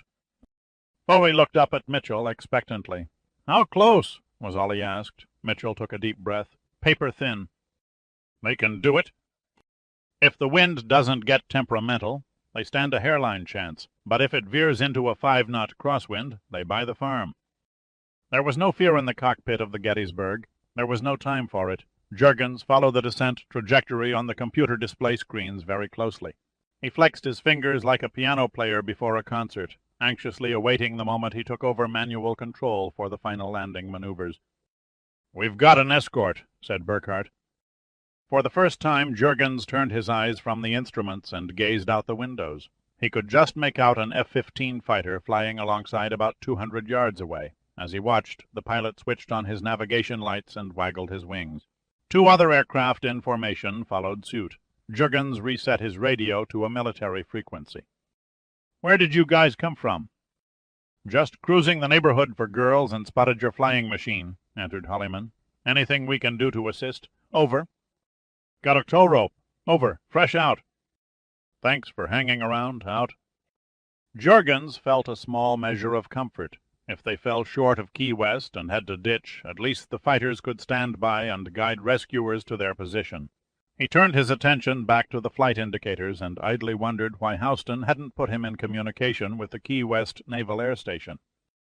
What in hell do you mean Key West is shut down? Mitchell shouted at a white-faced engineer standing at his side, who was holding a phone. Without waiting for an answer, Mitchell grabbed the receiver. Who am I talking to? He demanded. This is Lieutenant Commander Redfern. Are you fully aware of the seriousness of this situation? It has been explained, sir, but there is nothing we can do. A fuel tanker crashed into our power lines earlier this evening and blacked out the field. What about your emergency generators? The diesel engine power source ran fine for about 6 hours, and then failed from a mechanical problem. They're working on it now and should have it back in service in an hour. That's too damned late, Mitchell snapped. The Gettysburg is 2 minutes away. How can you guide them in on the final approach? We can't, answered the commander. All our equipment is shut down. Then line the runway with car and truck headlights, anything that will illuminate the surface. We'll do our best, sir, but with only 4 men on flight line duty this time of the morning, it won't be much. I'm sorry. You're not the only one who's sorry, Mitchell grunted and slammed down the phone. We should have the runway on visual by now, said Burkhardt uneasily. I see the city lights of Key West, but no sign of the air station. For the first time, a faint gleam of sweat appeared on Jurgens' brow. Damned odd we haven't heard from their control tower. At that moment, Mitchell's strained voice broke in. Gettysburg, Key West station has a power outage. They are making an effort to light the runway with vehicles. We are directing your approach from the east to land on a westerly heading. Your runway is 7,000 feet. If you overshoot, you end up in a recreation park. Do you copy? Over. Roger, control. We copy. We show you at 11,300 feet, Dave. Speed 410. 1 minute, 10 seconds, and 6 miles to touchdown. You are go for full manual, over. Roger, going to manual. Do you have the runway on visual? Nothing yet. Excuse the interruption, Gettysburg. It was Holliman cutting in on the NASA frequency. But I think my boys and I can play Rudolph to your sleigh. We'll go ahead and light the way, over. Much obliged, little buddy, said Jurgens gratefully. He watched as the F-15s accelerated past, dropped their noses, and pointed them toward Key West. They fell into line as if playing Follow the Leader and switched on their landing lights. At first the brilliant rays only reflected on water, and then they lit up Assault Flat before sweeping up the Naval Air Station runway. The effort of concentration showed on Jurgens' face. The shuttle went right where he aimed it, but it was never meant to soar through the air like a paper glider. Burkhardt read out the airspeed and altitude so Juergens could center his attention on flying. "Gettysburg, you are 300 feet under minimum," said Foley. "If I pull up another inch, she'll stall." The runway seemed to take forever to grow larger. The shuttle was only 4 miles out, but it looked like 100. Juergens believed he could make it. He had to make it. Every brain cell in his skull willed the Gettysburg to hang in the air. "Speed 320, altitude 1600, 3 miles to runway," reported Burkhardt. His voice had a trace of hoarseness. Juergens could see the flashing lights from the fire and rescue equipment now. The fighters were hovering above him, shining their landing lights on the concrete ribbon, 1.5 miles long by 200 feet wide. The shuttle was eating up her glide slope. Juergens flared her out as much as he dared. The landing lights glinted on the shoreline no more than 90 feet below. He held on to the last possible second before he pushed the switch and deployed the landing gear. Normal landing procedure required the wheels to touch 2760 feet down the runway, but Juergens held his breath, hoping against hope that they would even reach the concrete. The salt flat flashed past under the blinding beams and was lost in the darkness behind. Burkhardt gripped his seat rests and droned off the diminishing numbers. "Speed 205. Main gear at 10 feet, 5 feet, 3 feet, 2 feet. 1 contact." The 4 huge tires of the main landing gear thumped on the hard surface and protested at the sudden friction with a puff of smoke. A later measurement would show that Juergens touched the shuttle down only 47 feet from the end of the runway. Juergens gently pitched the bow down until the nose wheel made contact and then pushed both brake pedals. He rolled the spacecraft to a stop with 1,000 feet to spare. "They made it," Holliman whooped over his radio. "Gettysburg to Houston Control," said Juergens with an audible sigh. "The wheels have stopped." "Magnificent! Magnificent!" shouted Foley. "Congratulations, Dave," added Mitchell. "Nobody could have done it better." Burkhardt looked over at Juergens and said nothing, simply gave a thumbs-up sign. Juergens sat there, his adrenaline still flowing, basking in his triumph over the odds. His weary mind began to wander, and he found himself wondering who Dirk Pitt was. Then he pressed the intercom switch. "Mr. Steinmetz." "Yes, Commander." "Welcome back to Earth. We're home." Pitt tool one quick, comprehensive look as he stepped back into Velikov's study. Everyone was kneeling, clustered around Raymond Lebaron, who was stretched out on the floor. Jesse was holding his hand and murmuring to him. Gunn looked up at Pitt's approach and shook his head. "What happened?" Pitt asked blankly. "He jumped to his feet to help you and caught the bullet that cut your ear," Giordino replied. Before kneeling, Pitt stared down a moment at the mortally wounded millionaire. The clothing that covered the upper abdomen bloomed in a spreading stain of crimson. The eyes still had life and were focused on Jesse's face. His breath came in rapid and shallow pants. He tried to raise his head and say something to her, but the effort was too great and he fell back.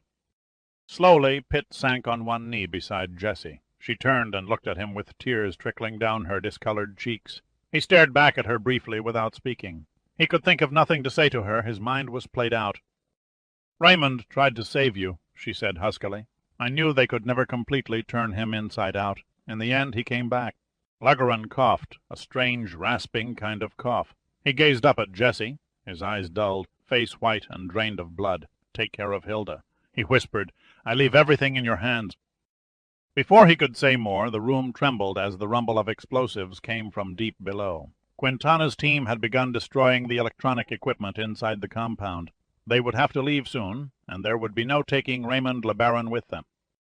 Pitt thought of all the newspaper stories and magazine articles glorifying the dying man on the carpet as a steel-blooded power merchant who could make or break executive officers of giant corporations or high-level politicians and government, a wizard at manipulating the financial markets of the world, a vindictive and cold man whose trail was littered with the bones of competing businesses he had crushed and their thousands of employees who were cast out on the streets.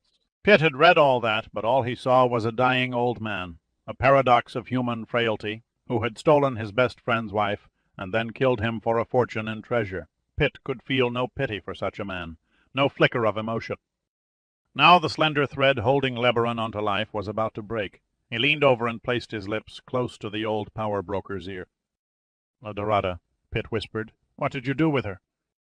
Lebaron looked up, and his eyes glistened for an instant as his clouding mind took a final look at the past.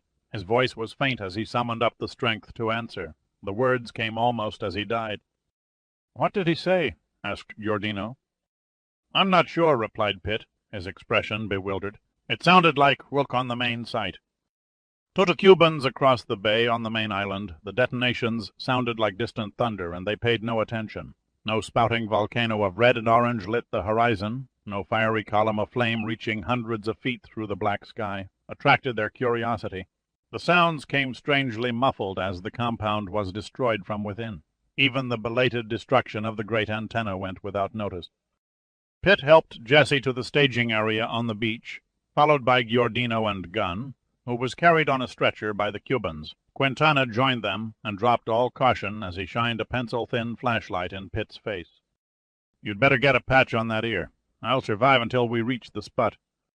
I had to leave 2 men behind, buried where they'll never be found.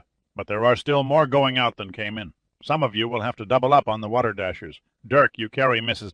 Legoron. Mr. Gunn can ride with me. Sergeant Lopez can." "The sergeant can ride alone," Pitt interrupted. "Alone?" "We left a man behind, too," said Pitt. Quintana quickly swept the narrow beam at the others. "Raymond Labaron. He won't be coming." Quintana gave a slight shrug, bowed his head at Jesse, and said simply, "I'm sorry." Then he turned away and began assembling his men for the trip back to the mother ship. Pitt held Jesse close to him and spoke gently. "He asked you to take care of his first wife, Hilda, who still lives." He couldn't see the surprise on her face, but he could feel her body tense. "How did you know?" she asked incredulously. "I met and talked with her a few days ago." She seemed to accept that, and did not ask him how he came to be at the rest home. "Raymond and I went through the ceremony and played out our roles as man and wife, but he could never completely give up or divorce Hilda. A man who loved 2 women, in different, special ways. A tiger in business, a lamb on the home front, Raymond was lost when Hilda's mind and body began to deteriorate. He desperately needed a woman to lean on. He used his influence to fake her death and place her in a rest home under a former married name. Your cue to walk on the scene. He did not like being cold, but he was not sorry. I was already part of his life," she said without hurt. "I was one of the senior editors of the Prosperier. Raymond and I had carried on an affair for years. We felt comfortable together. His proposal bordered on a business proposition, a staged marriage of convenience, but it soon grew into more, much more. Do you believe that?" "I've no talent for rendering verdicts," Pitt replied quietly. Quintana detached himself from the shadows and touched Pitt's arm. "We're moving out. I'll take the radio receiver and lead off." He moved close to Jesse, and his voice softened. "Another hour, and you'll be safe. Do you think you can hold on a little longer?" "I'll be fine. Thank you for your concern." The dashers were dragged across the beach and set in the water. At Quintana's command, everyone mounted and set off across the black water. This time Pitt brought up the rear as Quintana, headset in place, homed in on the spot from headings transmitted by Colonel Kleist. They left an island of dead in their wake. The huge compound was reduced to great broken slabs of concrete that crumbled inward. The vast array of electronic equipment and the ornate furnishings smoldered like the dying core of a volcano deep beneath the sun-bleached coral sand. The giant antenna lay in 1,000 twisted pieces, shattered beyond any possible repair. Within hours, hundreds of Russian soldiers, led by agents of the GRU, would be crawling over the ruins, searching and sifting the sands for incriminating evidence of the forces responsible for the destruction. But the only bits and pieces their probing investigation would turn up pointed directly to the cunning mind of Fidel Castro and not the CA. Pitt kept his eyes locked on the shaded blue light of the dasher straight in front of him. They were going against the tide now, and the tiny craft nosed into the wave troughs and bounced over the crests like a roller coaster. Jesse's added weight slowed their speed, and he kept the accelerator pressed against its stop to keep from falling behind. They had only traveled about a mile when Pitt felt one of Jesse's hands loosen from his waist. "Are you all right?" he asked.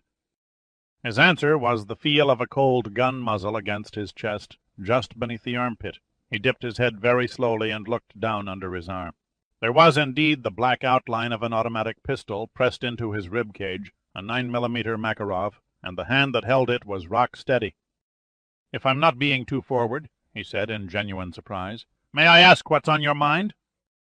A change in plan, she replied, her voice low and tense. Our job is only half done. Kleist paced the deck of the Sput as Quintana's team of raiders were lifted on board, and the Dashers quickly stowed through a large hatch and down a ramp to the cavernous cargo bay. Quintana circled the ship, riding herd until there was no one left in the water. Only then did he climb onto the low deck. How did it go? Kleist asked anxiously. As they say on Broadway, a smash hit. The destruction was complete. You can tell Langley the Gru is off the air. Nice work, said Kleist. You'll receive a fat bonus and long vacation. Courtesy of Martin Brogan.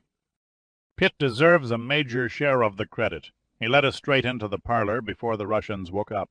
He also went on the radio and warned off the space shuttle. Unfortunately, there are no brass bands for part-time help, said Kleist vaguely. Then he asked, and what of General Velikov? Presumed dead and buried in the rubble? Any casualties? I lost 2 men. He paused. We also lost Raymond Lebaron. The president won't be happy when he hears that news. More of an accident, really. He made a very brave but foolhardy attempt to save Pitt's life and was shot for his effort.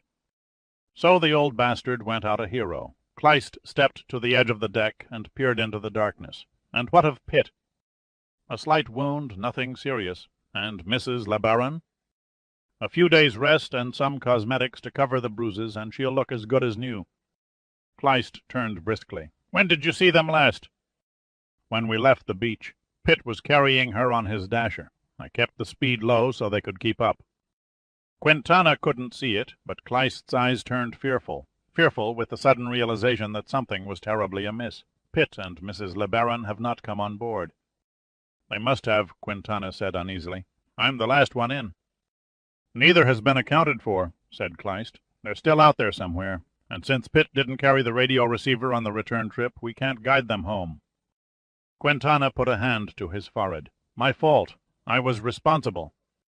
Maybe, maybe not. If something went wrong, if his dasher broke down, Pitt would have called out, and you would have surely heard him. We might pick them up on radar, Quintana offered hopefully. Kleist doubled his fists and rapped them together. We'd better hurry. It's suicide to drift around here much longer. He and Quintana hurried down the ramp to the control room. The radar operator was sitting in front of a blank scope. He looked up as the 2 officers flanked his sides, their faces strained. Raise the antenna, ordered Kleist. We'll be targeted by every radar unit on the Cuban coast, the operator protested. Raise it, Kleist demanded sharply. Topside, a section of the deck parted, and a directional antenna unfolded and rose on the top of a mast that telescoped nearly 50 feet into the sky. Below, 6 pairs of eyes watched as the screen glowed into life.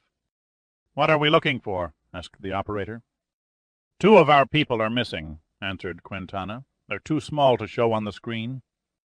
What about computer enhancement? We can go for it. After half a minute, the operator shook his head. Nothing within 2 miles. Increase the range to 5. Still nothing. Go to 10. The operator ignored the radar screen and stared intently at the enhanced computer display. Okay, I have a tiny object that's a possible. 9 miles southwest, bearing 2 degrees. They must be lost, muttered Kleist. The radar operator shook his head. Not unless they're blind or plain stupid. The skies are clear as crystal. Any tenderfoot Boy Scout knows where the North Star lies. Quintana and Kleist straightened and stared at each other in mute astonishment, unable to fully comprehend what they knew to be true. Kleist was the first to ask the inescapable question. Why? He asked dumbly. Why would they deliberately go to Cuba? The Amy Bigelow. November 6, 1989. North coast of Cuba. Pitt and Jesse evaded a prowling Cuban patrol boat and were within 1,000 yards of the Cuban shoreline when the battery on the Dasher died. He pulled the drain plugs, and they swam away as the little sport craft slipped under the sea and sank to the bottom. His combat boots were a tight fit and allowed little water to seep inside, so he left them on, well aware they would be essential once he stepped on shore. The water felt comfortably warm, and the waves remained low. An early morning quarter. Moon slipped over the horizon 2 hours ahead of the sun. With the added light, Pitt could easily keep Jessie in view. She coughed as if she had taken in some water, but appeared to be treading without effort. "How's your backstroke?" he asked. "Good," she sputtered and spit for a moment and said, "I looked good in and all. State high school meet." "What state?" "Wyoming." "I didn't know Wyoming had a swimming pool. Funny man." "The tide is running in our favor, so let's get moving before it turns. It'll be light soon," she said. "All the more reason to make shore and find cover. What about sharks?" "They never breakfast before 6 o'clock," he said impatiently. "Now come on, no more talk." They set off with the elementary backstroke, arms thrown back, legs thrusting in a whip kick. The incoming tide pushed them along it close to a knot, and they made good time. Jessie was a strong swimmer. She matched Pitt stroke for stroke, staying right alongside him. He marveled at her endurance after all she had been through the past 6 days, and felt pity for the aches and exhaustion he knew she was suffering. But he could not allow her to slack off now, not until they reached shore and found a small measure of safety. She had not offered a reason for forcing him to turn for Cuba, and Pitt had not asked. He didn't have to be clairvoyant to know she had a definite purpose in mind that went beyond mere insanity. This lady had very definite ideas and the stubbornness to back them up. He could have disarmed her by capsizing the Dasher during a fast turn on the downslope of a wave, and he was also reasonably certain she wouldn't have pulled the trigger if he had refused. But it was business as usual for Pitt. In for a penny, in for a penny, inf love that makes the world go round. Only he wasn't in love. Attracted, yes, but not swept away. Curiosity overrode any passionate urge. He could never resist sticking his foot through a door to the unknown. And then there was the lure of the La Dorada treasure. Lebaron's clue was meager, but the statue had to be somewhere in Cuba. The only snag was that he could easily get killed. Pitt stopped and dove straight down, touching bottom at what he reckoned was 10 feet. He reached out and accidentally brushed one of Jessie's legs as he surfaced. She shrieked, thinking she was being attacked by something big with a triangular fin, unseeing eyes, and a mouth that only a dentist could appreciate. "Quiet!" he rasped. "You'll alert every guard patrol for miles." "Oh, God, it was you!" she groaned in dazed fright. "Keep it low," he murmured, close to her ear. "Sound carries over water. We'll rest a while and watch for signs of activity." There was no answer from her, simply a light touch of her hand on his shoulder in agreement. They treaded water for several minutes, peering into the darkness. The dim moonlight softly illuminated the coastline of Cuba, the narrow strip of white sand, and the dark shadows of the growth behind. About 2 miles to their right they could see lights from cars passing on a road that cut close to the shore. 5 miles beyond, an incandescent glow revealed a small port city. Pitt could not detect any indication of movement. He gestured forward and began swimming again, using a breaststroke this time so he could keep his eyes trained ahead. Heights and shapes, angles and contours became nebulous silhouettes as they moved closer. After 50 yards he extended his feet downward and touched sand. He stood, and the water came up to his chest. "You can stand," he said softly. There was a momentary pause. Then she whispered tiredly, "Thank heavens, my arms feel like lead." "As soon as we reach the shallows, you lie still and take it easy. I'm going to scout around. Please be careful." "Not to worry," he said, breaking into a wide grin. "I'm getting the hang of it. This is the second enemy beach I've landed on tonight." "Are you ever serious?" "When the occasion demands. Like now, for instance. Give me the gun." She hesitated. "I think I lost it." You think? When we went in the water, you dropped it." "I dropped it," she repeated in innocent regret. "You don't know what a joy it's been working with you," Pitt said in abject exasperation. They swam the remaining distance in silence until the low surf diminished and it was only a few inches deep. He motioned for Jessie to stay put. For the next minute Pitt lay rigid and unmoving. Then, abruptly, without a word, he leaped to his feet, ran across the sand, and vanished into the shadows. Jessie fought to keep from nodding off. Her whole body was going numb from exhaustion, and she gratefully became aware that the pain from the bruises caused by Foscli's hands were fading away. The soothing lap of the water against her lightly clad body relaxed her like a sedative. And then she froze, fingers digging into the wet sand, her heart catching in her throat. One of the bushes had moved, 10, maybe 12 yards away. A dark mass detached itself from the surrounding shadows and advanced along the beach just above the tide line. It was not Pitt. The pale light from the moon revealed a figure in a uniform carrying a rifle. She lay paralyzed, acutely aware of her naked helplessness. She pressed her body into the sand and slid backward slowly into deeper water, an inch at a time. Jessie shrank in a vain attempt to make herself smaller as the beam from a flashlight suddenly speared the dark and played on the beach above the waterline. The Cuban sentry swept the light back and forth as he walked toward her, intently examining the ground. With a fearful certainty, Jessie realized that he was following footprints. She felt a sudden anger at Pitt for leaving her alone, and for leaving a trail that led straight to her. The Cuban approached within 10 yards, and would have seen the upper outline of her shape if he had only turned a fraction in her direction. The beam stopped its sweep and held steady, probing at the impressions left by Pitt on his dash across the beach. The guard swung to his right and crouched, aiming the flashlight into the bordering undergrowth. Then, inexplicably, he spun around to his left, and the beam caught Jessie full in its glare. The light blinded her. For a second the Cuban stood startled. Then his free hand lifted the barrel of the automatic rifle that was slung over his shoulder, and he pointed the muzzle directly at Jessie. Too terrified to speak, she clamped her eyes closed as if the mere act would shut out the horror and impact of the bullets. She heard a faint thud, followed by a convulsive grunt. The bullets never came. There was only a strange silence, and then she sensed the light had gone out. She opened her eyes and stared vaguely at a pair of legs that stood ankle-deep in the water, straddling her head, and through them she saw the inert body of the Cuban sentry stretched out on the sand. Pitt leaned down and gently hoisted Jessie to her feet. He smoothed back her dripping hair and said, "It seems I can't turn my back for a minute without you getting into trouble." "I thought I was dead," she said, as her heartbeat gradually slowed. "You must have thought the same thing at least a dozen times since we left Key West. Fear of death takes a while to get used to." Pitt picked up the Cuban's flashlight, hooded it in his hand, and began stripping off the uniform. "Fortunately, he's a short little rascal, about your size. Your feet will probably swim in his boots, but better too large than too small." "Is he dead?" "Just a small dent in the skull from a rock. He'll come around in a few hours."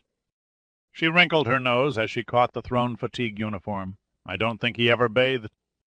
"Launder it in the sea and put it on wet," he said briskly, "and be quick about it. This is no time to play fashionable rich bitch. The sentry at the next post will wonder why he hasn't shown up. His relief and sergeant of the guard are bound to come along pretty soon." 5 minutes later, Jessie stood dripping in the uniform of a Cuban Armed Forces patrol guard.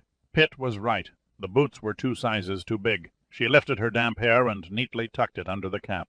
She turned and stared at Pitt as he emerged from the trees and bushes carrying the Cuban's rifle and a palm frond. "What did you do with him?" she asked. "Stashed him a ways inland under a bush." Pitt's voice betrayed a sense of urgency. He pointed at a tiny beam of light about a quarter of a mile down the beach. "They're coming. No time for a volleyball game. Get a move on!" He roughly pushed her toward the trees and followed, walking backward, brushing away their footprints with the palm frond. After nearly 70 yards he dropped the frond, and they hurried through the jungle growth, putting as much distance between them and the beach as possible before daylight. They had covered 5 miles when the eastern sky began to brighten from black to orange. A sugar-cane field rose up out of the fading darkness, and they skirted its border until it ended beside a paved 2-lane highway. No headlights played on the asphalt in either direction. They walked along the shoulder, ducking into the brush whenever a car or truck approached. Pitt noticed that Jessie's steps were beginning to falter and her breathing was coming in rapid gaps. He halted, placed his handkerchief over the lens of the flashlight, and shone it in her face. He didn't require the credentials of a sports physician to see that she was done in. He put his arm around her waist and pushed on until they reached the steep sides of a small ravine. "Catch your breath. I'll be right back." Pitt dropped down the slope into a dry creek bed that threaded a jagged course around a low hill, littered with large boulders and scrub pine. It passed under the highway through a concrete pipe, 3 feet in diameter, and spread into a fenced pasture on the other side. He scrambled back up to the road, silently took Jessie's hand, and led her stumbling and sliding to the gravelly bottom of the ravine. He flicked the beam of the flashlight inside the drainpipe. "The only vacant room in town," he said in a voice as cheerful as he could make it under the circumstances. It was no penthouse suite, but the curved bottom of the pipe held a good 2 inches of soft sand, and it was a safer haven than Pitt could have hoped for. Any pursuing guards who eventually came on their trail and followed it to the highway would assume the landing party met a prearranged ride. Somehow they managed to find a comfortable position in the cramped darkness. Pitt set the gun and flashlight within easy reach and finally relaxed. "Okay, lady," he said, his words echoing through the drainpipe. "I think the time has come for you to tell me what in hell we're doing here." But Jessie didn't answer. Oblivious to her clammy, ill-fitting uniform, oblivious even to aching feet and sore joints, she was curled in a fetal position, sound asleep. "Dead?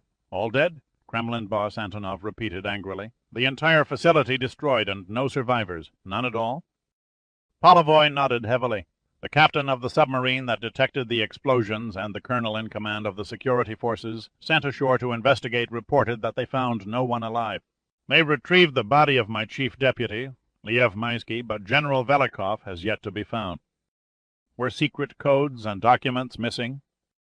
Polivoy was not about to put his head on the block and take responsibility for an intelligence disaster. As it was, he stood within a hair of losing his lofty position and quickly becoming a forgotten bureaucrat in charge of a labor camp. All classified data were destroyed by General Velikov's staff before they died fighting. Antonov accepted the lie.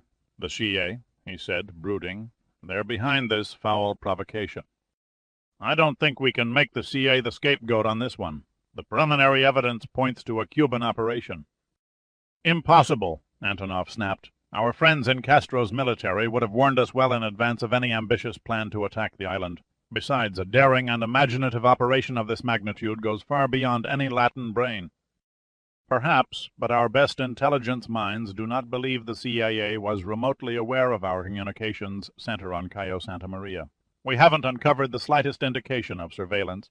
The CIA is good, but its people are not gods. They could not have possibly planned, rehearsed, and carried out the raid in the few short hours from the time the shuttle left the space station until it suddenly veered off our programmed flight path to Cuba. We lost the shuttle, too. Our monitoring of the Johnson Space Center revealed that it landed safely in Key West. With the American moon colonists," he added flatly. "They were on board, yes?" For seconds, too furious to react, Antonov sat there, his lips taut, unblinking eyes staring into nothingness. "How did they do it?" he growled at last. "How did they save their precious space shuttle at the last minute?" "Fool's luck," said Polivoy, again relying on the communist dogma of casting blame elsewhere. "Their asses were saved by the devious interference of the Castro." Antonov's eyes suddenly focused on Polivoy. "As you've so often reminded me, Comrade Director, the Castro brothers can't go to the toilet without the KGB knowing how many squares of paper they used. You tell me how they suddenly crawled in bed with the President of the United States without your agents becoming aware of it." Polivoy had unwittingly dug himself into a hole, and now he shrewdly climbed out of it by switching the course of the briefing. Operation Rum and Cola is still in progress. We may have been cheated out of the space shuttle and a rich source of scientific data, but it is an acceptable loss compared to gaining total mastery of Cuba. Antonov considered Polivoy's words and swallowed the bait. "I have my doubts. Without Velikov to direct the operation, its chances for success are cut in half. The general is no longer crucial to Rum and Cola. The plan is 90% complete. The ships will enter Havana Harbor tomorrow evening, and Castro's speech is set for the following morning. General Velikov performed admirably in laying the groundwork. Rumors of a new CIA plot to assassinate Castro have already been spread throughout the Western world, and we have prepared evidence showing American involvement. All that's left to do is push a button. Our people in Havana and Santiago are alerted. They're prepared to move in and form a new government as soon as the assassination is confirmed. And the next leader, Alicia Cordero." Antonov's mouth hung half open. "A woman, you're telling me? We're naming a woman to rule Cuba after Fidel Castro's death?" "The perfect choice," said Polivoy firmly. "She is Secretary of the Central Committee and Secretary of the Council of State. Most important, she is a close confidant of Fidel and is idolized by the people for the success of her family economic programs and fiery oratory. She has a charm and charisma that matches Fidel's. Her loyalty to the Soviet Union is unquestionable, and she will have the total backing of the Cuban military." "Who work for us." "Who belong to us," Polivoy corrected. "So we are committed." "Yes, Comrade President." "And then?" Antonov prompted. "Nicaragua, Peru, Chile, and yes, Argentina," said Polivoy, warming to his subject. "No more messy revolutions, no more bloody guerrilla movements. We infiltrate their governments and subtly erode from within, careful to arouse no hostility from the United States. When they finally wake up, it will be too late. South and Central America will be solid extensions of the Soviet Union." "And not the party?" Antonov asked reproachfully. "Are you forgetting the glory of our communist heritage, Polivoy? The party is the base to build upon, but we cannot continue to be chained to an archaic Marxist philosophy that has taken 100 years to prove unworkable. The 21st century is only a decade away. The day of cold realism is now. I quote you, Comrade President, when you said, 'I envision a new era of socialism that will wipe the hated scourge of capitalism from the earth.' Cuba is the first step in fulfilling your dream of a world society dominated by the Kremlin. And Fidel Castro is the barrier in our path." "Yes," said Polivoy with a sinister smile, "but only for another 48 hours. Air Force One lifted off from Andrews Air Force Base and turned south over the historic hills of Virginia. The early morning sky was clear and blue, with only a few scattered thunderclouds. The Air Force colonel, who had piloted the Boeing jet under 3 presidents, leveled off at 34,000 feet and gave the arrival time at Cape Canaveral over the cabin intercom. "Breakfast, gentlemen?" asked the president, motioning toward a small dining compartment recently modified into the plane. His wife had hung a Tiffany lampshade over an Art Deco table, lending an informal, relaxed atmosphere. "Our galley can provide champagne if anyone wishes to celebrate." "I wouldn't mind a hot cup of black coffee," said Martin Brogan. He sat down and removed a file from his briefcase before sliding it under the table. Dan Fawcett pulled up a chair beside him, while Douglas Oates sat opposite, next to the president. A white-coated Air Force sergeant served guava juice, the president's favorite, and coffee. Each man gave his order and relaxed, waiting for the president to launch the conversation. "Well," he said, smiling, "we've got a lot to get through before we land at the Cape and congratulate everyone. So let's get started. Dan, fill us in on the status of the Gettysburg and the moon colonists." "I've been on the phone all morning with NASA officials," said Fawcett, excitement evident in his tone. "As we all know, Dave Juergens put the spacecraft down in Key West by the skin of his teeth. A remarkable job of flying. The Naval Air Station has been closed to all air and car traffic. The gates and fences are under heavy Marine guard. The President has ordered a temporary news blackout on the situation until he can announce the existence of our new moon base." "The reporters must be screaming like wounded vultures," said Oates, demanding to know why the shuttle made an unscheduled arrival so far off course. "That goes without saying." "When do you plan to make the announcement?" asked Brogan. "In 2 days," replied the President. "We need time to sort out the immense implications and debrief Steinmetz and his people before we throw them to the news media." "If we delay any longer," added Fawcett, "someone in the White House press corps is bound to hit on a leak." "Where are the moon colonists now?"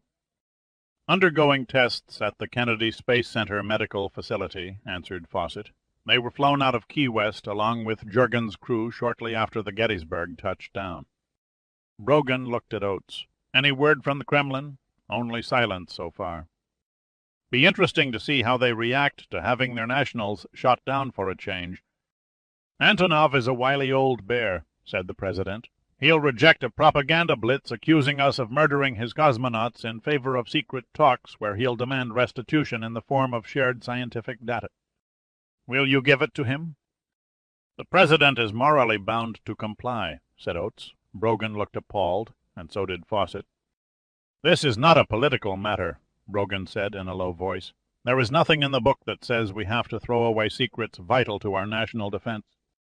"We're cast as the villains this time around, not the Russians," protested Oates. "We're within inches of a saltive agreement to halt all future nuclear missile placement.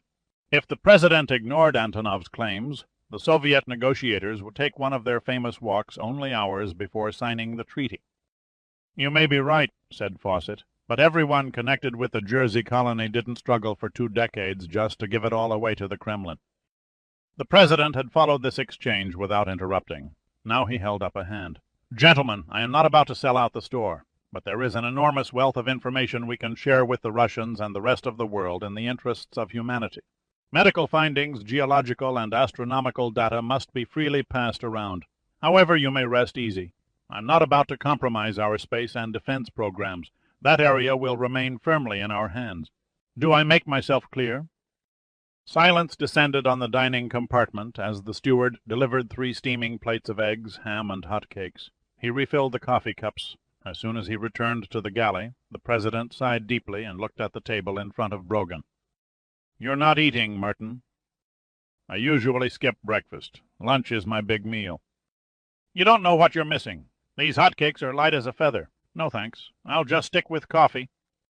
"While the rest of us dig in, why don't you brief us on the Cayo Santa Maria operation?" Brogan took a sip from his cup, opened the file, and condensed the contents in a few concise statements. A special combat team under the command of Colonel Ramon Kleist and led by Major Angelo Quintana landed on the island at 200 hours this morning. By 430, the Soviet radio jamming and listening facility, including its antenna, was destroyed and all personnel terminated. The timing was most fortunate, as the final radio transmission warned off the Gettysburg only minutes before it would have landed on Cuban soil. "Who gave the warning?" interrupted Fawcett. Brogan stared across the table and smiled. He gave his name as Dirk Pitt. "My God, the man is everywhere!" the president exclaimed. "Jesse Lebaron and 2 of Admiral Sandecker's Numa people were rescued," Brogan continued. "Raymond Lebaron was killed." "Is that confirmed?" asked the president. His expression turned solemn. "Yes, sir, it was confirmed." "A great pity. He deserved recognition for his contribution to the Jersey colony." "Still, the mission was a great success," Brogan said quietly. "Major Quintana recovered a wealth of intelligence material, including the Soviets' latest codes. It arrived only an hour ago. Analysts at Langley are sifting through it now." "Congratulations are in order," said the president. "Your people performed an incredible feat." "You may not be so hasty with praise, Mr. President, after you hear the full story." "Okay, Martin, let's have it." Dirk Pitt and Jesse Lebaron. Brogan paused and gave a dejected shrug of his shoulders. "They didn't return to the mothership with Major Quintana and his men." "Were they killed on the island along with Raymond Lebaron?" "No, sir. They departed with the others, but veered away and headed for Cuba." "Cuba," the president repeated in a soft voice. He looked across the table at Oates and Fawcett, who stared back incredulously. "Good Lord, Jesse is still." "Trying to deliver our reply to the proposed U.S.-Cuban pact." "Is it possible she can somehow make contact with Castro?" asked Fawcett. Brogan shook his head doubtfully. "The island is teeming with security forces, police and militia units who check every mile of road. They'd be arrested inside an hour, assuming they get past patrols on the beach." "Maybe Pitt will get lucky," Fawcett muttered hopefully. "No," said the president gravely, his features shrouded with concern. "The man has used up whatever luck he had." At a small office at the CIA headquarters at Langley, Bob Thornburg, chief documents analyst, sat with his feet crossed on his desk and read through a pile of material that had been flown in from San Salvador. He puffed a veil of blue pipe smoke and translated the Russian typing. He quickly scanned 3 folders and picked up a 4th. The title intrigued him. The phrasing was peculiarly American. It was a covert action named after a mixed drink. He quickly glanced through to the end and sat there a moment, stunned. Then he set the pipe in an ashtray, removed his feet from the desk top, and read the contents of the folder more carefully, picking it apart sentence by sentence and making notes on a yellow legal pad. Nearly 2 hours later, Thornburg picked up his phone and dialed an internal number. A woman answered, and he asked for the deputy director. "Eileen, this is Bob Thornburg. Is Henry available? He's on another line." "Have him ring me first chance. This is urgent. I'll tell him." Thornburg assembled his notes and was restudying the folder for the 5th time when the chime of his phone interrupted him. He sighed and picked up the receiver. "Bob, this is Henry. What have you got?" "Can we meet right away? I've just been going over part of the intelligence data from the Cayo Santa Maria operation." "Something of value?" "Let's say it's a blockbuster. Can you give me a hint?" "Concerns Fidel Castro."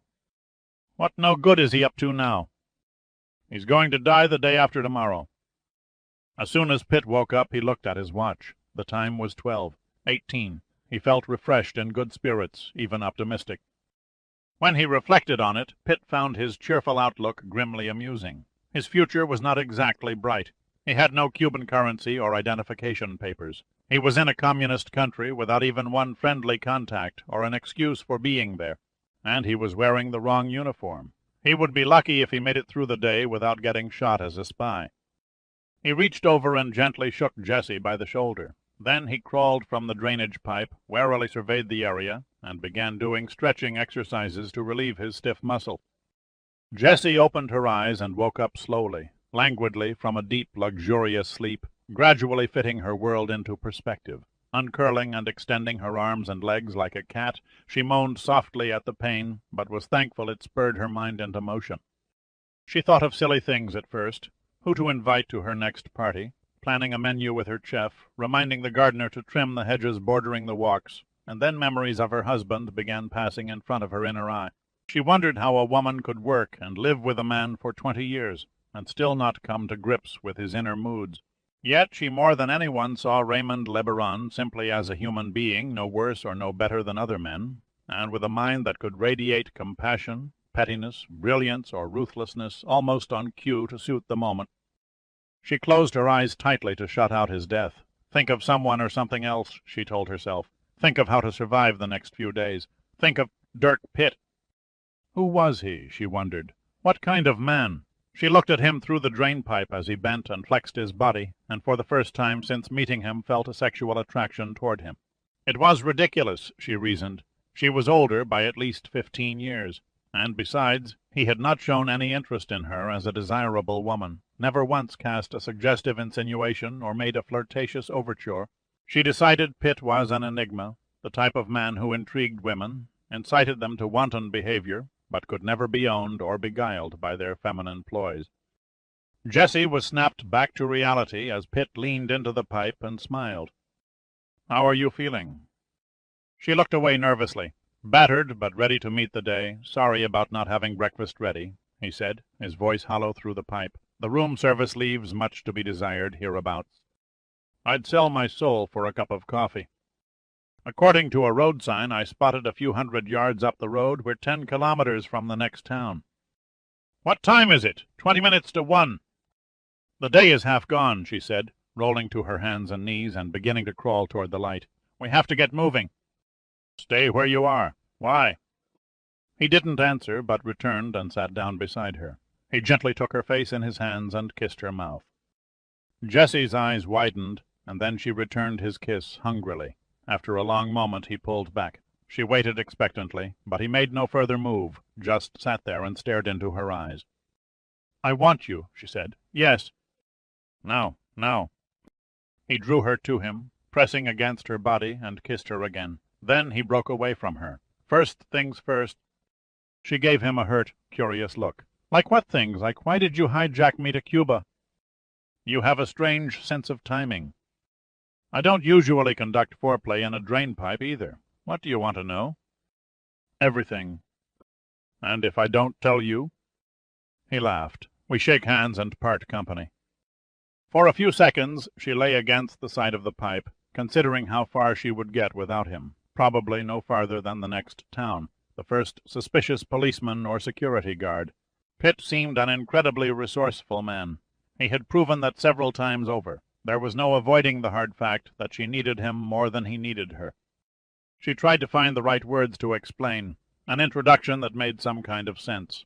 Finally she gave up and blurted it out. "The President sent me to meet with Fidel Castro." His deep green eyes examined her with honest curiosity. "That's a good start."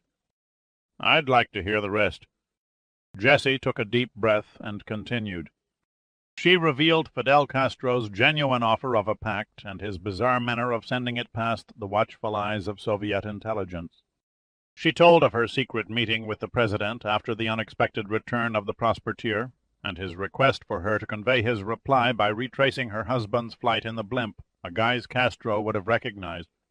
She admitted the deception in recruiting Pitt, Giordino, and Gunn, and she asked Pitt's forgiveness for a plan gone wrong by the surprise attack from the Cuban helicopter.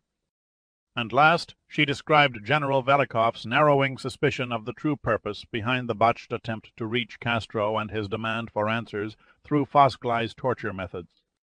Pitt listened to the whole story without comment.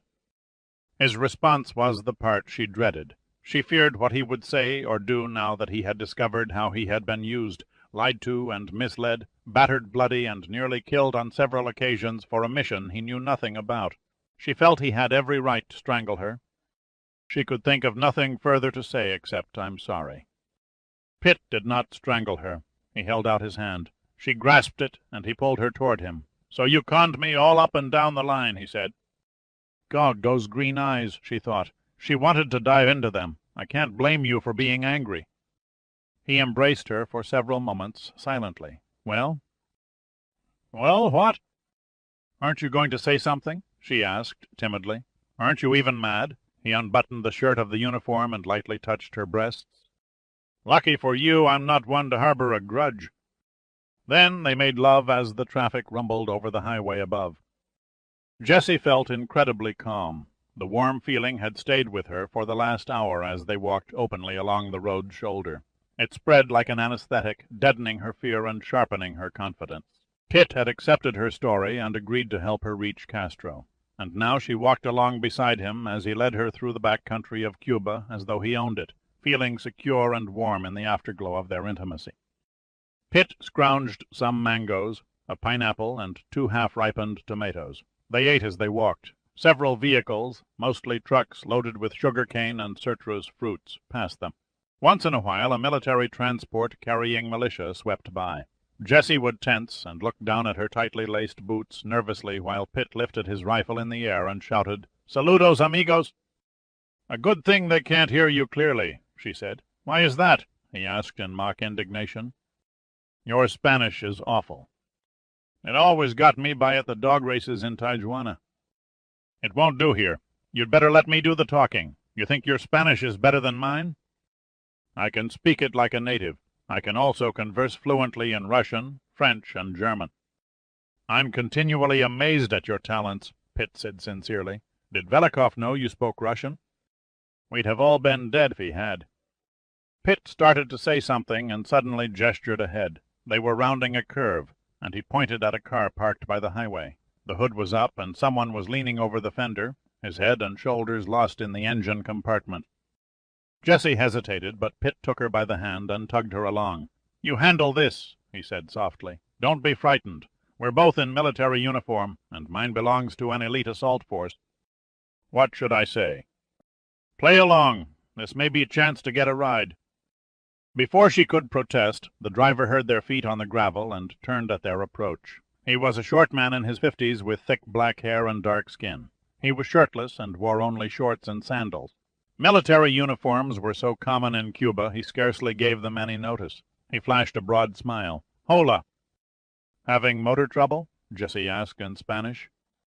"Third time this month." He gave a helpless shrug. "She just stopped. Do you know the problem?" He held up a short length of wire that had rotted apart in 3 different places and was barely hanging together by its insulation. Runs from the coil to the distributor. "You should have replaced it with a new one." He looked at her suspiciously. "Parts for old cars like this one are impossible to find. You must know that." Jessie caught her mistake and, smiling sweetly, quickly played on Latin machismo. "I'm only a woman. What would I know about mechanics?" "Ah," he said, smiling graciously, "but a very pretty woman." Pitt paid little attention to the conversation. He was walking around the car, examining its lines. He leaned over the front end and studied the engine for a moment. Then he straightened and stepped back. "A '57 Chevy," he said admiringly in English. "One damned fine automobile. Ask him if he has a knife and some tape." Jessie's mouth dropped open in shock. The driver looked at him uncertainly, unsure of what to do. Then he asked in broken English, "You no speak Spanish?" "Faith, and what's the matter?" Pitt boomed. "Haven't you ever laid eyes on an Irishman before?" "Why, an Irelander wearing a Cuban uniform." "Major Paddy O'Hara, Irish Republican Army, on assignment as an advisor to your militia." The Cuban's face lit up like a camera flash, and Pitt was pleased to see that the man was duly impressed. "Anherto Figueroa," he said, offering his hand. "I learned English many years ago when the Americans were here." Pitt took it and nodded at Jessie. "Corporal Maria Lopez, my aide and guide. She also interprets my fractured Spanish." Figueroa dipped his head and noticed Jessie's wedding ring. "Senora Lopez. Senora Lopez." She tilted his head to Pitt. She understand English, pronouncing it she understand English. A little, Pitt answered. Now then, if you can give me a knife and some tape, I think I can get you going again. Sure, sure, said Figueroa. He pulled a pocket knife from the glove compartment and found a small roll of friction tape in a toolbox in the trunk. Pitt reached down into the engine, cut a few excess lengths of wire from the spark plug leads, and spliced the ends back together. Then he did the same with the extra pieces until he had a wire that stretched from the coil to the distributor. Okay, give her a try. Figueroa turned the ignition key, and the big 283 cubic inch V8 coughed once, twice, and settled into a throaty roar. Magnifico! Shouted Figueroa happily. Can I give you a ride? How far you going? Havana. I live there. My sister's husband died in Nuevitas. I went to help her with the funeral. Now I'm on my way home. Pitt nodded to Jesse. This was their lucky day. He tried to picture the shape of Cuba, and he rightly calculated that Havana was very nearly 200 miles to the northeast, as the crow flies, more like 300 by road. He held the front seat forward as Jesse climbed in the rear. We're grateful to you, Herberto. My staff car developed an oil leak, and the engine froze up about 2 miles back.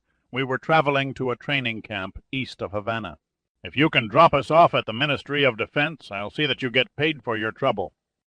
Jessie's jaw dropped, and she stared at Pitt with a classic expression of distaste. He knew that in her mind she was calling him a cocky bastard. Your bad luck is my good luck, said Figueroa, happy at the prospect of picking up a few extra pesos. Figueroa spun gravel on the shoulder as he quickly moved onto the asphalt, shifting through the gears until the Chevy was spinning along at a respectable 70 miles an hour. The engine sounded smooth, but the body rattled in a dozen places, and the exhaust fumes leaked through the rusted floorboards. Pitt stared at Jessie's face in the rearview mirror. She seemed uncomfortable and out of her element. A limousine was more to her liking. Pitt positively enjoyed himself. For the moment, his love of old cars overcame any thoughts of danger.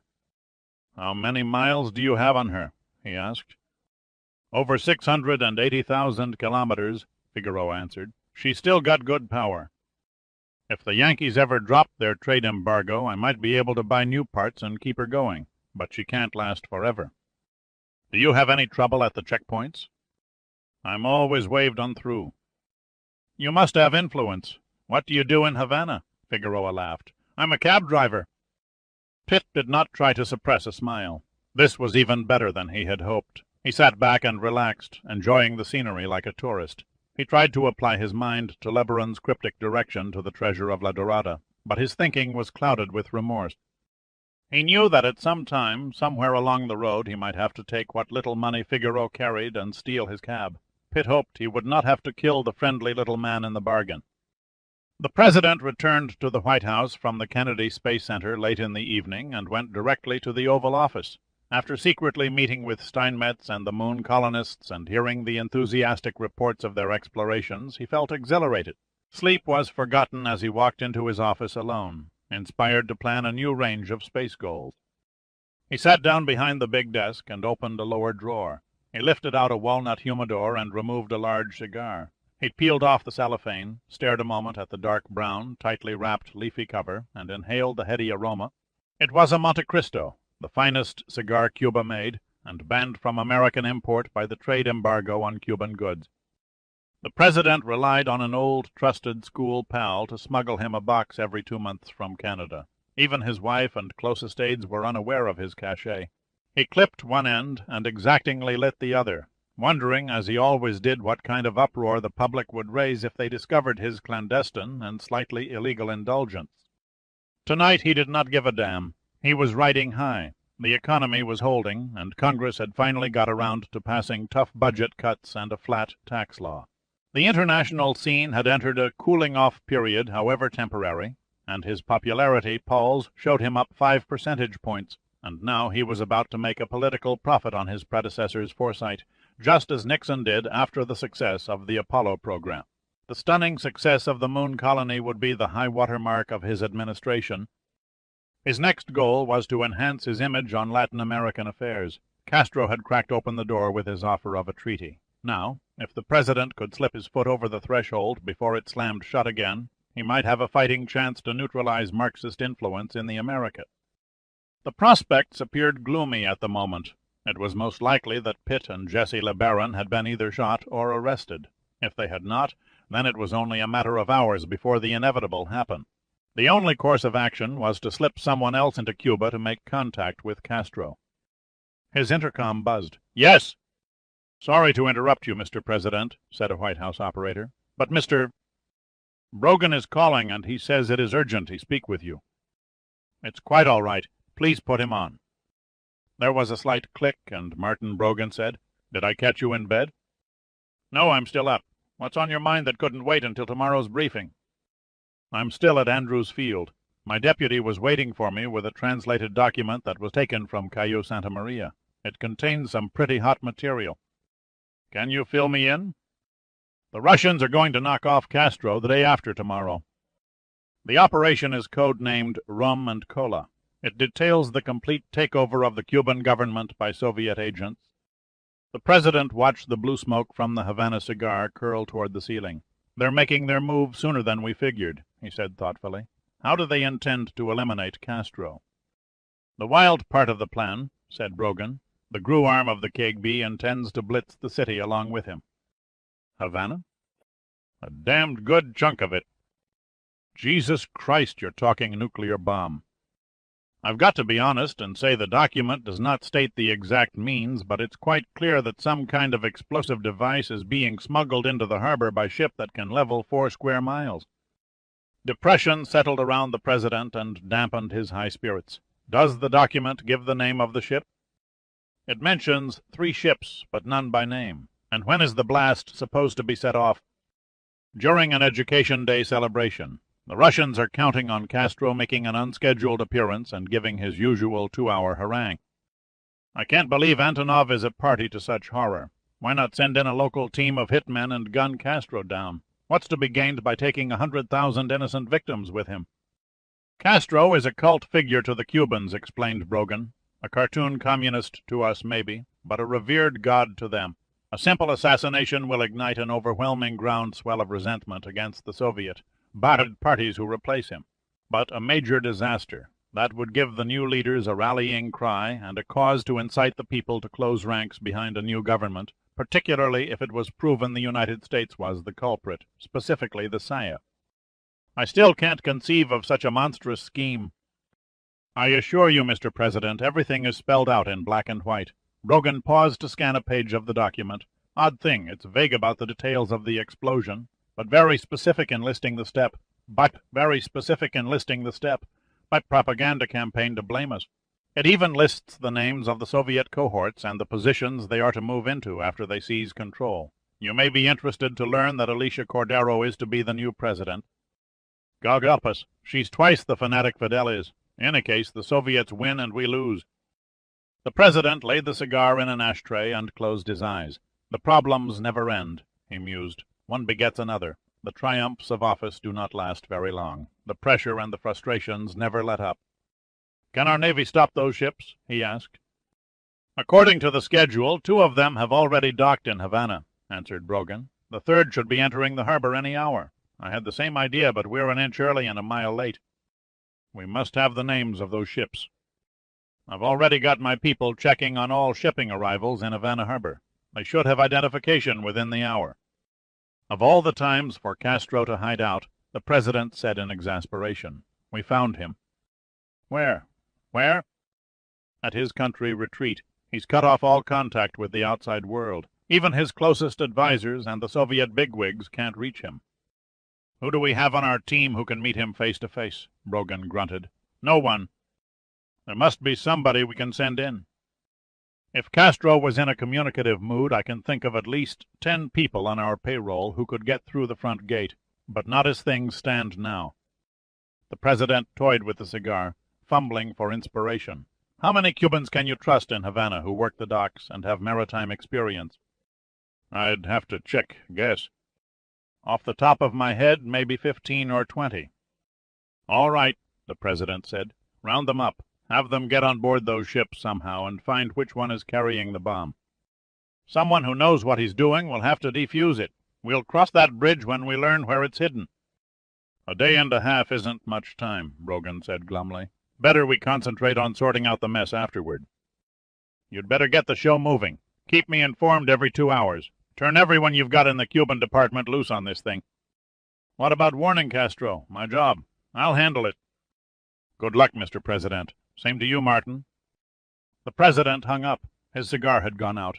He refit it, then picked up the phone again and placed a call to Ira Hagan.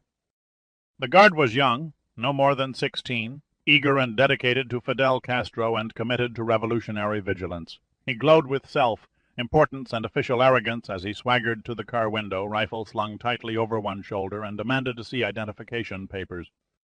It had to happen, Pitt muttered under his breath. The guards at the first 3 checkpoints had lazily waved Figaro through when he flashed his taxi driver's permit. They were campesinos who chose the routine of a military career over a dead-end life of working in the fields or factories. And, like soldiers in every army of the world, they found sentry duty tedious, eventually losing all suspicions except when their superiors arrived for an inspection. Figaro handed the youngster his permit. This only covers the Havana City borders. What are you doing in the country?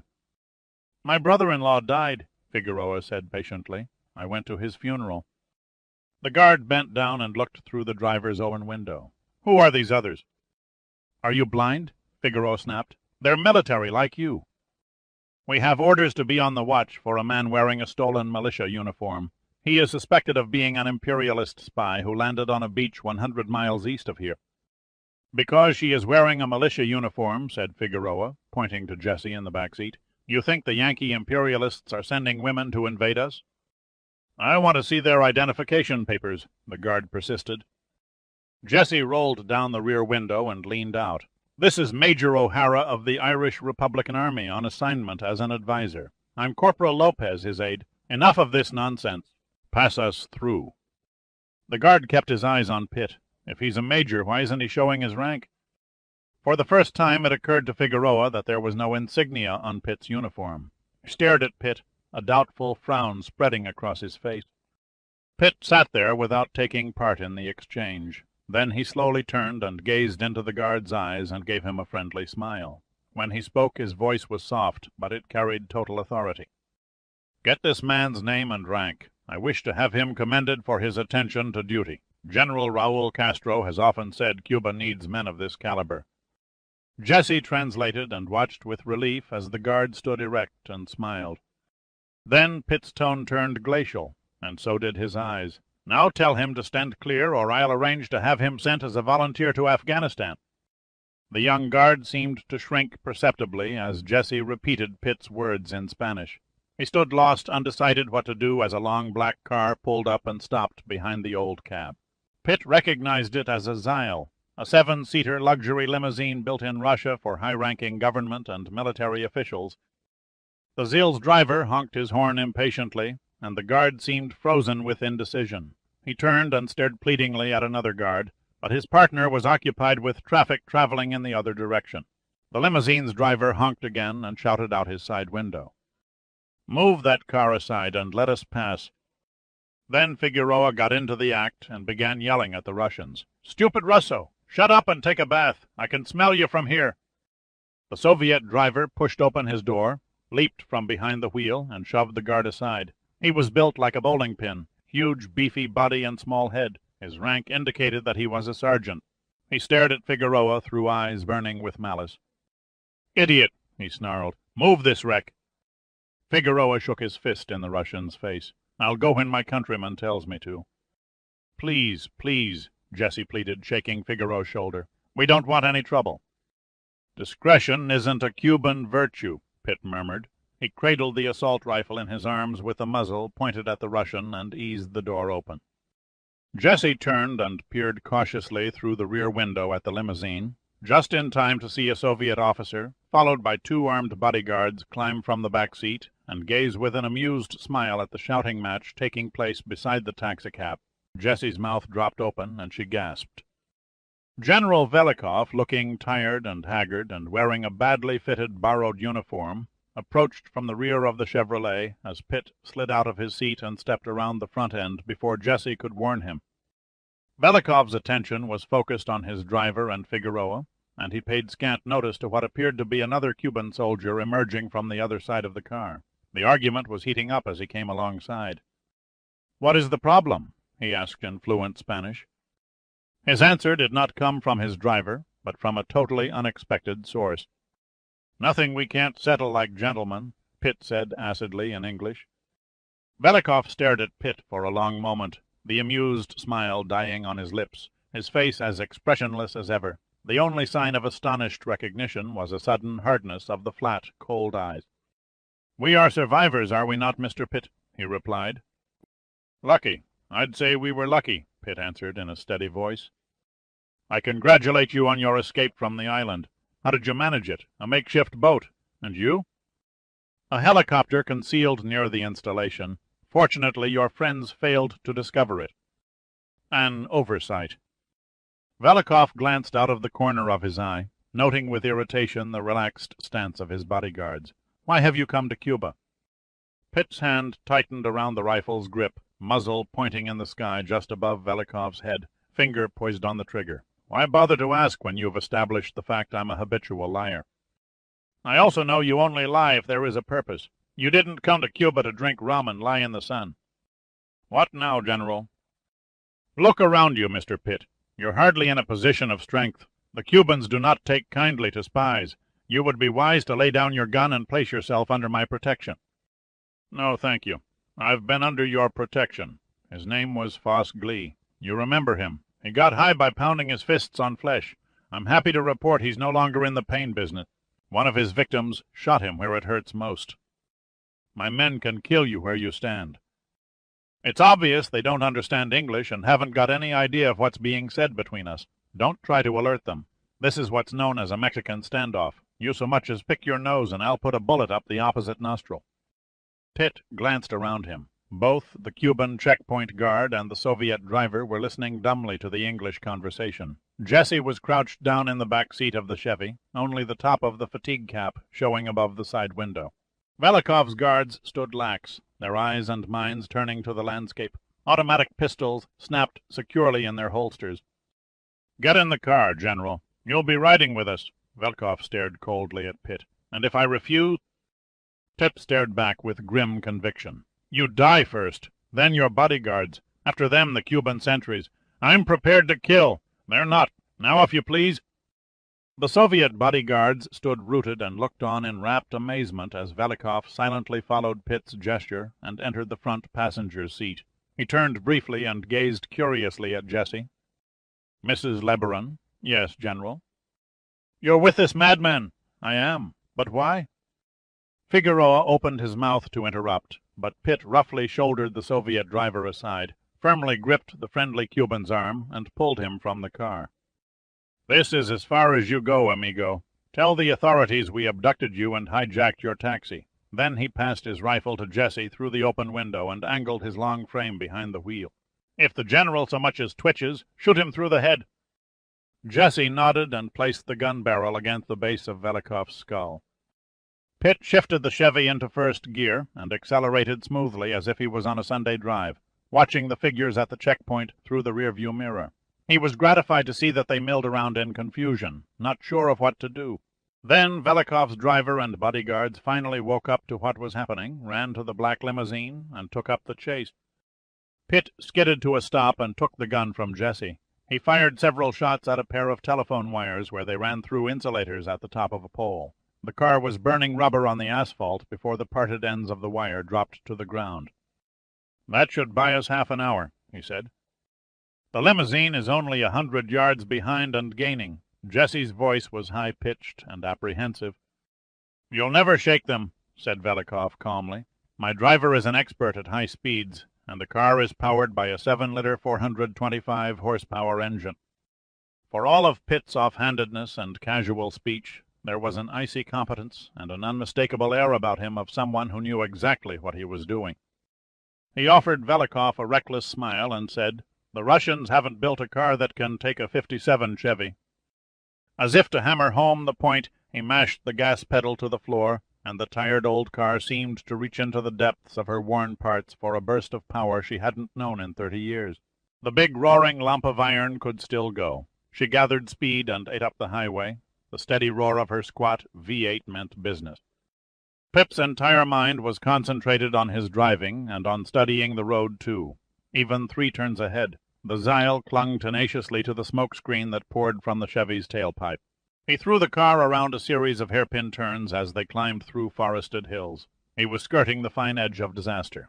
The brakes were awful and did little but smell and smoke when Pitt stood on them. Their lining was gone, and metal ground against metal inside the drums. At 90 miles an hour, a front-wheel wobble set in with eyeball, rattling proportions. The steering wheel shuddered in Pitt's hands. The shock absorbers were long gone, and the Chevy sponged around the bends, leaning precariously, tires screeching like wild turkeys. Velikov sat stiff as wood, his eyes trained straight ahead, one hand gripping the door handle with white knuckles, as if ready to eject before the inevitable crash. Jessie was frankly terrified, closing her eyes as the car drifted and swayed wildly along the road. She braced her knees on the back of the front seat to keep from being thrown from side to side, and steadied the rifle aimed at Velikov's lower hairline.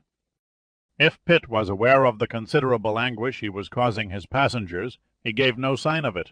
A half-hour head start was the most he could hope for before the Cuban sentries made contact with their superiors and reported the kidnapping of the Soviet general. A helicopter would be the first sign the Cuban military was closing in and preparing a trap. When and how far ahead they would set up a roadblock was a matter of pure conjecture. A tank or a small fleet of armored cars suddenly appearing around a hidden curve, and the ride would be over. Only Velikov's presence forestalled a massacre. The driver of the Zyle was no lightweight. He gained on Pitt in the turns, but dropped back in the straights as the burning acceleration of the old Chevy took hold. Out of the corner of one eye, Pitt caught a small sign indicating they were approaching the port city of Cardenas. Houses and small roadside businesses began to hug the highway, and the traffic increased. He glanced at the speedometer. The wavering needle hovered around 85. He backed off until it dropped to 70, keeping the Zyle at bay as he weaved in and out of the traffic, one hand heavy on the horn. A policeman made a futile attempt to wave him to the curb as he careened around the plaza column and a high bronze statue of Columbus. Luckily, the streets were broad, and he had little trouble staying clear of pedestrians and other vehicles. The city lay just inland of a shallow circular bay, and as long as he kept the sea on his right, he figured he was still heading toward Havana. Somehow he managed to stay on the main road, and less than 10 minutes later the car was flying from the major portion of the city and entering the countryside again. During the high-speed run through the streets, the Zyle had closed to within 50 yards. One of the bodyguards leaned out the window and fired his pistol. "They're shooting at us," Jessie announced in the tone of someone who was emotionally washed out. "He's not aiming at us," Pitt replied. "They're trying for our tires." "You're as good as caught," said Velikov. "Those were the first words he had uttered in 50 miles. Give it up. You can't get away." "I'll quit when I'm dead." Pitt's cool composure was staggering. It was not the answer Velikov was expecting. If all Americans were like Pitt, he thought, the Soviet Union was in for a rough time. Velikov prided himself on his skills in manipulating men, but this was clearly one man he would never dent. They soared over a dip in the road and landed heavily on the other side. The muffler was torn away, and the sudden thunder of exhaust was startling, almost shattering in its unexpected fury of sound. Their eyes began to water from the fumes, and the interior of the car became a steam bath under the combined onslaught of the heat from the engine and humid climate outside. The floorboards were almost hot enough to melt the soles of Pitt's boots. Between the noise and the heat, he felt as though he were working overtime in a boiler room.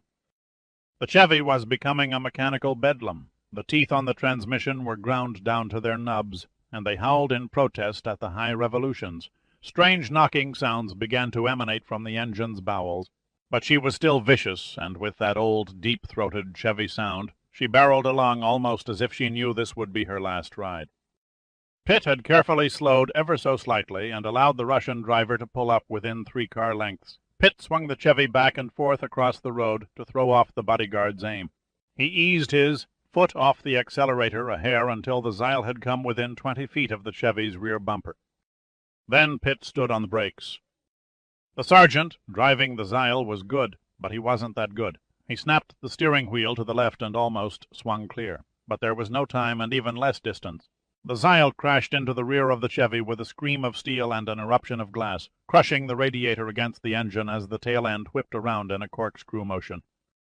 The Zeil, madly out of control, and now nothing but 3 tons of metal bent on its own destruction, sideswiped a tree and caromed across the road to smash into an empty, broken-down bus at a speed of 80 miles an hour. Orange flame burst from the car as it flipped crazily end over end for over 100 yards before coming to rest on its roof, all 4 tires still spinning.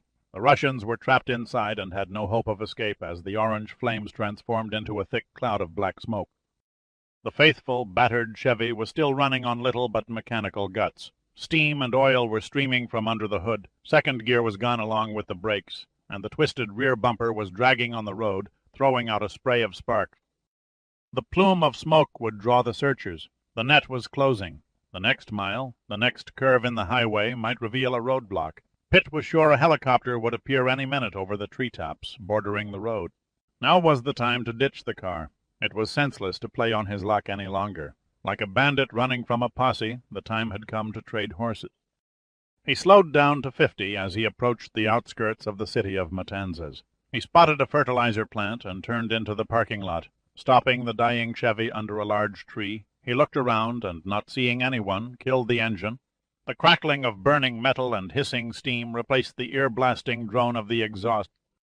"What's your next scheme?" asked Jessie. She was coming back on balance now. "You do have another scheme up your sleeve, I hope." "The artful dodger has nothing on me," said Pitt with a reassuring grin. "Sit tight. If our friend the General hiccups, kill him." He walked through the parking lot. It was a weekday, and it was filled with the workers' cars. The stench from the plant had a sickening smell about it that filled the air for miles. He stood near the main gate as a stream of trucks loaded with ammonium sulfate, potassium chloride, and animal manure rumbled into the plant, and trucks carrying the processed fertilizer in paper bags drove out. He had an idea, and strolled casually down the dirt road that led to the highway. He waited for about 15 minutes until a Russian-built truck filled with raw manure turned in and headed for the plant. He stood in the middle of the road and waved it to a stop. The driver was alone. He looked down from the cab questioningly. Pitt motioned him out and pointed vigorously under the truck. Curious, the driver stepped to the ground and crouched down next to Pitt, who was staring intently at the drive shaft. Seeing nothing wrong, the driver turned just as Pitt chopped him on the back of the neck. The driver went limp, and Pitt caught him over a shoulder. He heaved the unconscious Cuban into the truck's cab and quickly climbed in. The engine was running, and he shifted it into gear and drove toward the tree that shielded the Chevy from the air. "Everyone climb aboard," he said, jumping down from the cab. Jessie shrank back in disgust. "God, what's in there?" "The polite word is manure." "You expect me to wallow in filth?" demanded Velikov. "Not only wallow," Pitt replied. "You're going to bury yourselves in it." He took the assault rifle from Jessie and prodded the General none too gently in the kidneys. "Up you go, General. You've probably rubbed many a cave victim in slime. Now it's your turn." Velikov shot Pitt a malignant look and then climbed into the back of the truck. Jessie reluctantly followed as Pitt began stripping off the driver's clothes. They were several sizes too small, and he had to leave the shirt unbuttoned and the pants fly unzipped to get into them. He quickly slipped his combat fatigues on the Cuban and dragged him up into the back with the others. He handed the rifle back to Jessie. She needed no instructions and placed the muzzle against Velikov's head. He found a shovel in a rack beside the cab and began to cover them. Jessie gagged and fought to keep from retching. "I don't think I can take this. Be thankful it came from horses and cattle and not the city sewer." "That's easy for you to say. You're driving." When they were all invisible but could still breathe, Pitt returned to the cab and drove the truck back to the highway. He paused before turning as a flight of 3 military helicopters whirled overhead and a transport convoy of armed troops sped in the direction of the wrecked Zeil. Pitt waited and then turned left onto the highway. He was about to enter the city limits of Matanzas when he came to a roadblock manned by an armored car and nearly 50 soldiers, all looking very grim and purposeful. He stopped and held out the papers he had taken off the driver. His scheme worked even better than he had imagined. The guards never came near the obnoxious, smelling truck. They waved him through, glad to see him on his way and happy to breathe fresh air again. An hour and a half later the sun had fallen in the west, and the lights of Havana twinkled to life. Pitt arrived in the city and drove up the Via Blanca. Except for the truck's aroma, he felt safely anonymous in the noisy, bustling rush. Hour traffic. He also felt more secure entering the city during the evening. With no passport and no money, his only option was to make contact with the American mission at the Swiss embassy. They could take Jesse off his hands and keep him hidden until his passport and entry papers were sent by diplomatic courier from Washington. Once he became an official tourist, he could search for the riddle of the La Dorada treasure. Velikov presented no problem. Alive, the general was a dangerous menace. He would go on murdering and torturing. Dead, he was only a memory. Pitt decided to kill him with one quick shot in a deserted alley. Anyone curious enough to investigate would simply chalk the blast up to a backfire from the truck. He turned into a narrow road between a row of deserted warehouses near the dock area and stopped the truck. He left the engine running and stepped to the rear of the truck. As he climbed over the tailgate, he saw Jessie's head and arms protruding from the load of manure. Blood was seeping from a small gash in her temple, and her right eye was swelling and turning purple. The only signs of Velikov and the Cuban driver were hollowed out indentations where Pitt had buried them. They were gone. He eased her out of the muck and brushed it away from her cheeks. Her eyes fluttered open and focused on him, and after a moment she slowly shook her head from side to side. "I'm sorry, I messed things up." "What happened?" he asked. "The driver came to and attacked me. I didn't yell to you for help because I was afraid we might arouse suspicion and be stopped by police. We wrestled for the gun, and it was lost over the side of the truck. Then the general grabbed my arms, and the driver beat me until I passed out. Something suddenly occurred to her, and she looked around wildly. 'Where are they?' 'Must have jumped from the truck,' he answered. 'Can you remember where or how long ago it took place?' The effort of concentration showed on her face. 'I think it was about the time we were coming into the city. I recall hearing the sound of heavy traffic. Less than 20 minutes ago.' He helped her to the side of the truck bed and gently lowered her to the ground.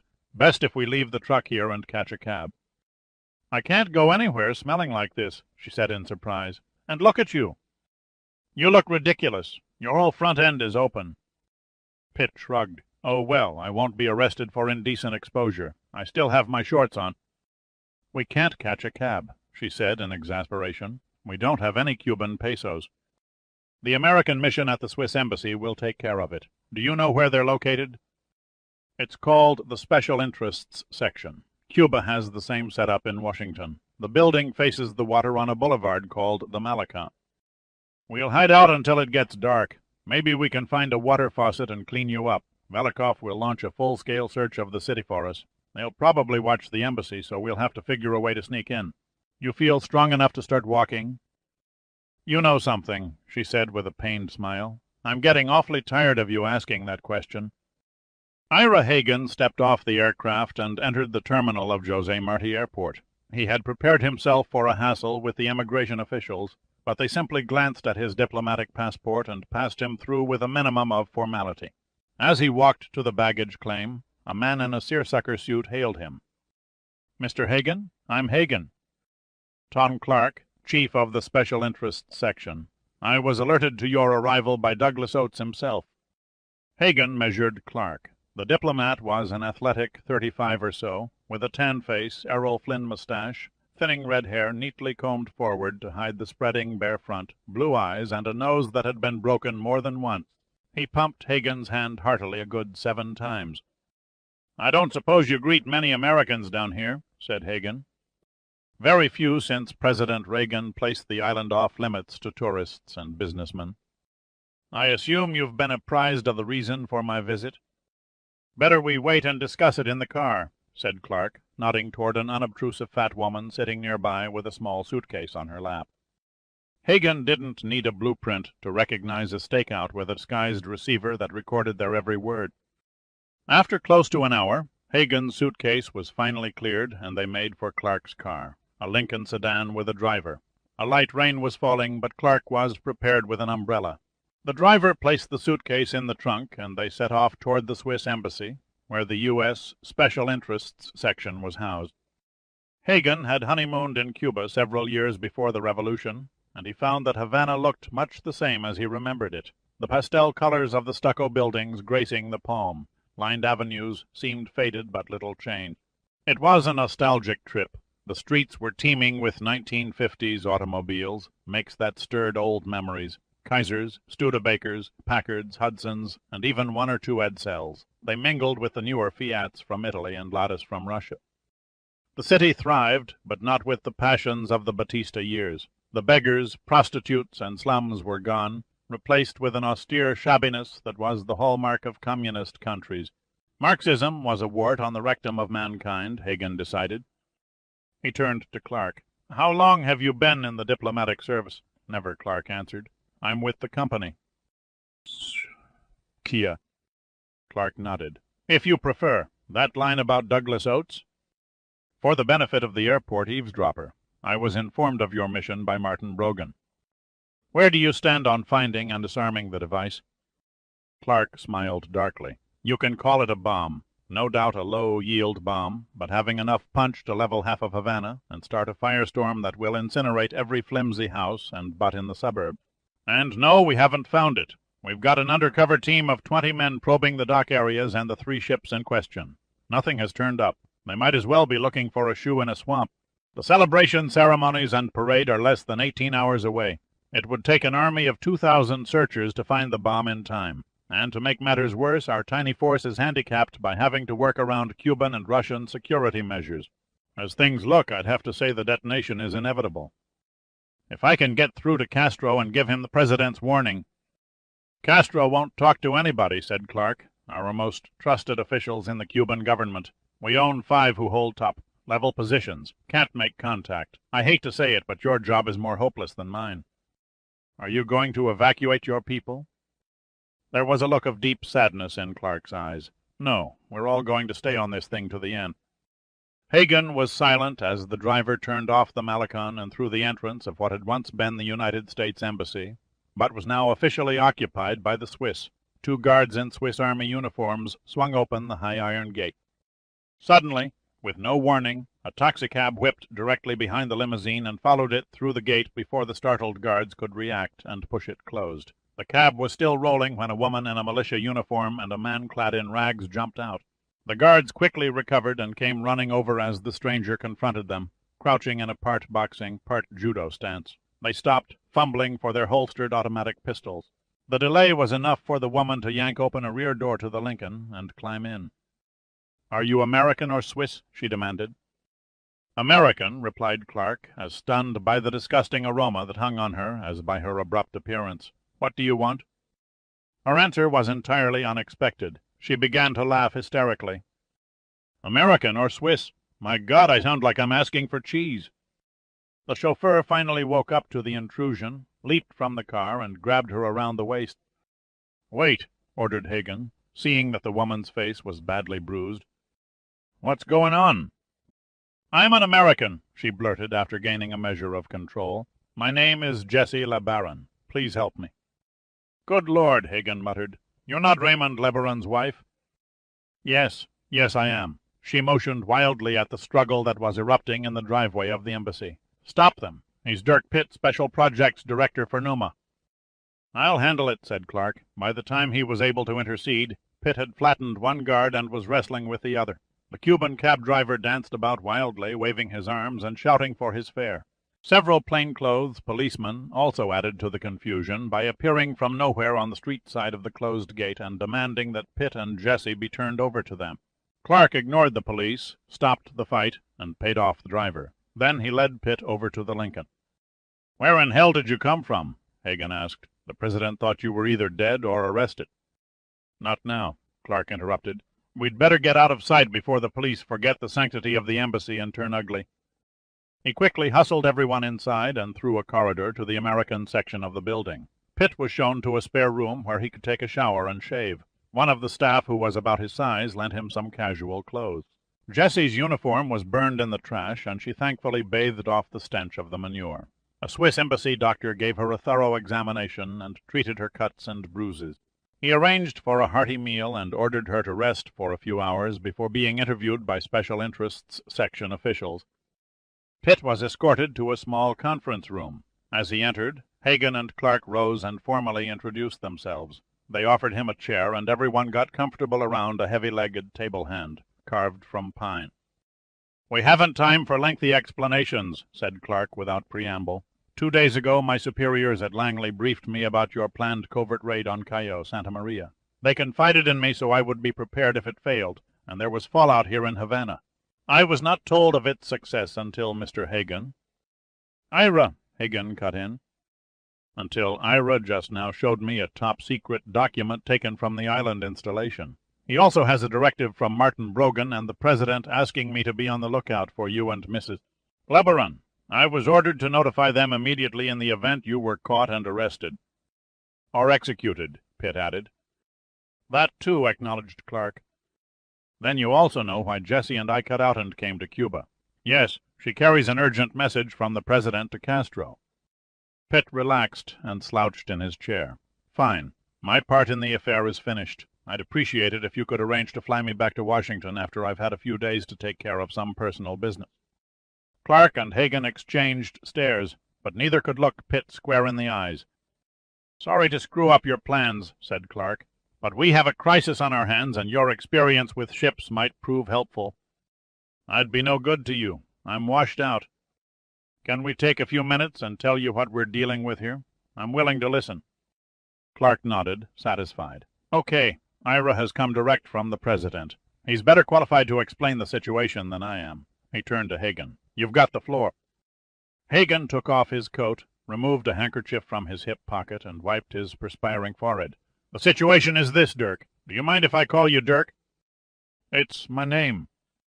Hagen was an expert judge of men, and he liked what he saw. This guy didn't seem the type who could be conned. There was also a look about him that suggested trust. Hagen laid the cards on the table and spelled out the Russian plot to murder the Castros and assume control of Cuba. He waded through the details in concise terms, explaining how the nuclear explosive was smuggled into the harbor and the projected time of its detonation. When Hagen finished, Clark outlined the operation to find the bomb. There was no time to bring in a highly trained nuclear device search team, nor would the Cubans allow them to step foot in the city. He had only 20 men with the most primitive radiation detection equipment. He had the horrifying responsibility of leading the search, and it didn't require much imagination for him to get across the futility of his substandard efforts. Finally, he paused. Do you follow me, Dirk? Yes, Pitt said slowly. I follow. Thank you. Any questions? Several, but one is uppermost in my mind. What happens to all of us if this thing isn't found and disarmed? I think you know the answer, said Clark. Okay, but I want to hear it from you. Clark's face took on the look of a mourner at a funeral. We all die, he said simply. Will you help us? Asked Hagen. Pitt looked at Clark. How much time is left? Roughly 16 hours. Pitt rose from his chair and began pacing the floor, his instincts beginning to sift through the maze of information. After a minute of silence, as Hagen and Clark watched him expectantly, he suddenly leaned across the table and said, I need a map of the dock area. One of Clark's staff quickly produced one. Pitt smoothed it out on the table and peered at it. You say you can't alert the Cubans? He asked as he studied the docking facilities of the bay. No, Hagen replied. Their government is riddled with Soviet agents. If we were to warn them, they'd ignore it and squelch our search operation. What about Castro? Penetrating his security and warning him is my job, said Hagen. And the United States receives the blame. Soviet disinformation will see to that. May I have a pencil, please? Clark obliged and sat back quietly while Pitt made a circle on the map. My guess is the ship with the bomb is docked in the Antares Inlet. Clark's eyebrows raised. How could you know that? The obvious place for an explosion to cause the most damage. The inlet cuts almost into the heart of the city.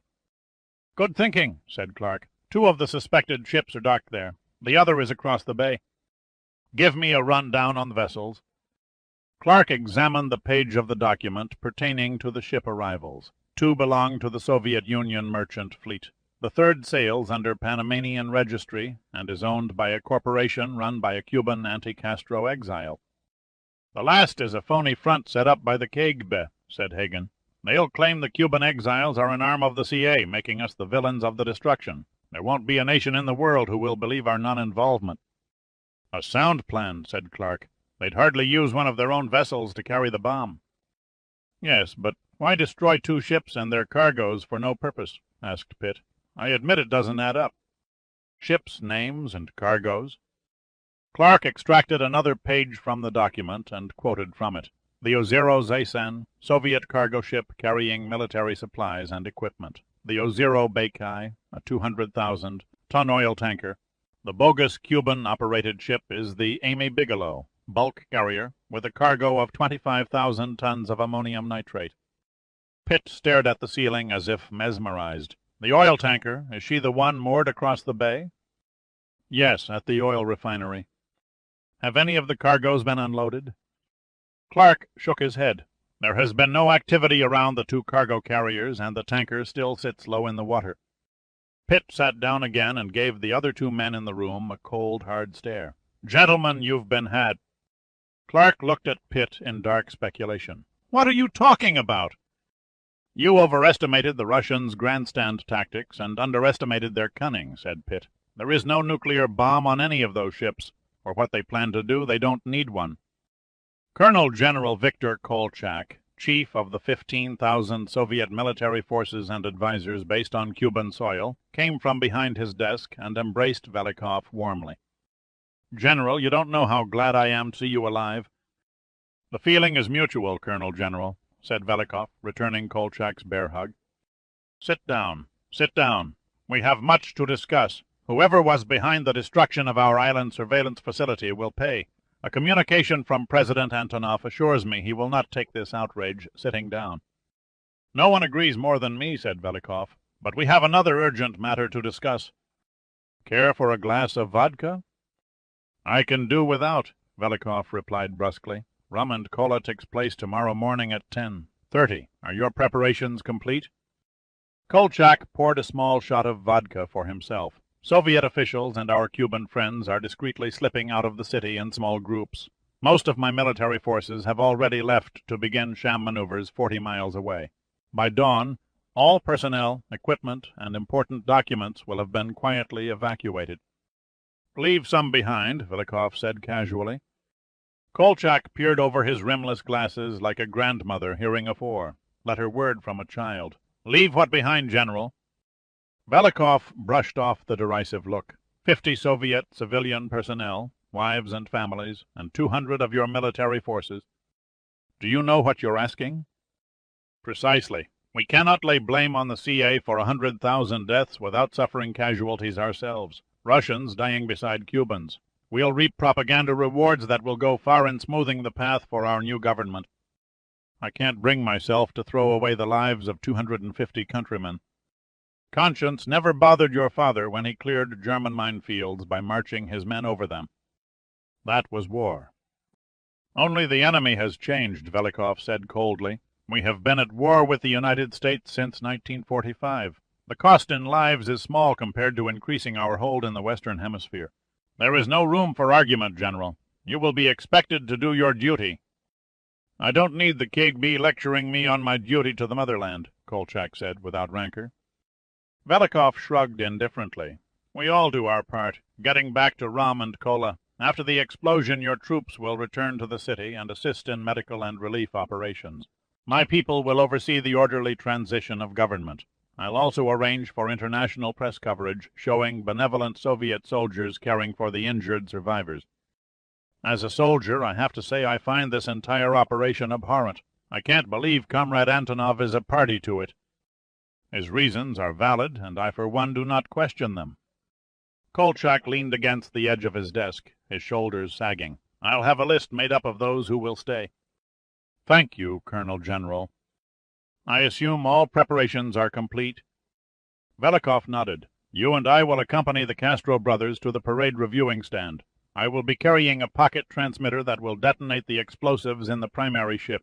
When Castro begins his usual marathon speech, we will make an unobtrusive exit to a waiting staff car. Once we are safely out of range, allowing about 30 minutes to drive 15 miles, I'll activate the signal and the blast will follow. How do we explain our miraculous escape? Kolchak asked sarcastically. First reports will have us dead and missing. Later we'll be discovered among the injured. How badly injured? Just enough to look convincing. Torn uniforms, a little blood, and some artificial wounds covered by bandages. Like two hooligans who vandalized the dressing rooms of a theater. Hardly the metaphor that comes to mind. Kolchak turned and sadly looked out the window of his headquarters over the busy city of Havana. Impossible to believe that tomorrow at this time he said in a morbid tone. "All this will be a smoldering, twisted sea of misery and death." The President worked at his desk late. Nothing was cut and dried, black or white. The job of chief executive was one compromise after another. His wins over Congress were diluted by tacked on amendments, his foreign policies picked apart by world leaders until little remained of the original proposals. Now he was trying to save the life of a man who had viewed the United States as his #1 enemy for 30 years. He wondered what difference any of it would make 200 years from now.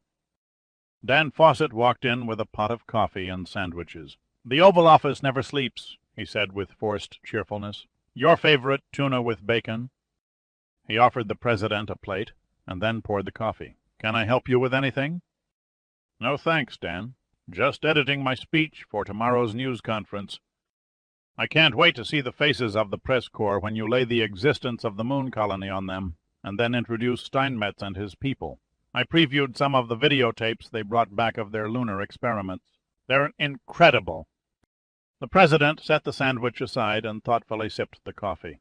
The world is upside down. Fawcett paused in mid-bite. "Pardon? Think of the terrible incongruity. I'll be informing the world of man's greatest modern achievement at the same time that Havana is being blown off the map. Any late word from Brogan since Pitt and Jesse LeBaron popped up at our special interest section?" "Not in the past hour. He's keeping a vigil at his office, too. How in the world did they ever manage it? 200 miles through a hostile nation. Beats me." The direct phone line to Langley rang. "Yes?" "Martin Brogan, Mr. President. Havana reports that searchers have not yet detected a positive radioactive reading in any of the ships." "Did they get on board?" "Negative. Security is too heavy. They can only drive by the 2 ships tied to the docks. The other one, an oil tanker, is moored in the bay. They circled it in a small boat." "What are you telling me, Martin? The bomb was unloaded and hidden in the city?" "The ships have been under tight surveillance since arriving in the harbor. No cargo has come off." "Maybe the radiation can't leak through steel hulls of the ships." "The experts at Los Alamos assure me it can. The problem is our people in Havana are not professional radiation experts. They're also hamstrung having to use commercial Geiger counters that aren't sensitive enough to measure a light reading." "Why didn't we get qualified experts with the right equipment in there?" the President demanded. "It's one thing to send in one man on a diplomatic mission with a small suitcase like your friend Hagen. It's something else to smuggle a team with 500 pounds of electronic equipment. If we had more time, something might have been arranged. Covert boat landings and parachute drops stand little chance through Cuba's defense screen. Smuggling by ship is the best method, but we're talking at least a month's preparation." "You make it sound like we're a guy with an unknown disease and no known cure." "That about sums it up, Mr. President," said Brogan. "About all we can do is sit and wait, and watch it happen." "No, I won't have that. In the name of humanity, we have to do something. We can't let all those people die." He paused, feeling a knot growing in his stomach. "God, I can't believe the Russians will actually set off a nuclear bomb in a city. Doesn't Antonov realize he's plunging us deeper into a morass there can be no backing out of?" "Believe me, Mr. President, our analysts have run every conceivable contingency through computers. There is no easy answer. Asking the Cubans to evacuate the city through our radio networks will accomplish nothing. They'll simply ignore any warnings coming from us. There is still hope Ira Hagen can get to Castro in time." "Do you really think Fidel will take Hagen at face value?" "Not very likely. He'll think it's only a plot to discredit him. I'm sorry, Mr. President. We have to steel ourselves against the disaster because there isn't a damn thing we can do about it." The President wasn't listening anymore. His face reflected grim despair. "We put a colony on the moon," he thought, "and yet the world's inhabitants still insist on murdering each other for asinine reasons. I'm calling a cabinet meeting tomorrow early before the moon colony announcement," he said in a defeated voice. "We'll have to create a plan to counter Soviet and Cuban accusations of guilt and pick up the pieces as best we can." Leaving the Swiss embassy was ridiculously easy. A tunnel had been dug 20 years before that, dropped over 100 feet below the streets and sewer pipes, far beneath any shafts Cuban security people might have sunk around the block. The walls were sealed to keep out water, but silent pumps were kept busy draining away the seepage. Clark led Pitt down a long ladder to the bottom, and then through a passage that ran for nearly 2 city blocks before ending at a shaft. They climbed up and emerged in a fitting room of a women's dress shop. The shop had closed 6 hours earlier, and the window displays effectively blocked any view of the interior. Sitting in the storeroom were 3 exhausted, haggard-looking men who gave barely a sign of recognition to Clark as he entered with Pitt. "No need to know real names," said Clark. "May I present Manny, Moe, and Jack?"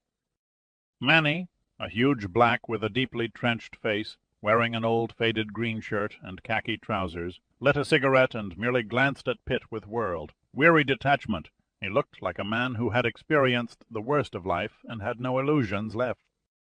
Moe was peering through spectacles at a Russian phrase book. He wore the image of an academic, lost expression, unruly hair, neatly sculptured beard.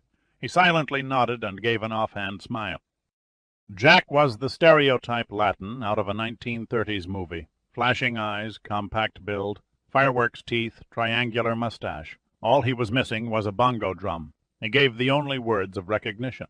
"Hola, Thomas. Come to Pep. Talk the troops." "Gentlemen, this is—" Sam. He's come up with an angle that throws new light on the search." "It better be damned well worth it to drag us off the docks," grunted Manny. "We've got little time to waste on asshole theories." "You're no closer now to finding the bomb than you were 24 hours ago," Clark said patiently. "I suggest you listen to what he has to say." "Screw you," Manny said. "Just when we found a way to slip on board one of the freighters, you call us back. You could have searched every inch of those ships and never found a ton. And a half-nuclear device," said Pitt. Manny turned his attention to Pitt, eyes traveling from feet to hair, like a linebacker sizing up an opposing halfback. "Okay, smartass, where's our bomb?" "3 bombs," Pitt corrected, "and none of them nuclear." There was silence in the room. Everyone but Clark appeared skeptical. Pitt pulled the map from under his shirt and unfolded it. He borrowed some pins from a mannequin and stuck it on one wall. He was not put off by the indifferent attitude of the group of Kia agents. His eyes showed him these men were alert, precise, and competent. He knew they possessed a remarkable variety of skills and the absolute determination of men who did not take failure lightly. The Amy Bigelow is the first link in the Holocaust chain. Her cargo of 25,000 tons of ammonium nitrate— "That's nothing but fertilizer," said Manny. "Is also a highly volatile chemical," Pitt continued. "If that amount of ammonium nitrate were to explode, its force would be far greater than the bombs dropped on Hiroshima and Nagasaki. They were airdrops, and much of their destructive power was lost in the atmosphere. When the Amy Bigelow blows at ground level, most of her power will sweep through Havana like a hurricane of molten lava. The Ozero Zaysan, whose manifest claims she's carrying military supplies, is probably crammed to the top of her holds with munitions. She'll unleash her destructive horror in a sympathetic explosion with the Amy Bigelow. Next, the Ozero Beikai and her oil will ignite, adding to the devastation. Fuel storage tanks, refineries, chemical plants, any factory with volatile materials will go up. The conflagration can conceivably last for days." Outwardly, Manny, Moe, and Jack appeared uncomprehending, the expressions on their faces inscrutable. Inwardly, they were stunned by the unthinkable horror of Pitt's vision of hell. Moe looked at Clark. "He's on dead center, you know." "I agree. Langley misread the Soviets' intent. The same results can be achieved without resorting to nuclear terror." Manny rose and clasped Pitt's shoulders between 2 great clamshell hands. "Man, I gotta hand it to you. You really know where the crap flows." Jack spoke up for the first time. "Impossible to unload those ships before the celebration tomorrow." "But they can be moved," said Pitt. Manny considered that for a moment. The freighters might clear the harbor, but I wouldn't bet on getting the tanker underway in time. We'd need a tug just to shove her bows toward the channel.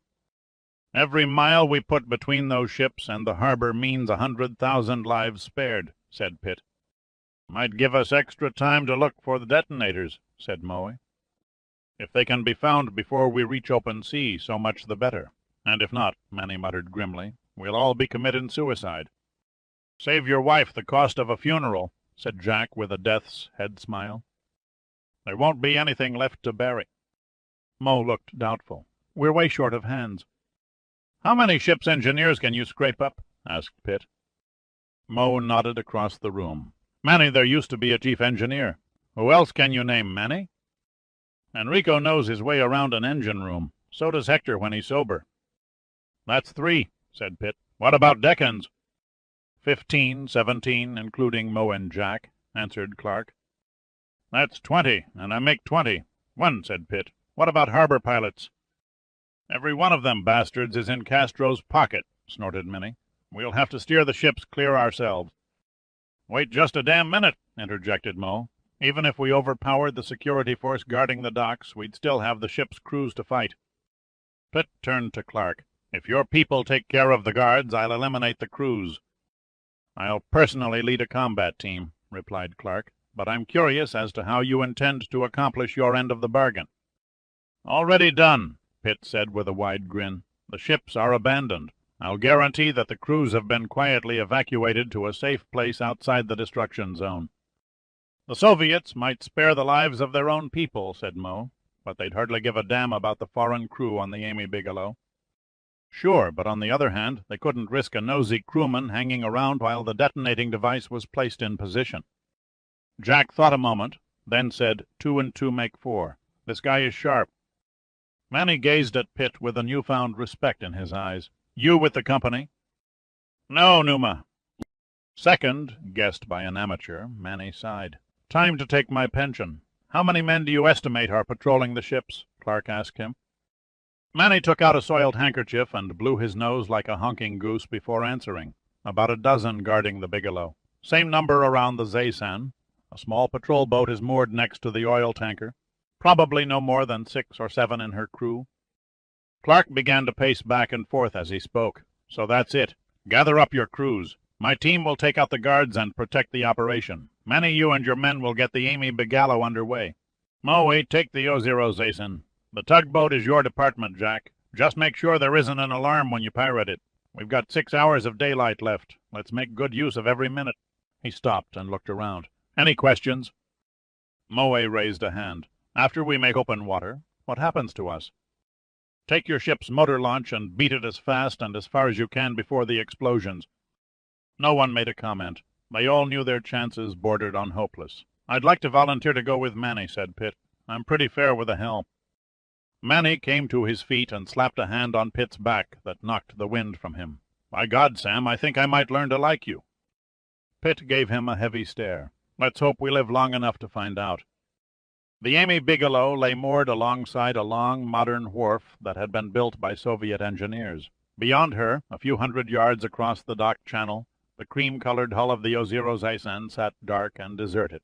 The lights of the city sparkled across the black waters of the harbor. A few clouds drifted down from the mountains, crossing the city and heading out to sea. The Russian-built command car turned off the Boulevard Desemperados, followed by 2 heavy military trucks. The convoy moved slowly through the dock area and stopped at the boarding ramp of the Amy Bigelow. A sentry stepped from inside a guard shack and cautiously approached the car. Do you have permission to be in this area? He asked. Clark, wearing the uniform of a Cuban colonel, gave the sentry an arrogant stare. Send for the officer of the guard, he ordered sharply, and say sir when you address an officer. Recognizing Clark's rank under the yellowish sodium vapor lights that illuminated the waterfront, the sentry stiffened to attention and saluted. Right away, sir. I'll call him. The sentry ran back to the guard shack and picked up a portable transmitter. Clark shifted in his seat uneasily. Deception was vital. Strong arm tactics fatal. If they had stormed the ships with guns blazing, alarms would have sounded throughout the city's military garrison. Once alerted, and with their backs to the wall, the Russians would have been forced to set off the explosions ahead of schedule. A captain came through a door of a nearby warehouse, paused a moment to study the parked column, and then walked up to the passenger side of the command car and addressed Clark. Captain Roberto Harris, he said, saluting. How can I help you, sir?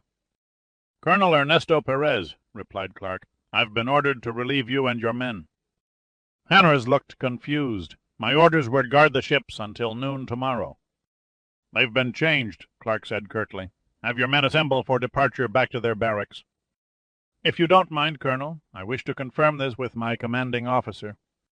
And he'll have to call General Malena, and the general is asleep in bed. Clark stared at him with narrowed, cold eyes. A letter attesting to your insubordination won't look good when your promotion to major comes due. Please, sir, I'm not refusing to obey a superior. Then I suggest you accept my authority.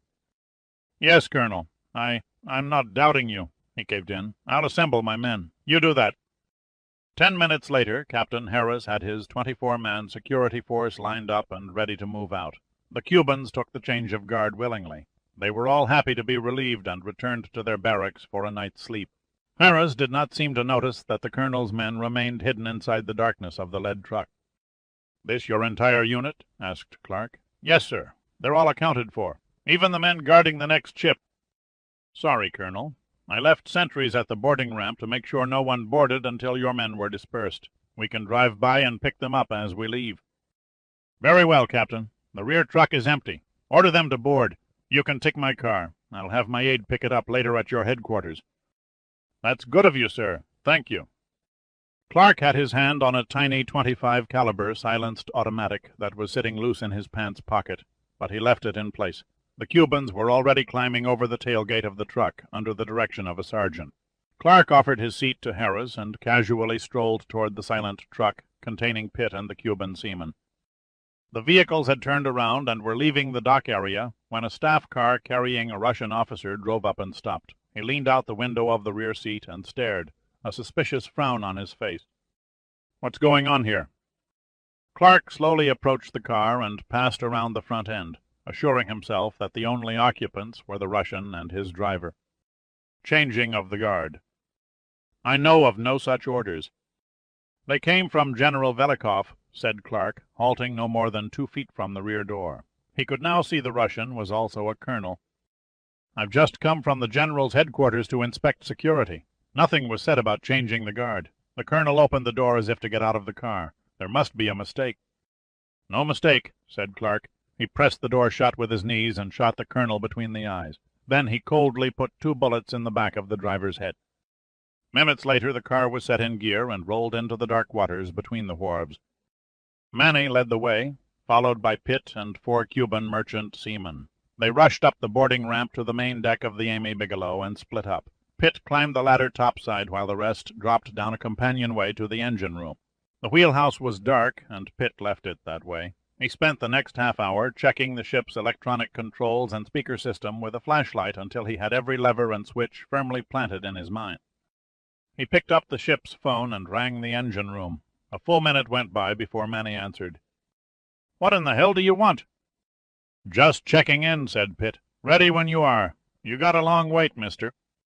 Before Pitt could reply, Clark stepped into the wheelhouse. "You talking to Manny?" he asked. Yes. "Get him up here, now." Pitt passed on Clark's brusque command and received a barrage of 4 letter words before ringing off.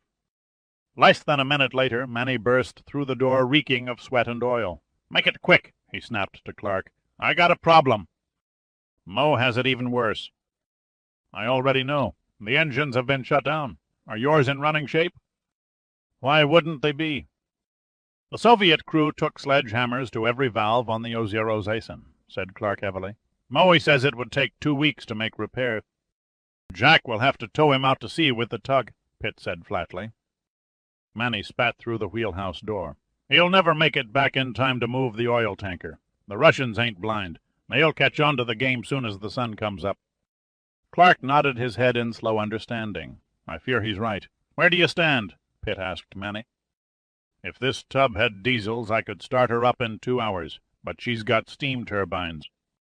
"How much time do you need?" Manny looked down at the deck, his mind running over the lengthy and complicated procedures. "We're starting with a dead plant. First thing we did was get the emergency diesel generator going and light off the burners in the furnace to heat the fuel oil. The lines have to be drained of condensation, the boilers fired up, and the auxiliaries put online. Then wait for the steam pressure to rise enough to operate the turbines. We're looking at 4 hours, providing everything goes right." 4 hours? Clark felt dazed. "Then the Annie Bigelow can't clear the harbor before daylight," said Pitt. "That wraps it." There was a tired certainty in Clark's voice.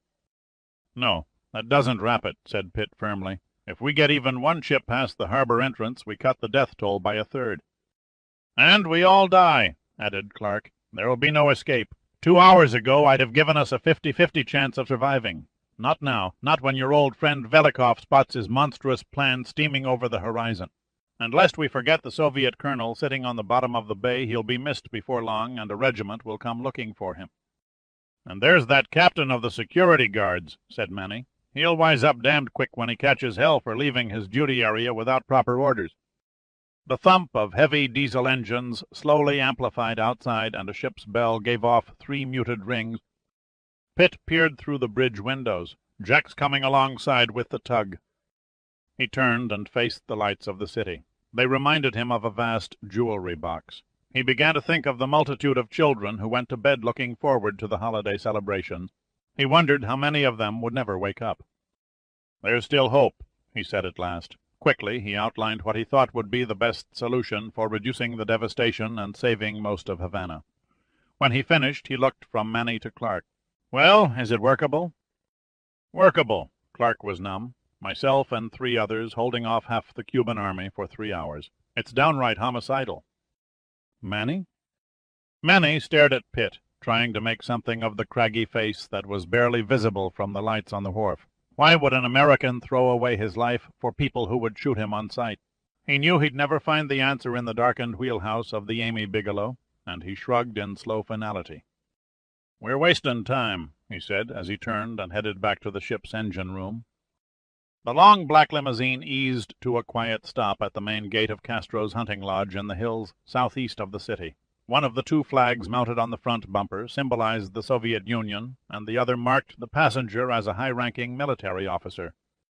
The visitor's house outside the fenced estate was the headquarters for Castro's elite bodyguard force. A man in a tailored uniform, but showing no insignia, walked slowly up to the car. He looked at the shadowed form of a big Soviet officer sitting in the darkness of the back seat, and at the identification that was held out the window. "Colonel General Kolchak. You do not have to prove yourself to me." He threw a wave-like salute. "Juan Fernandez, chief of Fidel's security." "Don't you ever sleep?" "I'm a night owl," said Fernandez. "What brings you here at this ungodly hour? A sudden emergency?" Fernandez waited for further elaboration, but none came. He began to feel uneasy. He knew that only a critical situation could bring the Soviet's highest-ranking military representative out at 3:30 in the morning. He wasn't sure how to deal with it. "I'm very sorry, sir, but Fidel left strict orders not to be disturbed by anyone." "I respect President Castro's wishes. However, it's Raoul I must speak with. Please tell him I'm here on a matter of extreme urgency that must be dealt with face to face." Fernandez mulled over the request for a moment, and then nodded. "I'll phone up to the lodge and tell his aide you're on your way." "Thank you." Fernandez waved to an unseen man in the visitor's house, and the electronically operated gate swung open. The limousine drove up a curving road that hugged the hills for about 2 miles. Finally, it pulled up in front of a large, Spanish-style villa that overlooked a panorama of dark hills dotted by distant lights. The driver's boot crunched on the gravel drive as he stepped around to the passenger's door. He did not open it, but stood there for nearly 5 minutes, casually observing the guards that patrolled the ground. At last, Raoul Castro's chief of staff came yawning through the front door. "Colonel General, what an unexpected pleasure," he said without enthusiasm. "Please come in. Raoul is on his way down." Without replying, the Soviet officer heaved his bulk from the car and followed the aide over a wide patio and into the foyer of the lodge. He held a handkerchief over his face and snorted into it. His driver came also, keeping a few steps behind. Castro's aide stood aside and gestured toward the trophy room. "Please make yourselves comfortable. I'll order some coffee." Left alone, the 2 stood silently with their backs to the open doorway and stared at an army of boarheads mounted on the walls and the dozens of stuffed birds perched around the room. Raoul Castro soon entered in pajamas and silk paisley robe. He halted in mid-stride as his guests turned and faced him, his brows knitted together in surprise and curiosity. "Who the devil are you?" "My name is Ira Hagen, and I bear a most important message from the President of the United States." Hagen paused and nodded at his driver, who doffed her cap, allowing a mass of hair to fall to her shoulders. "May I present Mrs. Jessie LeBaron? She's endured great hardship to deliver a personal reply from the President to your brother regarding his proposed U.S.-Cuban Friendship Pact." For a moment, the silence in the room was so total that Hagen became conscious of the ticking of an elaborate grandfather clock standing against the far wall. Raoul's dark eyes darted from Hagen to Jessie and Help. Jesse Lebaron is dead, he said in quiet astonishment. I survived the crash of the blimp and torture by General Peter Velikov. Her voice was calm and commanding. We carry documented evidence that he intends to assassinate you and Fidel tomorrow morning during the Education Day celebration. The directness of the statement, the tone of authority behind it, made an impression on Raoul. He hesitated thoughtfully. Then he nodded. I'll wake Fidel and ask him to listen to what you have to say. Velikov watched as a file cabinet from his office was jostled onto a handcart and taken by elevator down to the fireproof basement of the Soviet embassy. His second-ranking Keeb officer entered the disarranged room, brushed some papers from a chair, and sat down. Seems a shame to burn all of this, he said tiredly. A new and finer building will rise from the ashes, said Velikov with a cunning smile. Gift of a grateful Cuban government. The phone buzzed, and Velikov quickly answered. What is it? The voice of his secretary replied. Major Borchev wishes to talk to you. Put him on. General? General? Yes, Borchev, what's your problem? The captain in command of waterfront security has left his post along with his men and returned to their base outside the city. They left the ships unguarded. Well, not exactly. Did they or did they not desert their post? He claims he was relieved by a guard force under the command of a Colonel Ernesto Perez. I issued no such order. I'm aware of that, General, because if you had, it would have most certainly come to my attention. Who is this Perez, and what military unit is he assigned to? My staff has checked Cuban military files. They find no record of him. I personally sent Colonel Mikoyan to inspect security measures around the ships. Make contact and ask him what in hell is happening down there. I've tried to raise him for the past half hour, said Borchev. He doesn't respond. Another line buzzed, and Velikov placed Borchev on hold. What is it? He snapped. Juan Fernandez. General, I thought you should know that Colonel General Kolchak just arrived for a meeting with Raul Castro. Not possible. I checked him through the gate myself. This new development added fuel to Velikov's confusion. A stunned look gripped his face, and he expelled his breath in an audible hiss. He had only 4 hours of sleep in the last 36, and his mind was becoming woolly. You there, General? Asked Fernandez anxiously at the silence. Yes, yes. Listen to me, Fernandez. Go to the lodge and find out what Castro and Kolchak are doing. Listen into their conversation and report back to me in 2 hours. He didn't wait for an acknowledgment, but punched into Borchev's line. Major Borchev, form a detachment and go to the dock area. Lead it yourself. Check out this Perez and his relief force and report back to me as soon as you find out anything. Then Velikov buzzed his secretary. Get me Colonel General Kolchak's headquarters. His deputy straightened in the chair and stared at him curiously. He had never seen Velikov in a state of nervousness before. Something wrong? I don't know yet, Velikov muttered. The familiar voice of Colonel General Kolchak suddenly burst from the other end of the phone line. Velikov, how are things progressing with the GRU and Kegba? Velikov stood stunned for several moments before recovering. Where are you? Where am I? Kolchak repeated, trying to clear classified documents and equipment from my headquarters, the same as you. Where did you think I was? I just received a report you were meeting with Raul Castro at the hunting lodge. Sorry, I haven't mastered being in 2 places at the same time, said Kolchak imperturbably. Sounds to me your intelligence agents are starting to see ghosts. Most strange. The report came from a usually reliable source. Is rum and cola in any danger? No, it is continuing as planned. Good. Then I take it the operation is running smoothly. Yes, Velikov lied with a fear tainted by uncertainty. Everything is under control. The tugboat was called the Pisto after a Spanish dish of stewed red peppers, zucchini, and tomatoes. The name was appropriate, as her sides were streaked red with rust and her brass coated with verdigris. Yet, despite the neglect to her outer structure, the big 3,000-horsepower diesel engine that throbbed in her bowels was as bright and glossy as a polished bronze sculpture. Hands gripping the big teakwood wheel, Jack stared through the moisture, streaked windows at the gigantic mass looming up in the blackness. She was as cold and dark as the other 2 carriers of death tied to the dock. No navigation lights indicated her presence in the bay, only the patrol boat that circled her 1100, 60-foot length and 160-foot beam served as a warning for other craft to stay clear. Jack eased the Pisto abreast of the Ozero Bacai and cautiously edged toward the aft anchor chain. The patrol boat quickly spotted them and came alongside. 3 men rushed from the bridge and manned a rapid-fire gun on the bow. Jack rang the engine room for all stop, an act that was strictly for show, as the tug's bow wave was already dying away to a ripple. A young lieutenant with a beard leaned out of the wheelhouse of the patrol boat and raised a bullhorn. "This is a restricted area. You don't belong here. Move clear." Jack cupped his hands to his mouth and shouted, "I've lost all power to my generators and my diesel just died on me. Can you give me a tow?"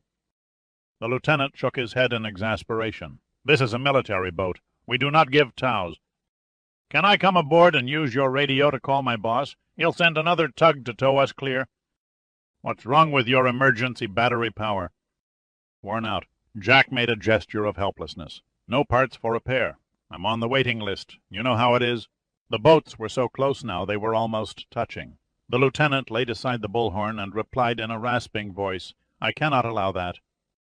"Then I'll have to anchor right here until morning," Jack replied nastily. The lieutenant angrily threw up his hands in defeat. "Come aboard and make your call." Jack dropped down a ladder to the deck and jumped across the 4-foot gap between the boats. He looked around him with a slow, salty indifference, carefully noting the relaxed attitude of the 3-man gun crew, the mate standing by the helm casually lighting a cigar, the tired look on the lieutenant's face. The only man who was missing, he knew, was the engineer below. The lieutenant came up to him. "Make it quick. You're interfering with a military operation." "Forgive me," said Jack, slavishly, "but it's not my doing." He reached forward as if wanting to shake hands and pumped 2 bullets from a silenced automatic into the lieutenant's heart. Then he calmly shot the helmsman. The trio around the bow gun crumpled and died under a flight of 3 precisely aimed arrows, fired by Jack's crew with crossbows. The engineer never felt the bullet that struck him in the temple. He fell over the boat's diesel engine, lifeless hands gripping a rag and a wrench. Jack and his crewmen carried the bodies below and then swiftly opened all drain plugs and seacocks. They returned to the tug and paid no more attention to the sinking patrol boat as it drifted away on the tide into the darkness. There was no gangway down, so a pair of grappling hooks were thrown over the tanker's deck railing. Jack and 2 others clambered up the sides and then hauled up portable acetylene tanks and a cutting torch.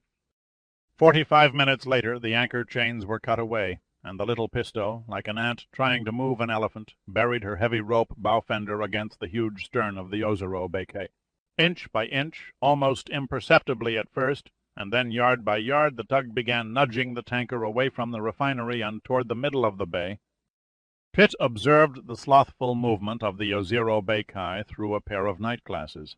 Fortunately, the ebb tide was working in their favor, pulling the behemoth farther from the core of the city. He had found a self-contained breathing unit and searched the holds for any sign of a detonating device, but could find nothing. He came to the conclusion it must have been buried somewhere under the ammonium nitrate in one of the middle cargo holds. After nearly 2 hours, he climbed to the main deck and thankfully breathed in the cool breeze off the sea. Pitt's watch read 4:30 when the Pisto came about and returned to the docks. She made straight for the munitions ship. Jack backed her in until Moe's men hauled in the tow wire that was unreeled from the great winch on the stern of the tug and made fast to the Ozero Zazan's aft bollards. The lines were cast off, but just as the Pisto prepared to pull, a military convoy of 4 trucks came roaring onto the wharf. Pitt dropped down the gangway and hit the dock at a dead run. He dodged around a loading crane and stopped at the stern line. He heaved the fat, oily rope off the bollard and let it fall in the water. There was no time to cast off the bow line. Heavily armed men were dropping from the trucks and forming into combat teams. He climbed the gangway and engaged the electric winch that lifted it level with the deck to prevent any assault from the wharf. He snatched up the bridge phone and rang the engine room. "Manny, they're here," was all he said. "I've got vacuum and enough steam in one boiler to move her. Nice work, my friend. You shaved off an hour and a half." "Then let's haul ass." Pitt walked over to the ship's telegraph and moved the pointers to stand by. He threw the helm over so the stern would swing away from the pier first. Then he rang for dead Slow-Aster. Manny rang back from the engine room, and Pitt could feel the engines begin to vibrate beneath his feet. Clark realized with sudden dismay that his small group of men were greatly outnumbered and any escape route cut off. He also discovered that they were not up against ordinary Cuban soldiers, but an elite force of Soviet Marines. At best he might gain a few minutes' grace, enough time for the ships to move clear of the docks. He reached into a canvas bag hanging from his belt and took out a grenade. He stepped from the shadows and lobbed the grenade into the rear truck. The explosion came like a dull thump, followed by a brilliant flash of flame as the fuel tank burst. The truck seemed to blossom outward, and men were thrown across the dock like fiery bowling pins. He ran through the dazed and disorganized Russians, leaping over the screaming injured who were rolling around the dock, desperately trying to douse their flaming clothing. The next detonations came in rapid succession, echoing across the bay as he heaved 3 more grenades under the remaining trucks. Fresh flame and clouds of smoke billowed above the roofs of the warehouses. The Marines frantically abandoned their vehicles and scrambled for their lives out of the Holocaust. A few were galvanized into action and began firing into the darkness at anything that vaguely resembled a human form. The ragged fusillade mingled with the sound of shattering glass as the windows of the warehouses were blown away. Clark's small team of 6 fighters held their fire. The few shots that came in their direction went over their heads. They waited as Clark mingled in the disorganized melee, unsuspected in his Cuban officer's uniform, cursing in fluent Russian and ordering the Marines to regroup and charge up the wharf. "Form up! Form up!" he shouted excitedly. "They're running away! Move, damn you, before the traitors escape!" He broke off suddenly as he came face to face with Borchev. The Soviet major's mouth fell open in total incredulity, and before he could close it, Clark grabbed him by the arm and hurled him over the dock into the water. Fortunately, no one took notice amid the confusion. "Follow me!" Clark yelled, and began running up the dock where it passed between 2 warehouses. Individually and in groups of 4 or 5, the Soviet Marines raced after him, crouching and zigzagging in highly trained movements across the wharf, laying down a sheet of fire as they advanced. They seemed to have overcome the paralyzing shock of surprise and were determined to retaliate against their unseen enemy, never knowing they were escaping from one nightmare and entering another. No one questioned Clark's orders. Without their commander to tell them otherwise, the non-coms exhorted their men to follow the officer in the Cuban uniform who was leading the attack. When the Marines had dodged their way between the warehouses, Clark threw himself flat as though hit. It was the signal for his men to open up. The Soviets were hit from all sides. Many were cut off their feet. They made perfect targets, silhouetted by the blazing pyre of the trucks. Those who survived the scything sweep of death returned the fire. The staccato crash of sound was deafening as shells thudded into wooden walls and human flesh, or mist and ricocheted, whining into the night. Clark rolled violently toward the cover of a packing crate, but was struck in the thigh and again by a bullet that passed through both wrists. Badly battered, but still fighting, the Soviet Marines began to pull back. They made a futile attempt to break out of the dock area and reach the safety of a concrete wall running along the main boulevard, but 2 of Clark's men laid down a hail of fire that stopped them in their tracks. Clark lay there behind the crate, blood streaming from shattered veins, his life draining away, and he was helpless to stop it. His hands hung like broken tree limbs, and there was no feeling in his fingers. Blackness was already closing in when he dragged himself to the edge of the pier and stared out over the harbor. The last sight his eyes were to ever see was the outline of the 2 cargo ships against the lights on the opposite shore. They were swinging clear of the docks and turning toward the harbor entrance. While the battle was raging on the wharf, the little Pisto took the tow and began pulling the Ozero Zazarv into the harbor stern first. Struggling mightily, she buried her huge single propeller in the oily water and boiled it into a cauldron of foam. The 20,000-ton vessel began to move, her formless bulk animated by orange flames as she slipped into open water. Once free of the docks, Jack made a wide 180-degree sweep, pivoting the munitions ship until her bow faced the harbor entrance. Then the tow wire was released and winched in. In the wheelhouse of the Amy Bigelow, Pitt gripped the helm and hoped something would give. He tensed, scarcely daring to breathe. The still-fastened bowline came taut and creaked from the tremendous stress placed on it by the backing vessel and stoutly refused to snap. Like a dog straining at a leash, the Amy Bigelow tucked her bow slightly, increasing the tension. The rope held, but the bollard was torn from its dock mountings with a loud crunch of splintered wood. A tremor ran through the ship, and she gradually began to back away into the harbor. Pitt put the wheel over, and slowly the bows came around until she had turned broadside to the receding dock. The vibration from the engine smoothed out, and soon they were quietly gliding astern with a light wisp of smoke rising from the funnel. The whole waterfront seemed to be ablaze, the flames from the burning trucks casting an eerie, flickering light inside the wheelhouse. All hands except Manny came up from the engine room and stood by on the bow. Now that he had room to maneuver, Pitt spun the wheel hard to starboard and rang slow ahead on the telegraph. Manny answered, and the Amy Bigelow lost sternway and began to creep slowly forward. The stars in the east were beginning to lose their sparkle as the shadowy hull of the Osirozyson drew abeam. Pitt ordered all stop as the tugboat came about under the bows. The Pisto's crew flung up a light heaving rope that was tied to a graduated series of heavier lines. Pitt watched from the bridge as they were hauled on board. Then the thick tow cable was taken up by a forward winch and made fast. The same act was repeated on the stern, only this time with the port-anchor chain from the dead and drifting Osirozysan. After the chain was winched across, its links were tied to the afterbits. The two-way connection was made. The three vessels were now tethered together, with the Amy Bigelow in the middle. Jack gave a blast on the Pisto's air horn, and the tug began to ease ahead, ticking up the slack. Pitt stood on the bridge wing and stared aft. When one of Manny's men signaled that the tow chain on the stern was taut, Pitt gave a slight pull on the steam whistle and swung the telegraph to full ahead.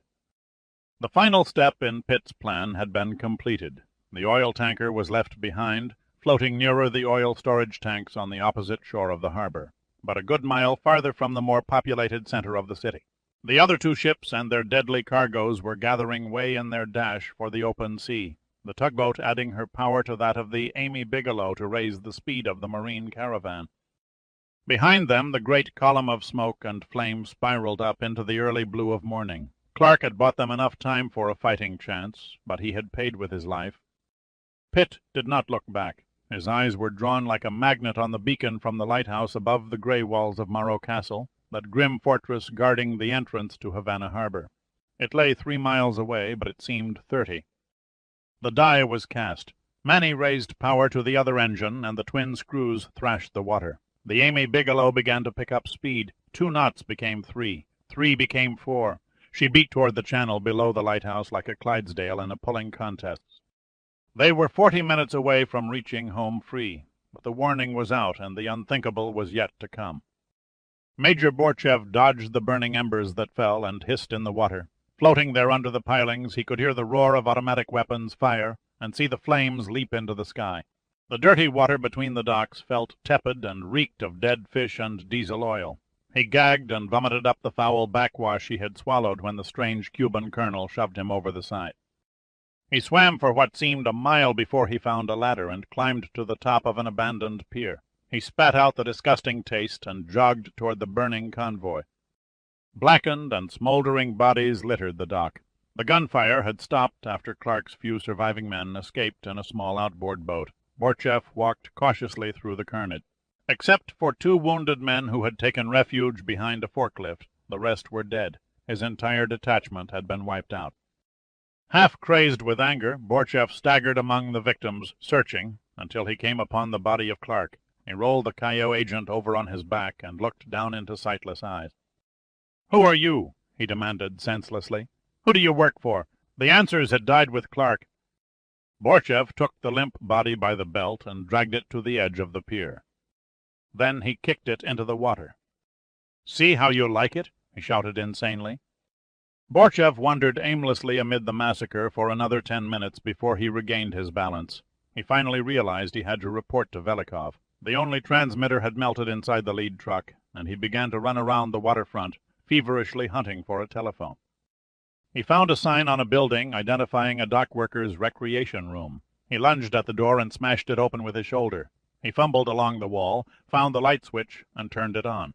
The room was furnished with old stained sofas. There were checkerboards and dominoes and a small refrigerator. Posters of Castro, Che Guevara haughtily smoking a cigar, and a somber Lenin stared down from one wall. Borchev entered the office of a supervisor and snatched up the telephone on a desk. He dialed several times without getting through. Finally, he raised the operator, cursing the retarded efficiency of the Cuban phone system. The clouds above the eastern hills were beginning to glow orange, and the sirens of the city's fire squads were converging on the waterfront when he was finally connected to the Soviet embassy. Captain Manuel Pinon stood on the bridge wing of the Russian-built Riga-class patrol frigate and steadied his binoculars. He had been awakened by his first officer soon after the fighting and conflagration had broken out in the commercial dock area. He could see little through the binoculars because his vessel was moored to the naval dock around a point just below the channel, and his vision was blocked by building. "Shouldn't we investigate?" asked his first officer. "The police and fire crews can handle it," answered Pinon. "Sounds like gunshots. Probably a warehouse blaze that's ignited military supplies. Better we stay clear of the fireboats." He handed the glasses to the first officer. "Keep a watch on it. I'm going back to bed." Pinon was just about to enter his stateroom when his first officer came running up the passageway. "Sir, you'd better return to the bridge. 2 ships are attempting to leave the harbor." "Without clearance?" "Yes, sir." "Could be they're moving to a new mooring." The first officer shook his head. "Their heading is taking them into the main channel." Pinon groaned. "The gods are against me getting any sleep." The first officer grinned sardonically. "A good communist does not believe in gods. Tell that to my white-haired mother." On the bridge wing once again, Pinon yawned and peered through the early morning haze. 2 ships under tow were about to enter the Entrada Channel for open seas. "What in hell?" Pinon refocused the glasses. "Not a flag, not a navigation light showing, no lookouts on the bridge. Nor do they respond to our radio signals requesting their intent. Almost looks like they're trying to sneak out." "Counter-revolutionary scum trying to reach the United States," Pinon growled. "Yes, that must be it. Can't be anything else. Shall I give the order to cast off and get under way?" "Yes, immediately. We'll come around across their bows and block their way." Even as he spoke, the first officer's hand was reaching for the siren switch that whooped the crew to action stations. 10 minutes later, the 30-year-old ship, retired by the Russian Navy after it had been replaced by a newer, modified class of frigate, drifted broadside across the channel. Her 4-inch guns turned and aimed almost point blank at the rapidly approaching phantom vessels. Pitt gazed at the blinking signal lamp on the frigate. He was tempted to turn on the radio, but it was agreed upon from the beginning that the convoy would remain silent in case an alert Port Authority official or security post receiver happened to tune in on the same frequency. Pitt's international Morse code was rusty, but he deciphered the message as "stop immediately and identify." He kept a sharp eye on the Pisto. He was aware that any sudden evasive move would have to originate with Jack. Pitt called down to the engine room and alerted Manny to the frigate, blocking their course, but the brass telegraph pointers remained locked on full ahead. They were so close now he could see the Cuban naval ensign standing stiffly in the offshore breeze. The vanes on the signal lamp flipped up and down again. "Stop immediately, or we will open fire." 2 men appeared on the stern of the Pisto and frantically began reeling out more cable. At the same time the tug lost way, made a sharp turn to starboard, and heaved to. Then Jack stepped out of the wheelhouse and hailed the frigate through a bullhorn. "Give way, you sea cow's ass. Can't you see I have a tow?" Pinon ignored the insult. He expected no less from a tug captain. "Your movement is unauthorized. I am sending over a boarding party." "I'll be damned if I let any candy. Ask Navy boy step foot on my ship." "You'll be dead if you don't," Pinon replied in good humor. He was uncertain now whether this was a mass escape attempt by dissidents, but the strange actions of the tug and unlit ships required an investigation. He leaned over the bridge railing and ordered the ship's motor cutter and boarding crew to lower away. When he turned back to face the unidentified convoy, he froze in horror. Too late. In the dusky light he had failed to see that the ship behind the tug was not a dead tow. It was under way and boring down on the frigate at a good 8 knots. He stared dazedly for several seconds before his reeling mind took hold. "Full ahead!" he shrieked. "Guns, fire!" His command was followed by a deafening blast as shells streaked across the narrowing gap, tore into the bow and superstructure of the Amy Bigelow, and exploded in a burst of flame and shattered steel. The port side of the wheelhouse seemed to melt away, as if ripped open by a junkyard mangling machine. Glass and debris felt like pellet out of a shotgun. Pitt ducked and kept his grip on the wheel with a determination tied to blind stubbornness. He was lucky to emerge with only a few cuts and a bruised thigh. The second salvo blew away the chart room and sliced the forward mast in two. The top half fell over the side and was dragged for 100 feet before the cables parted and it floated clear. The funnel was shattered and turned to scrap, and a shell burst inside the starboard anchor locker, scattering a cloud of salt, rusted links like shrapnel. There would be no third salvo. Pignon stood absolutely still, hands tightly clenched on the bridge rail. He stared up at the menacing black bows of the Amy Bigelow as they rose ponderously over the frigate, his face white and his eyes sick with a certainty that his ship was about to die. The frigate's screws beat the water in a frenzy, but they could not push her out of the way soon enough. There was no question of the Amy Bigelow missing, and no doubt as to Pitt's intention.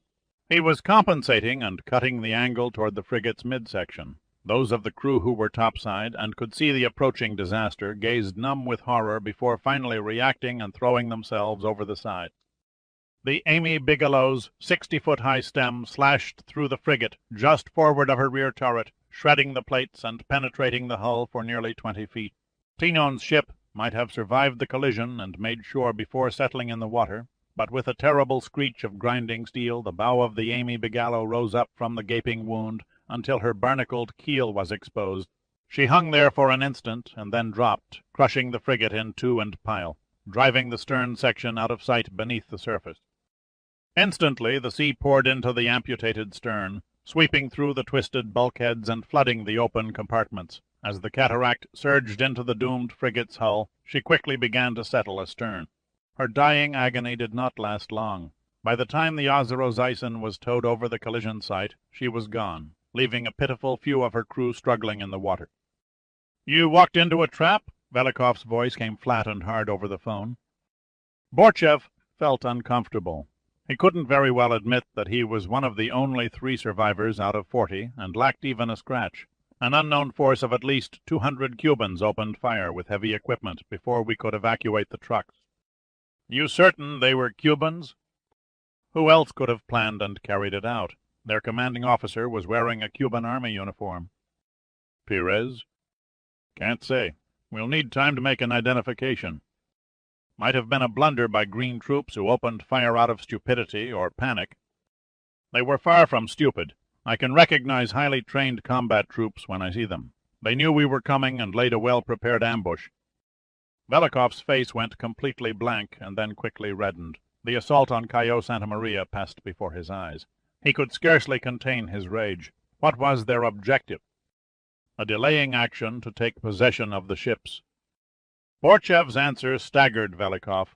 He felt as if his body had turned to ice. The questions came spilling out of his mouth. The Rum and Kola operation ships were seized. Are they still moored to their docks? No. A tugboat towed off the Ozero-Zyson. The Amy Bigelow steamed clear under her own power. I lost sight of them after they rounded the point. A little later I heard what sounded like naval gunfire near the entrance channel. Velikov had heard the rumble of heavy guns, too. He stared at a blank wall with unbelieving eyes, trying to envision the circle of men dogging his intricately planned operations. He refused to believe that intelligence units loyal to Castro had the knowledge and expertise. Only the long arm of the Americans and their Central Intelligence Agency could have destroyed Cayo Santa Maria and wrecked his scheme to terminate the Castro regime. Only one individual could have been responsible for the leak of information. Dirk Pitt. A deep look of concentration tensed Velikov's face. The mud was clearing from the water. He knew what he had to do in the little time left. "Are the ships still in the harbor?" he demanded of Borchev. "If they were trying to escape to the sea, I'd put them somewhere in the Entrada Channel. Find Admiral Checkledin and tell him I want those ships stopped and headed back to the inner harbor. I thought all Soviet naval ships have stood out to sea. The Admiral and his flagship aren't due to depart until 8 o'clock. Don't use the telephone. Convey my request in person and stress the urgency." Before Borchev could reply, Velikov threw down the receiver and rushed to the main entrance of the embassy, ignoring the busy staff preparing for evacuation. He ran outside to the embassy limousine and shoved aside the chauffeur, who was standing by to drive the Soviet ambassador to safety. He turned the ignition key and threw the transmission into drive the instant the engine fired. The rear wheels spun and shrieked furiously as the car leaped out of the embassy courtyard into the streets. 2 blocks later, Velikov was stopped dead. A military roadblock barred his way. 2 armored cars and a company of Cuban soldiers stretched across the broad boulevard. An officer stepped up to the car and shone a flashlight in the window. "May I see your identification papers, please?" "I am General Peter Velikov, attached to the Soviet military mission. I'm in a great hurry to reach Colonel General Kolchak's headquarters. Stand aside and let me pass." The officer studied Velikov's face for a moment, as if satisfying himself. He switched off the flashlight and motioned for 2 of his men to enter the back seat. Then he came around and climbed into the front passenger's seat. "We've been waiting for you, General," he said in a cold but courteous tone. "Please follow my directions and turn left at the next cross street." Pitt stood, feet slightly apart, both hands on the helm, his craggy face thrust forward as he watched the lighthouse at the harbor entrance slip past with terrible slowness. His whole mind and body, every nerve, was concentrated on moving the ship as far away from the populated city as possible before the ammonium nitrate was detonated. The water turned from gray-green to emerald, and the ship started to roll slightly as it plowed into the swells marching in from the sea. The Amy Bigelow was taking in from the sea. The Amy Bigelow was taking in water through her ripped bow plates, but she still answered her helm and chased after the tailing wake of the tugboat. His whole body ached from exhaustion. He drove himself on with sheer willpower. The blood from the cuts he received from the blast of the frigate's guns had hardened into dark red streaks down his face. He was oblivious to the sweat and the clothes sticking to his body. He closed his eyes for a moment and wished he was back in his hangar apartment with a Bombay gin martini, sitting in a steaming shower. God, he was tired. A sudden gust of wind blew in through the shattered bridge windows, and he opened his eyes again. He studied the shorelines both port and starboard. The hidden gun emplacements around the harbor remained silent, and there were still no signs of aircraft or patrol vessels. Despite the battle with the naval frigate, no alarm had been given. The confusion and lack of intelligence among the Cuban military security forces were working in their favor. The still sleeping city lingered behind as if tied to the trailing ship's stern. The sun was up now, and the convoy in naked view up and down the coast. A few more minutes, he said in his mind over and over. Velikov was ordered to stop on a quiet corner near Cathedral Square in Old Havana. He was led into a shabby building with dusty and cracked windows, past glass cases displaying faded posters of 1940s movie stars staring at the camera while seated at the bar inside. A one-time watering hole patronized by wealthy American celebrities, Sloppy Joe's was now only a dingy hole in the wall, long forgotten except by an elderly few. 4 people were seated off to one side of the tarnished and neglected bar. The interior was dark and smelled of disinfectant and decay. Velikov didn't recognize his hosts until he was halfway across the unswept floor. Then he stopped short and stared unbelieving, a sudden nausea growing within him. Jesse Lebaron was sitting between a strange fat man and Raul Castro. The 4th party stared back ominously. "Good morning, General," said Fidel Castro. "I'm happy you could join us." Pitt's ears picked up the drone of an aircraft. He released his hold on the wheel and stepped to the door of the bridge wing. A pair of helicopter gunships were beating along the shore from the north. His gaze swung back to the harbor entrance. A gray warship was charging through the channel at full speed, throwing up a big bow wave. A Soviet destroyer this time, pencil, thin, forward guns trained on creeping, defenseless death ships. The chase that nobody could win was on. Jack stepped out onto the deck of the tugboat and looked up at the broken, twisted wreck of the Amy Bigelow's bridge. He marveled that anyone was still alive and manning the helm. He made a gesture to his ear and waited until a hand waved back in understanding. He watched as a crewman hurried to the freighter's stern and gave the same signal to Moe on board the Ozero-Zaysan. Then he returned inside and called out on the radio. "This is Pisto. Do you read? Over." "Loud and clear," replied Pitt. "I've got you," Moe added. "This is as good a time as any to tie your helms and abandon ship," said Jack. "Good riddance," Moe snorted. "Let these hell buckets go up by themselves." "We'll leave our engines running at full ahead," said Pitt. "What about the Pisto?" "I'll men her a few more minutes to make sure the ships don't circle back to shore," replied Jack.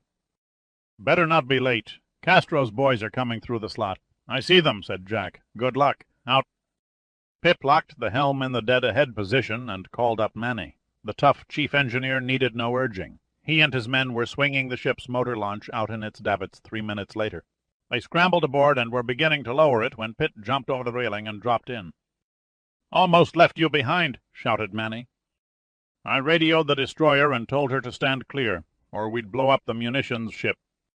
Before Manny could reply, there was an echoing, thunder-like rumble. A few seconds later, a shell plunged into the sea 50 yards in front of the Pisto.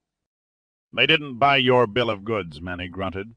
He started the boat's engine and engaged the gearbox to equal the ship's headway when they hit the water. The falls were cast off and they were thrown broadside into the wash, almost swamping the launch. The Amy Bigelow swept past on her final voyage, deserted and destined for obliteration.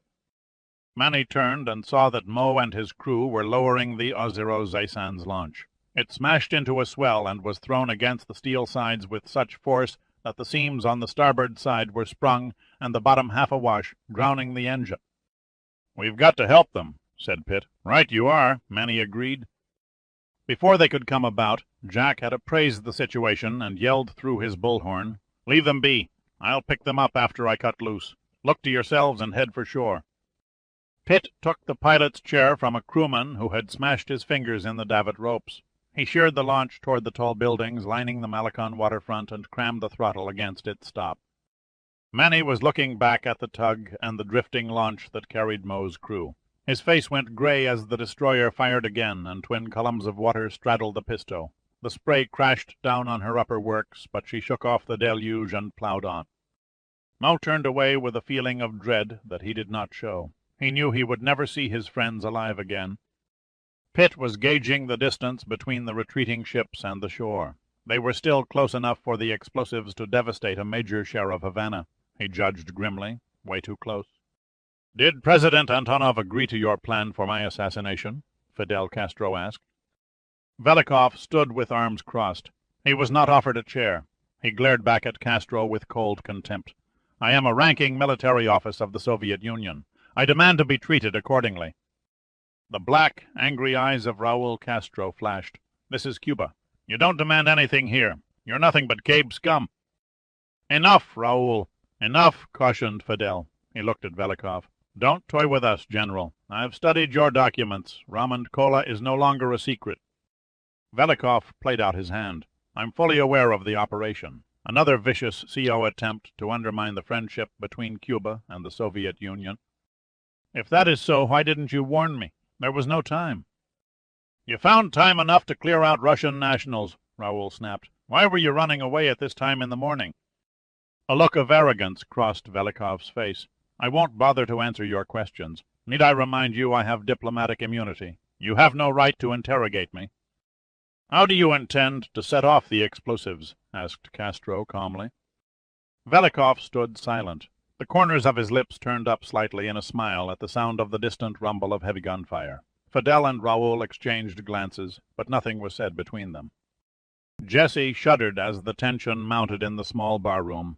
For a moment she wished she was a man so she could beat the truth out of the general. She suddenly felt sick and wanted to scream because of the costly time that was drifting away. "Please tell them what they want to know," she begged. "You can't stand there and allow thousands of children to die for a senseless political cause." Velikov did not argue. He remained unmoved. "I'll be happy to take him out back," said Hagen. "You needn't soil your hands, Mr. Hagen," said Fidel. "I have experts in painful interrogation waiting outside." "You wouldn't dare," Velikov snapped. "It is my duty to warn you that if you do not halt the detonation, you'll be tortured. Not with simple injections like political prisoners at your mental hospitals in Russia, but unspeakable tortures that will continue day and night. Our finest medical specialists will keep you alive. No nightmare can do justice to your suffering, General. You will scream until you can scream no more. Then, when you are little more than a vegetable without sight, speech, or hearing, you will be transported and dumped in a slum somewhere in North Africa, where you will survive or die, and where no one will rescue or pity a crippled beggar living in filth. You will become what you Russians call a non-person." Velikov's shell cracked, but very thinly. "You waste your breath. You are dead." "I am dead. We are all dead." "You're mistaken. The ships carrying the munitions and ammonium nitrate have been removed from the harbor by the very people you blame. At this minute, agents of the CIA are sailing them out to sea where the explosive force will only kill the fish." Velikov quickly pressed his slim advantage. "No, Senor Presidente. It is you who are mistaken.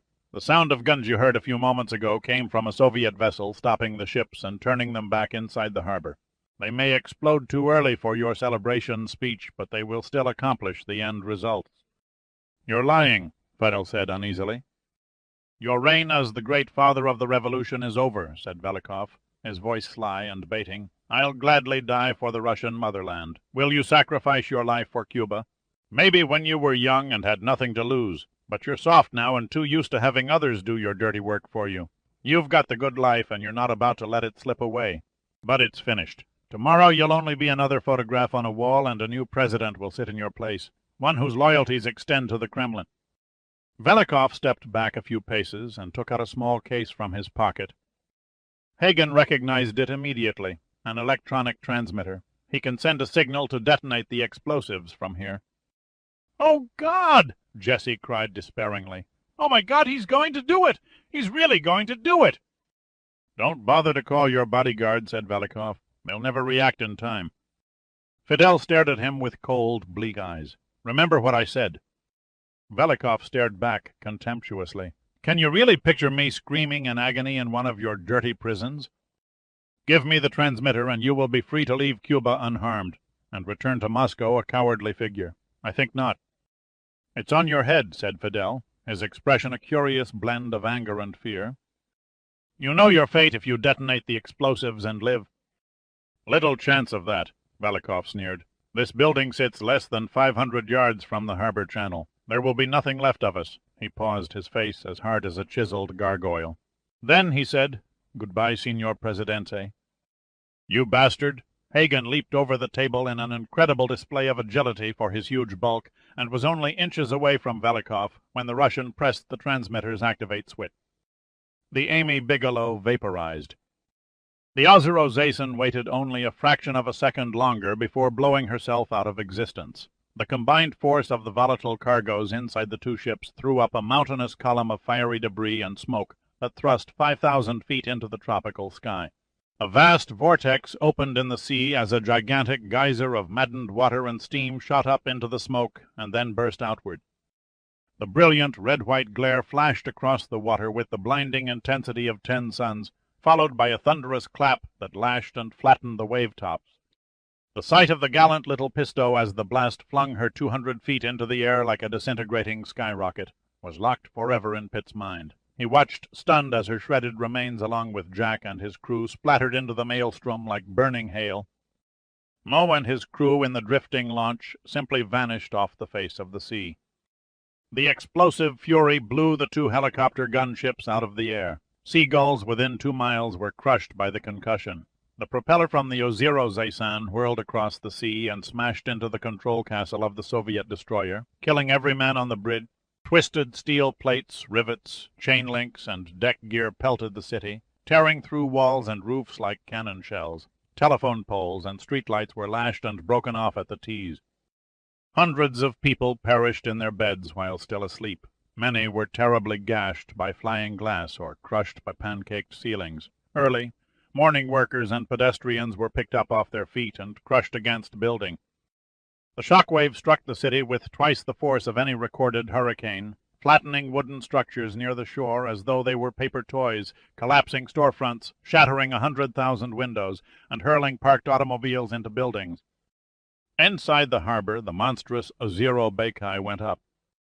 At first, flames shot from her hull like blowtorches. Then the whole oil tanker burst open in a giant fireball. A surge of flaming oil swamped the surrounding waterfront structures and launched a chain reaction of explosions from combustible cargoes sitting on the docks. Fiery metal plunged into oil and gas storage tanks on the east side of the harbor. One after another they blew up like a time. Sequence fireworks display, spewing gigantic black smoke clouds over the city. An oil refinery exploded, then a chemical company blew, followed by blasts at a paint company and fertilizer plant. 2 nearby freighters, under way and heading for sea, collided, caught fire, and began to blaze.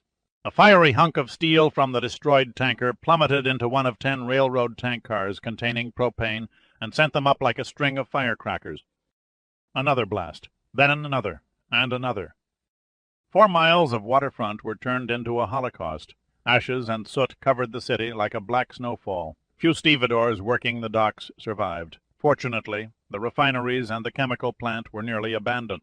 The loss of life would have been many times higher if it had not been a national holiday. The worst of the disaster inside the harbor was past, but the nightmare still facing the rest of the city had yet to arrive. An immense 50-foot tidal wave rose up out of the vortex and hurtled toward shore. Pitt and the others stared in awe as the green and white mountain roared after them.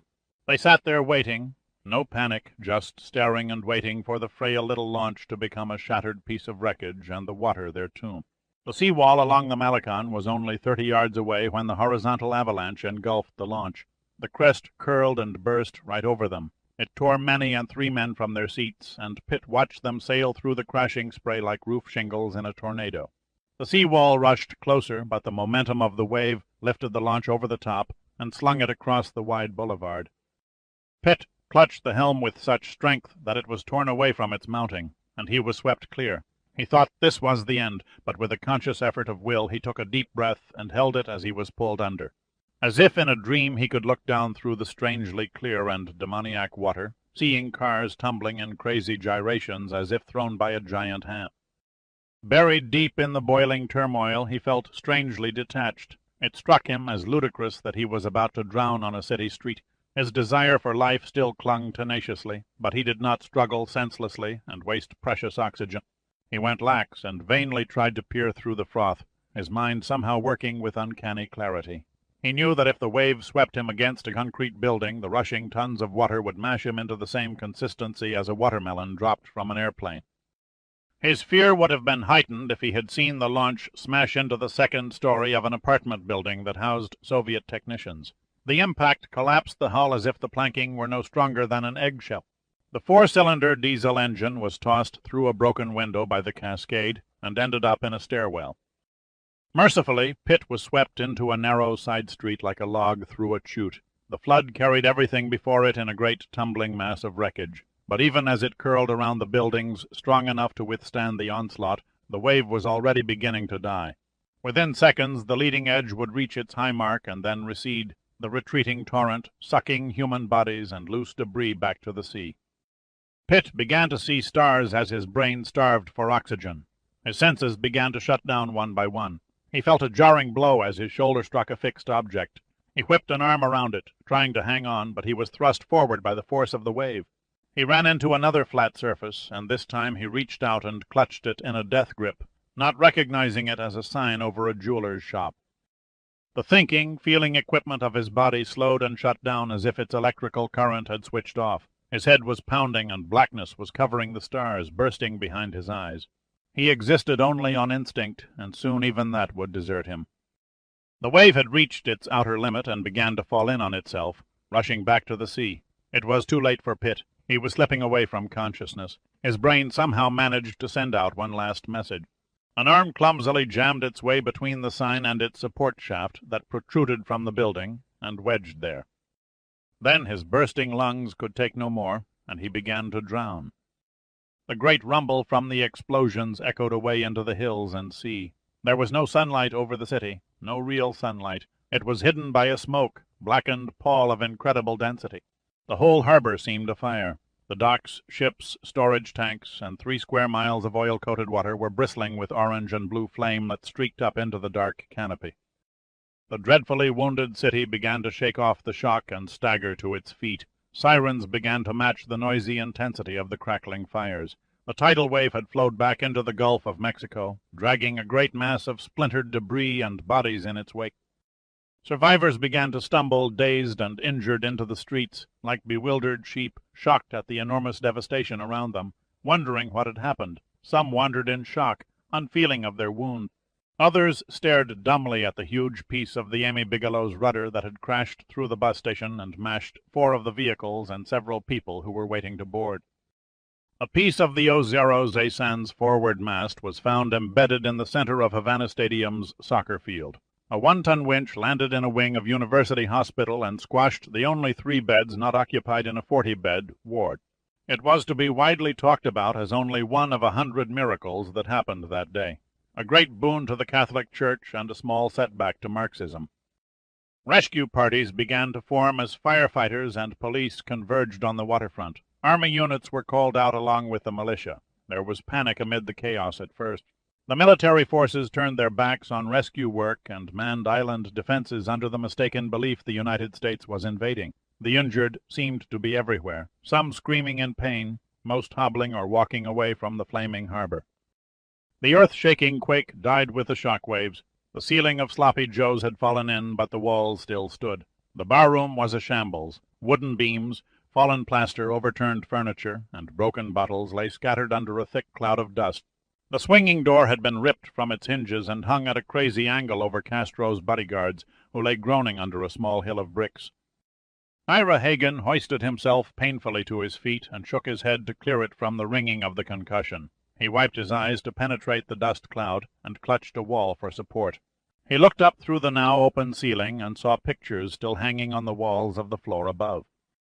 His first thought was of Jessie. She was lying partially under the table that still stood in the center of the room. Her body was crumpled in a curled position. Hagen knelt and gently turned her over. She lay motionless, appearing lifeless under the coating of white plaster dust, but there was no blood or serious wounds. Her eyes were half open, and she groaned. Hagen smiled with relief and removed his coat. He folded and placed it under her head. She reached up and grasped his wrist more tightly than he believed possible, and stared up at him. "Dirk is dead," she whispered. "He might have survived," said Hagen softly, but there was no optimism in his tone. "Dirk is dead," she repeated. "Don't move," he said. "Just lie easy while I check out the Castros." Then he rose unsteadily and began searching through the fallen debris. The sound of coughing came from his left, and he climbed over the rubble until he bumped into the bar. Raul Castro was hanging onto the raised edge of the bar with both hands, dazed and in shock, hacking the dust from his throat. Blood was trickling from his nose and a nasty cut on his chin. Hagen marveled at how close everyone had been sitting before the explosions and how scattered they were now. He uprighted a fallen chair and helped Raoul to sit down. "Are you all right, sir?" Hagen asked, genuinely concerned. Raoul nodded weakly. "I'm all right. Fidel! Where is Fidel? Sit tight. I'll find him." Hagen moved off through the rubble until he found Fidel Castro. The Cuban leader was on his stomach and twisted sideways, shoulders propped up by one arm. Hagen stared in fascination at the scene on the floor. Castro's eyes were trained on an upturned face only a foot away. General Velikov was spread, eagled on his back, a large beam crushing his legs. The expression on his face was a mixture of defiance and apprehension. He stared up at Castro through eyes bitter with the taste of defeat. There was not a flicker of emotion in Castro's expression. The plaster dust made him look as though he were sculpted in marble. The rigidity of the face, mask-like, the total concentration, was almost inhuman. "We live, General," he murmured triumphantly. "We both live." "Not right," Velikov uttered through clenched teeth. "We should all be dead." "Dirk Pitt and the others somehow got the ships through your naval units and out to sea," explained Hagen. "The destructive force of the explosion was only 1/10 of what it might have been if they remained in the harbor." "You have failed," said Castro. "Cuba remains Cuba." "So near and yet," Velikov shook his head resignedly. "And now for the revenge you vowed to take on me." "You will die for every one of my countrymen you murdered," Castro promised, in a voice as cold as an open grave. "If it takes 1,000 deaths or 100,000, you will suffer them all." Velikov grinned crookedly. He seemed to have no nerves at all. "Another man, another time, and you will surely be killed. Fidel, I know. I helped create 5 alternative plans in case this one failed. Eureka, the La Dorada." November 8, 1989, Washington, D.C. Martin Brogan walked into the early morning cabinet meeting. Late, the president and the men seated around the large kidney-shaped table looked up expectantly. The ships were detonated 4 hours ahead of schedule. He informed them while still standing. His announcement was greeted with solemn silence. Every man at the table had been told of the unbelievable plan by the Soviets to remove Castro, and the news struck them more as an inevitable tragedy than a shocking catastrophe. "What are the latest reports on loss of life?" asked Douglas Oates. "Too early to tell," replied Brogan. "The whole harbor area is in flames. The deaths could conceivably total in the thousands. The devastation, however, is not nearly as severe as we first projected. It appears our agents in Havana seized 2 of the ships and sailed them out of the harbor before they exploded." As they listened in contemplative quiet, Brogan read from the initial reports sent from the Special Interest section in Havana. He recounted the details of the plan to move the ships and the sketchy details of the actual operation. Before he had finished, one of his aides entered and slipped him an updated report. He scanned it silently and then read the first line. "Fidel and Raul Castro are alive." He paused to gaze at the president. "Your man, Ira Hagen, says he is in direct contact with the Castros, and they have requested any assistance we can offer in the way of disaster relief, including medical personnel and supplies, firefighting equipment, food and clothing, and also morgue and embalming experts." The president looked at General Clayton Metcalf, chairman of the Joint Chiefs of Staff. "General, after your call last night, I alerted Air Transport Command. We can begin the airlift as soon as the people and supplies arrive at the airfields and are loaded on board. Any approach by American military aircraft had better be coordinated, or the Cubans will cut loose with their surface. To air missiles, pointed out Secretary of Defense Simmons. "I'll see to it a line of communication is opened with their foreign ministry," said Secretary of State Oates. "Better make it clear to Castro that any relief we send is organized under the umbrella of the Red Cross," added Dan Fawcett. "We don't want to scare him into slamming the door." "An angle we can't overlook," said the president. "Almost a crime to take advantage of a terrible disaster," mused Oates. "Still, we can't deny it's a heaven-sent opportunity to cement relations with Cuba and defuse revolutionary fever throughout the Americas." "I wonder if Castro has ever studied Simon Bolivar?" the president asked no one in particular. "The great liberator of South America is one of Castro's idols," replied Brogan. "Why do you ask?" "Then perhaps he's finally heeded one of Bolivar's quotations." "Which quotation is that, Mr. President?" The president looked from face to face around the table before answering. "He who serves a revolution plows the sea." The chaos slowly subsided, and the rescue work began as the population of Havana recovered from the shock. Hurricane emergency procedures were put into operation. Army and militia units, along with paramedics, sifted through the rubble, lifting the bodies of the living into ambulances and the dead into trucks. The Santa Clara convent, dating from 1643, was taken over as a temporary hospital and quickly filled. The wards and corridors of University Hospital soon overflowed. The elegant old presidential palace, now the Museum of the Revolution, was turned into a morgue.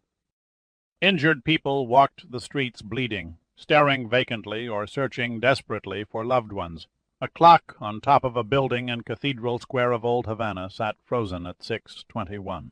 Some residents who had fled their homes during the havoc began to drift back. Others who had no homes to return to walked through the streets, picking their way around the bodies, carrying small bundles containing salvaged possessions.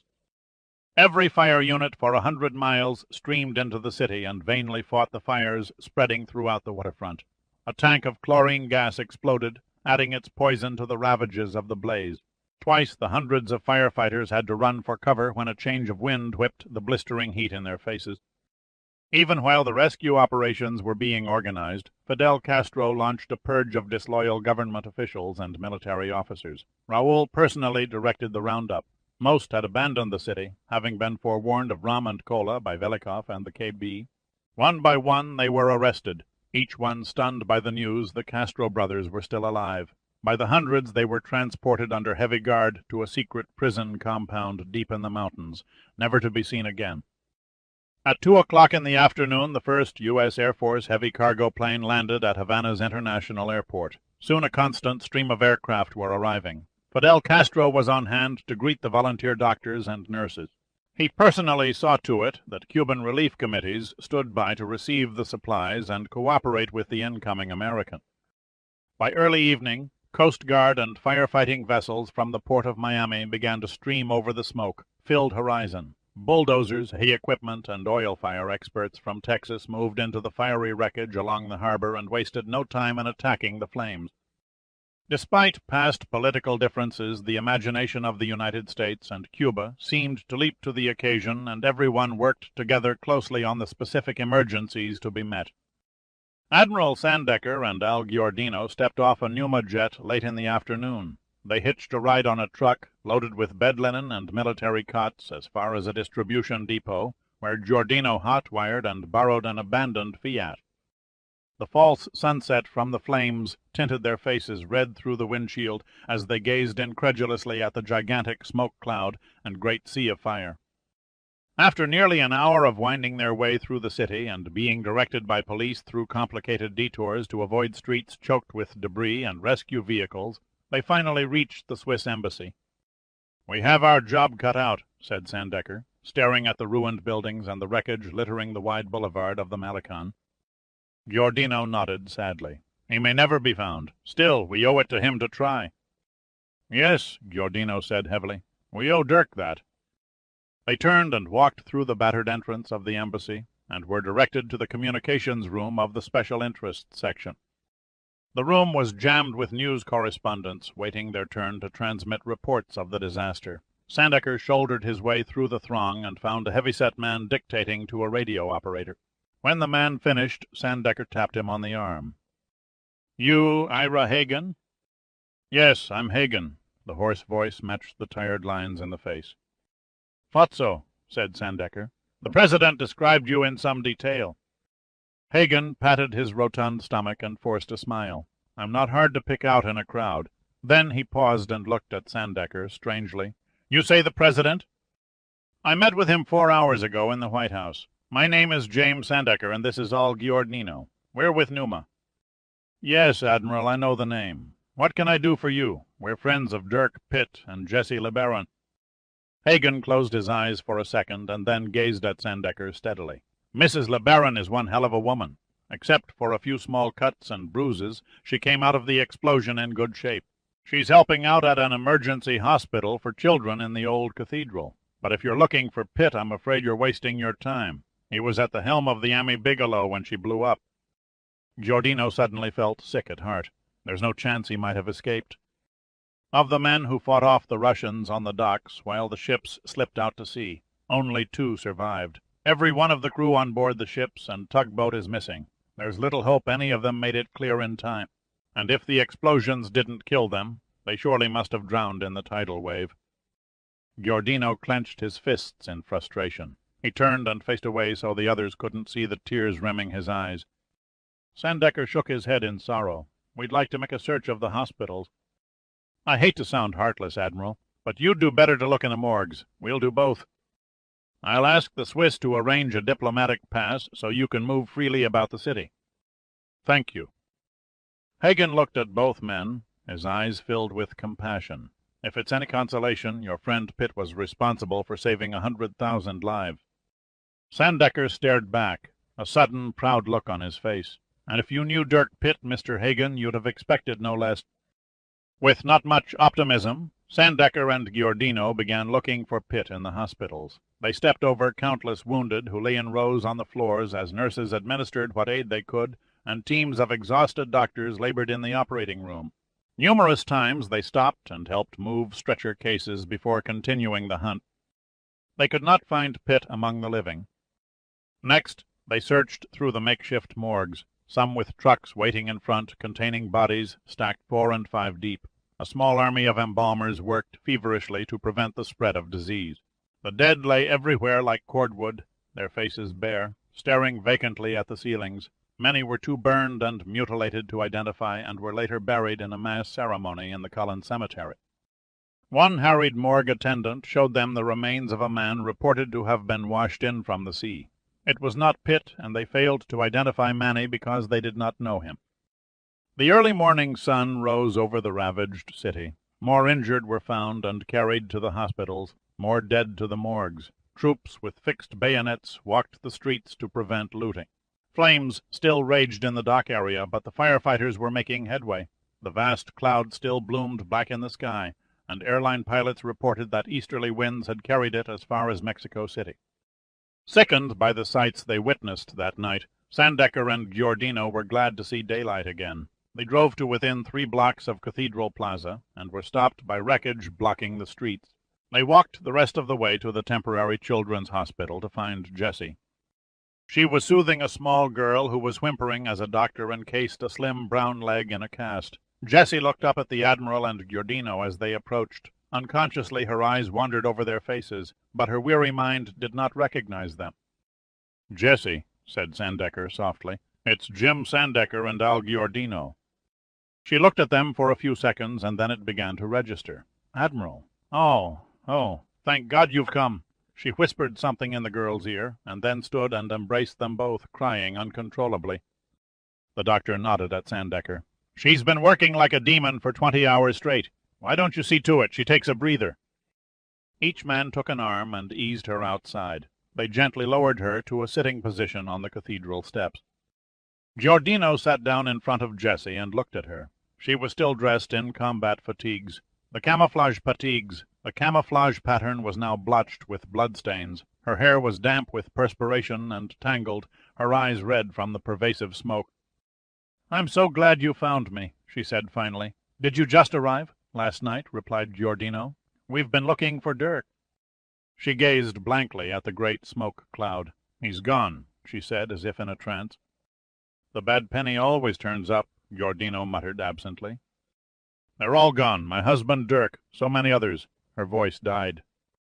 "Is there coffee anywhere?" said Sandecker, changing the tack of the conversation. "I think we could all use a cup." Jessie nodded weakly toward the entrance to the cathedral. "A poor woman whose children are badly injured has been making some for the volunteers."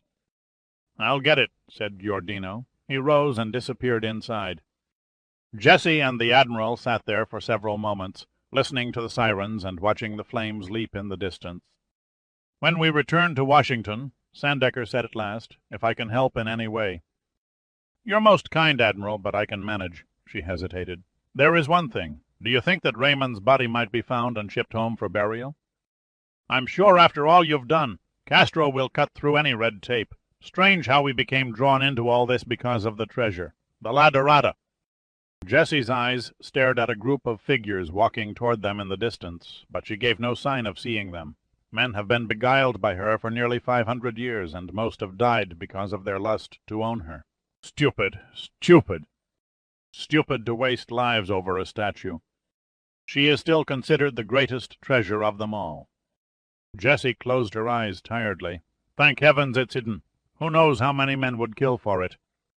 "Dirk would never climb over someone's bones for money," Sandecker said. "I know him too well. He was in it for the adventure and the challenge of solving a mystery, not for profit."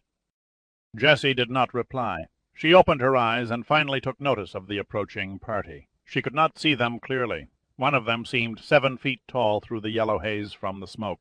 The others were quite small. They were singing, but she couldn't make out the tune. Giordino returned with a small board holding 3 cups. He stopped and stared for a long moment at the group threading their way through the rubble in the plaza. The figure in the middle wasn't 7 feet tall, but a man with a small boy perched on his shoulders. The boy looked frightened and tightly laced his hands around the man's forehead, obscuring the upper part of his face. A young girl was cradled in one muscled arm, while the opposite hand was clutched by a girl no more than 5. A string of 10 or 11 other children followed close behind. They sounded as if they were singing in halting English. 3 dogs trotted alongside and yapped in accompaniment. Sandecker looked at Giordino curiously. The barrel-chested Italian blinked away the eye, watering smoke, and gazed with an intense, wondering expression at the strange and pathetic sight. The man looked like an apparition, exhausted, desperately so. His clothes were in tatters, and he walked with a limp. The eyes were sunken, and the gaunt face was streaked with dried blood. Yet his jaw was determined, and he led the children in song with a booming voice. "I must go back to work," said Jessie, struggling to her feet. "Those children will need care." They were close enough now so that Giordino could make out the song they were singing. "I'm a Yankee Doodle dandy, a Yankee Doodle do or die." Giordino's jaw dropped and his eyes widened in disbelief. He pointed in uncomprehending awe. Then he threw the coffee cups over his shoulder and bounded down the steps of the cathedral like a madman. "It's him!" he shouted. "A real live nephew of my Uncle Sam, born on the 4th of July. What was that?" Sandecker shouted after him. "What did you say?"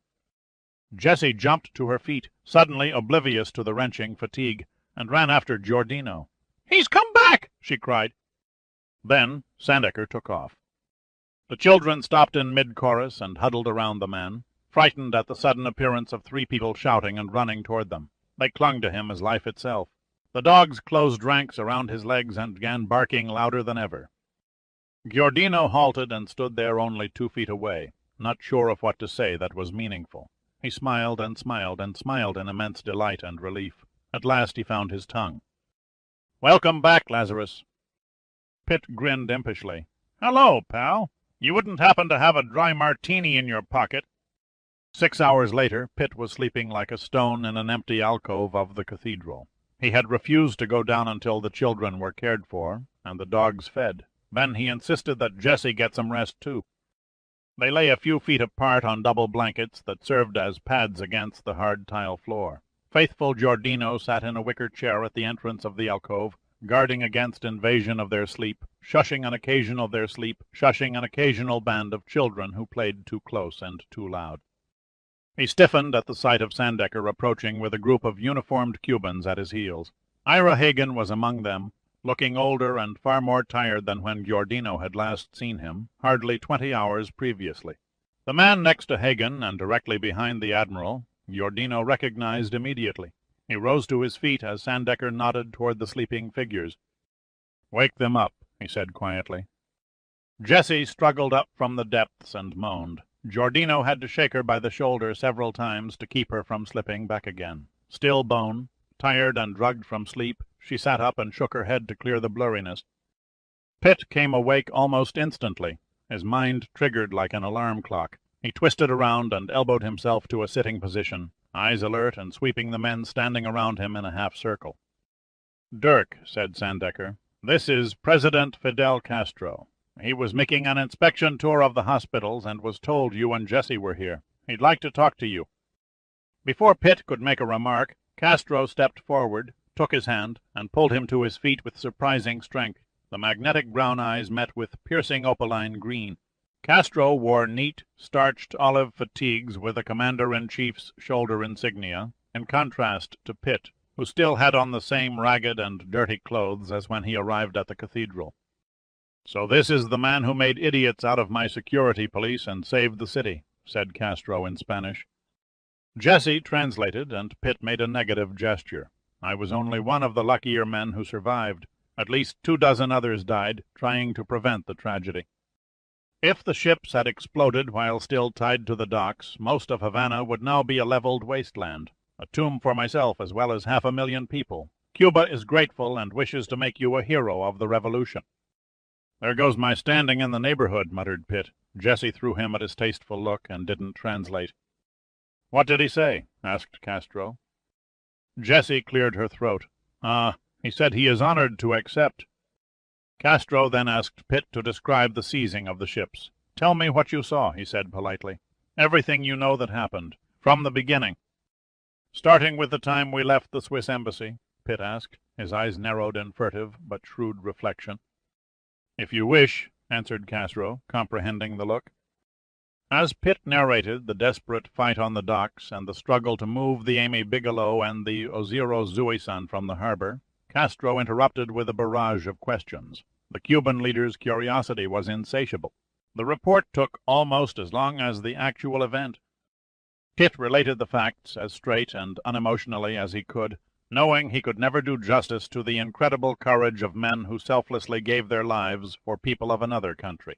He told of Clark's magnificent holding action against overwhelming odds, how Manny and Moe and their crews struggled in the dark bowels of the ships to get them under way, knowing they could be blown into atoms at any moment. He told how Jack and his crew stayed with the tugboat, towing the death ships out to sea until it was too late to escape. He wished they could all be there to tell their own stories, and he wondered what they might have said. He smiled to himself, knowing how many would have turned the air blue with pungent language. At last Pitt told of being swept into the city by the tidal wave and blacking out, and how he regained consciousness hanging upside down from an overhead jewelry shop sign. He related how staggering through the debris he heard a little girl crying, and pulled her and a brother from under the wreckage of a collapsed apartment building. After that he seemed to attract lost children like a magnet. Rescue workers added to his collection during the night. When no more could be found alive, a policeman directed Pitt to the Children's Hospital and Relief Center, where he was discovered by his friend. Suddenly, Pitt's voice trailed off, and he dropped his hands limply to his sides. "That's all there is to tell." Castro looked at Pitt steadily, his face filled with emotion. He stepped forward and embraced him. "Thank you," he murmured in a broken voice. Then he kissed Jesse on both cheeks and shook Hagan's hand. "Cuba thanks you all. We will not forget." Pitt looked at Castro slyly. "I wonder if I might ask a favor." "You have but to name it," Castro quickly answered. Pitt hesitated, then he said, "There is this taxi driver named Herberto Figueroa. If I were to find him a restored '57 Chevrolet in the States and have it shipped, do you suppose you could arrange for him to take delivery? Herberto and I would both be very grateful.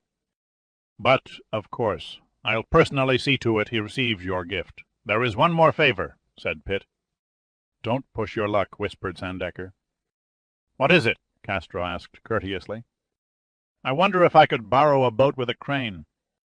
The bodies of Manny and 3 of his crew were identified. Clark was fished out of the channel by a fishing boat. Their remains were flown back to Washington for burial. Nothing of Jack, Moe, and the rest ever turned up. The fire was finally under control 4 days after the death ships were blown out of existence. The final stubborn blaze would not be extinguished until a week later. Another 6 weeks would pass before the last of the dead were found. Many were never found at all.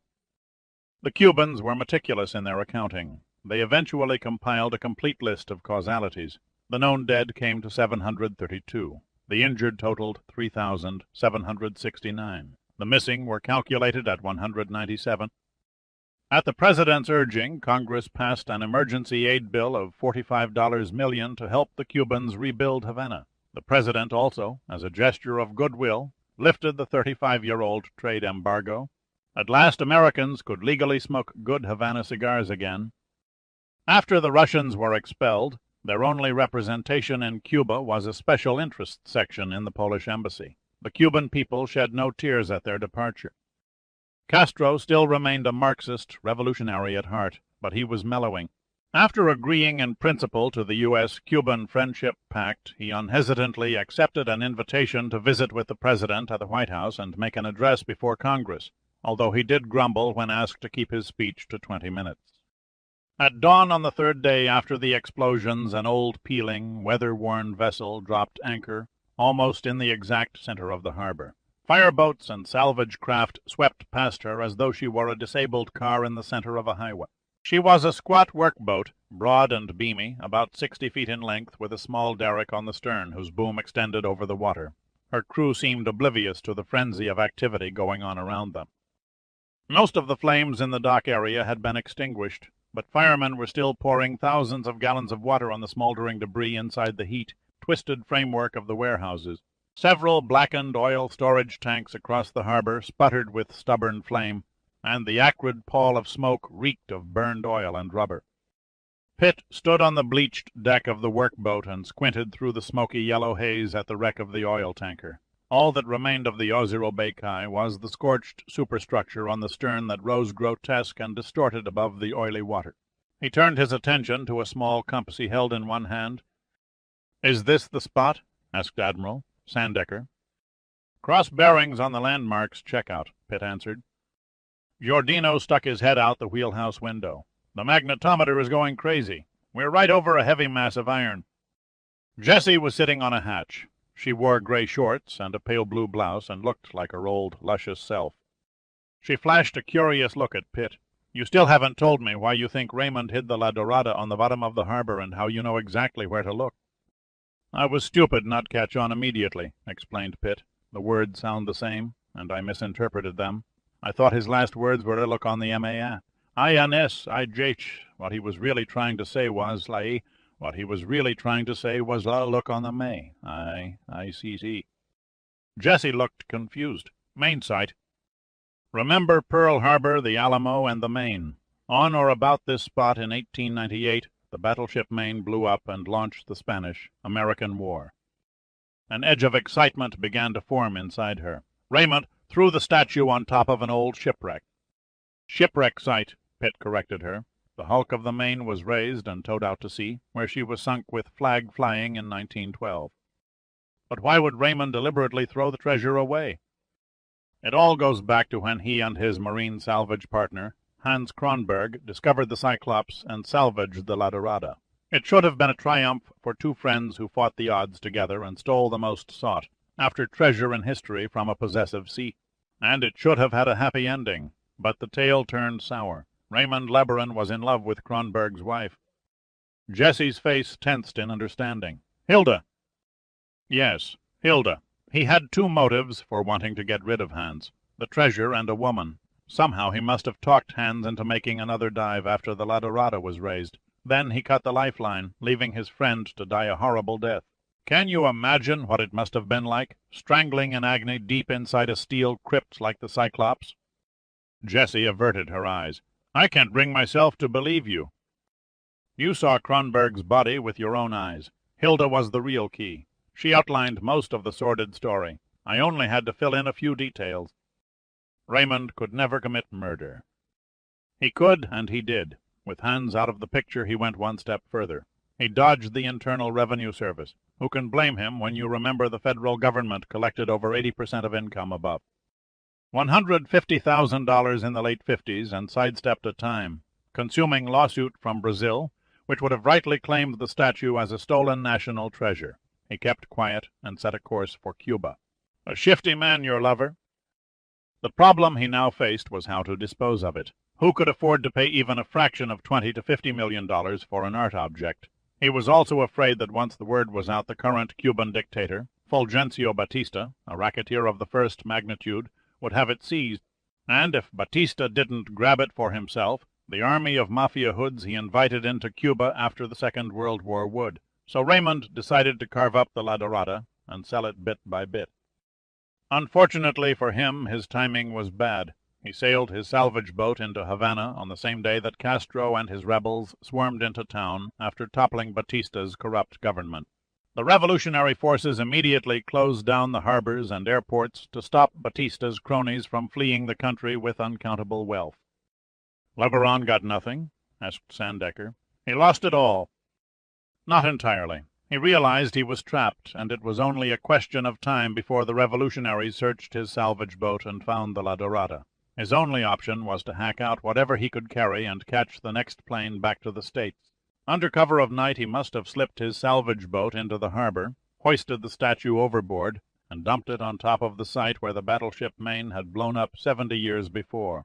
Naturally, he planned to come back and retrieve it after the chaos died down, but Castro didn't play according to LeBaron's rules. Cuba's honeymoon with the United States soon fell apart, and he could never return and raise 3 tons of priceless treasure under the eyes of Castro's security. What piece of the statue did he remove? Jessie asked. According to Hilda, he pried out the ruby heart. Then, after he smuggled it home, he discreetly had it cut, faceted, and sold through brokers. Now he had enough leverage to reach the pinnacle of high finance with Hilda at his side. Raymond Lebaron had arrived in Fat City.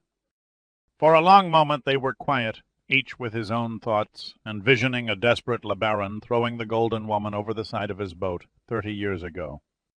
"The La Dorada," said Sandecker, breaking the silence. Her weight would have pushed her deep beneath the soft silt of the harbor bottom. "The Admiral has a point," said Giordino. "Lebaron failed to consider that finding her again would be a major operation." "I admit that bothered me too," said Pitt. "He must have known that after the Army Corps of Engineers stripped and removed the main hull section of the main hundreds of tons of wreckage were left embedded in the mud, making her almost impossible to find. The most sophisticated metal detector that money can buy won't pick out one particular object in a junkyard." "So the statue will lie down there forever," said Sandecker, "unless someday someone comes along and dredges up half the harbor until he strikes it." "Maybe not," Pitt said thoughtfully, his mind seeing something only he could see. Raymond Lebaron was a canny character. He was also a professional salvage man. I believe he knew exactly what he was doing. "What are you aiming at?" asked Sandecker. "He put the statue over the side, all right, but I'm betting he very slowly lowered her feet first, so she came down on the bottom standing up." Giordino stared down at the deck. "Might be," he said slowly. "Might be. How tall is she?" "About 8 feet, including the base." 30 years for 3 tons to settle in the mud," mused Sandecker. "It's possible a couple of feet of her may still be protruding from the harbor floor." Pitt smiled distantly. "We'll know as soon as Al and I dive down and run a search pattern." As if on cue, they all became quiet and gazed over the side into the water. Oil, slicked and ash-coated, dark and secretive. Somewhere in the sinister green depths La Dorada beckoned. Pitt stood in full dive gear and watched the bubbles rising from the deep and bursting on the surface. He glanced at his watch, marking the time. Giordino had been down nearly 50 minutes at a depth of 40 feet. He went on watching the bubbles and saw them gradually travel in a circle. He knew that Giordino had enough air left for one more 360-degree sweep around the descent line tied to a buoy about 30 yards from the boat. The small crew of Cubans Sandecker had recruited were very quiet. Pitt looked along the deck and saw them lined up at the rail beside the admiral, staring as though hypnotized at the glitter from the bubbles. Pitt turned to Jessie, who was standing beside him. She hadn't said a word or moved in the last 5 minutes, her face tense with deep concentration, her eyes shining with excitement. She was swept up in the anticipation of seeing a legend. Then suddenly she called out, "Look!" A dark form rose from the depths amid a cloud of bubbles, and Giordino's head broke the water near the buoy. He rolled over on his back and paddled easily with his fins until he reached the ladder. He handed up his weight belt and twin-air cylinder before climbing to the deck. He pulled off his face mask and spit over the side. "How did it go?" asked Pitt. "Okay," Giordino answered. "Here's the situation. I made 8 sweeps around the base point where the buoy's descent line is anchored. Visibility is less than 3 feet. We may have a little luck. The bottom is a mixture of sand and mud, so it's not real soft. The statue may not have sunk over her head." "Current? Current?" "About a knot. You can live with it. Any obstructions?" "A few bits and pieces of rusted wreckage protrude from the bottom, so be careful not to snag your distance line." Sandecker came up behind Pitt and made a final check of his gear. Pitt stepped through an opening in the rail and set the air regulator's mouthpiece between his teeth. Jessie gave his arm a gentle squeeze through the protective dry suit. "Luck," she said. He winked at her through the face mask and then took a long step forward. The bright sunlight was diffused by a sudden burst of bubbles as he was engulfed by the green void. He swam out to the buoy and started down the descent line. The yellow nylon braid faded and vanished a few feet below in the opaque murk. Pitt followed the line cautiously, taking his time. He paused once to clear his ears. Less than a minute later, the bottom abruptly seemed to lift up toward him and meet his outstretched hand. He again paused to adjust his buoyancy compensator vest and check his watch for the time, compass for direction, and air pressure gauge. Then he took the distance line Giordino had attached to the descent line by a clip and moved out along the radius. After swimming about 24 feet, his hand came in contact with a knot in the line Giordino had tied to measure the outer perimeter of his last sweep.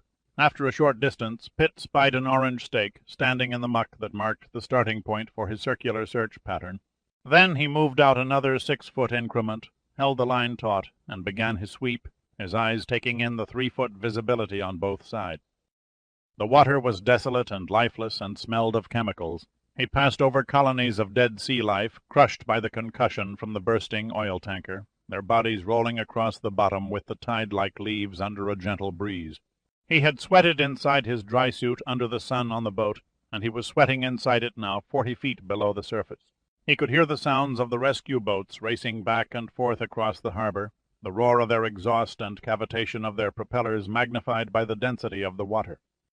Yard by yard he scanned the barren harbor until he completed a full circle. He moved the marker out and started another sweep in the opposite direction. Divers often experience great loneliness when swimming over an underwater desert with nothing to see beyond a hand's reach. The real world with people, less than 50 feet away on the surface, ceases to exist. They experience a careless abandon and an indifference toward the unknown. Their perception becomes distorted, and they begin to fantasize. Pitt felt none of those things, except maybe a touch of a fantasy.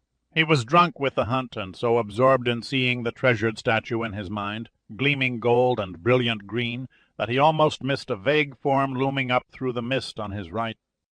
Rapidly kicking his fins, he swam toward it. The object was round and indistinct and partly buried.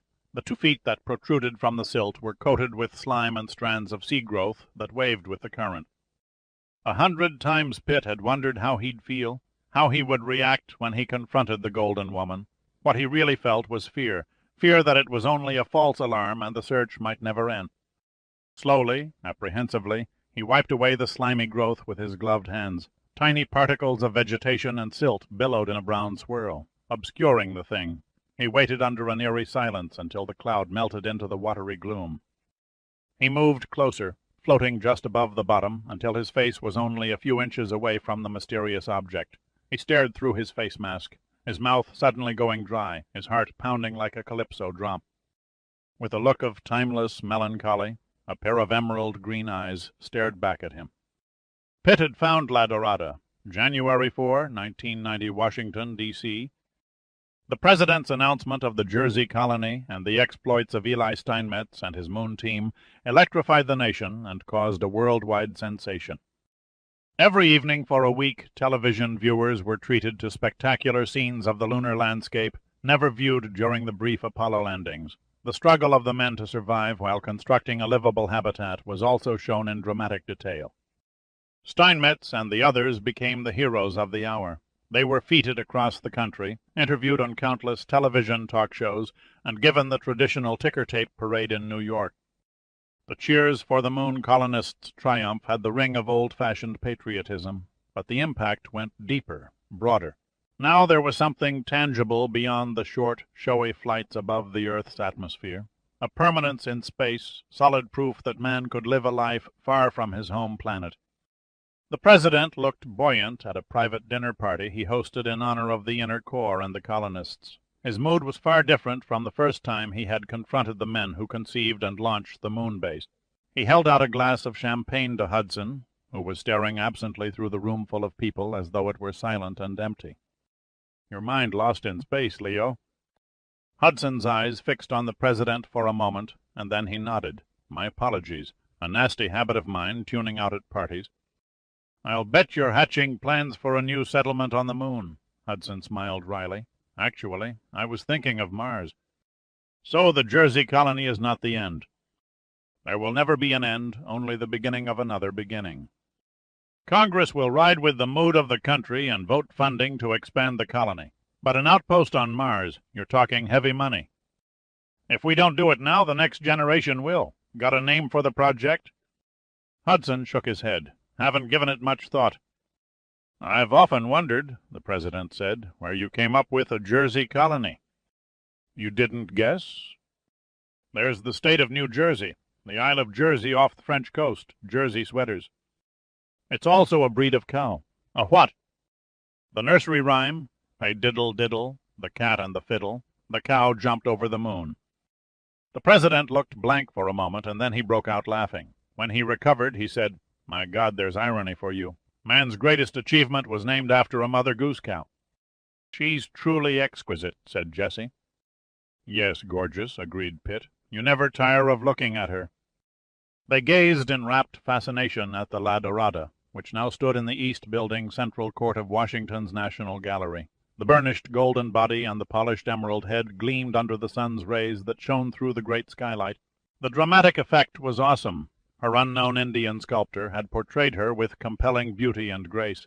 She stood in a relaxed posture, one leg in front of the other, arms slightly bent at the elbows with hands extended outward from the sides. Her rose quartz pedestal sat atop a 5-foot-high solid block of Brazilian rosewood.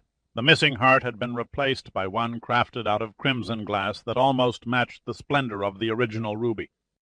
Throngs of people stared in wonder at the dazzling sight. A line stretched outside the gallery by the mall for nearly a quarter of a mile. La Dorada even surpassed the attendance record for the King Tut artifacts. Every dignitary in the capital appeared to pay homage. The President and his wife escorted Hilda Kronberg, La Baronne, to the pre-opening viewing. She sat in her wheelchair, a content old lady with sparkling eyes who smiled and smiled as the President honored the two men in her past with a short dedication speech. When he lifted her out of her chair so she could touch the statue, there wasn't a dry eye in the house. "Strange," Jessie murmured, "when you think about how it all began with the shipwreck of the Cyclops and ended on the shipwreck of the Maine." "Only for us," Pitt said distantly. "For her it began 400 years ago in a Brazilian jungle. Hard to imagine such a thing of beauty has caused so many deaths." He wasn't listening and didn't reply. She flashed a curious look at him. He was staring intently at the statue, his mind lost in another time, another place. "Rich the treasure, sweet the pleasure," she quoted. He slowly turned and looked at her, his eyes refocusing on the present. The spell was broken. I'm sorry, he said. Jesse couldn't help smiling. When are you going to give it a try? Try? Rush off to search for La Dorada's lost city?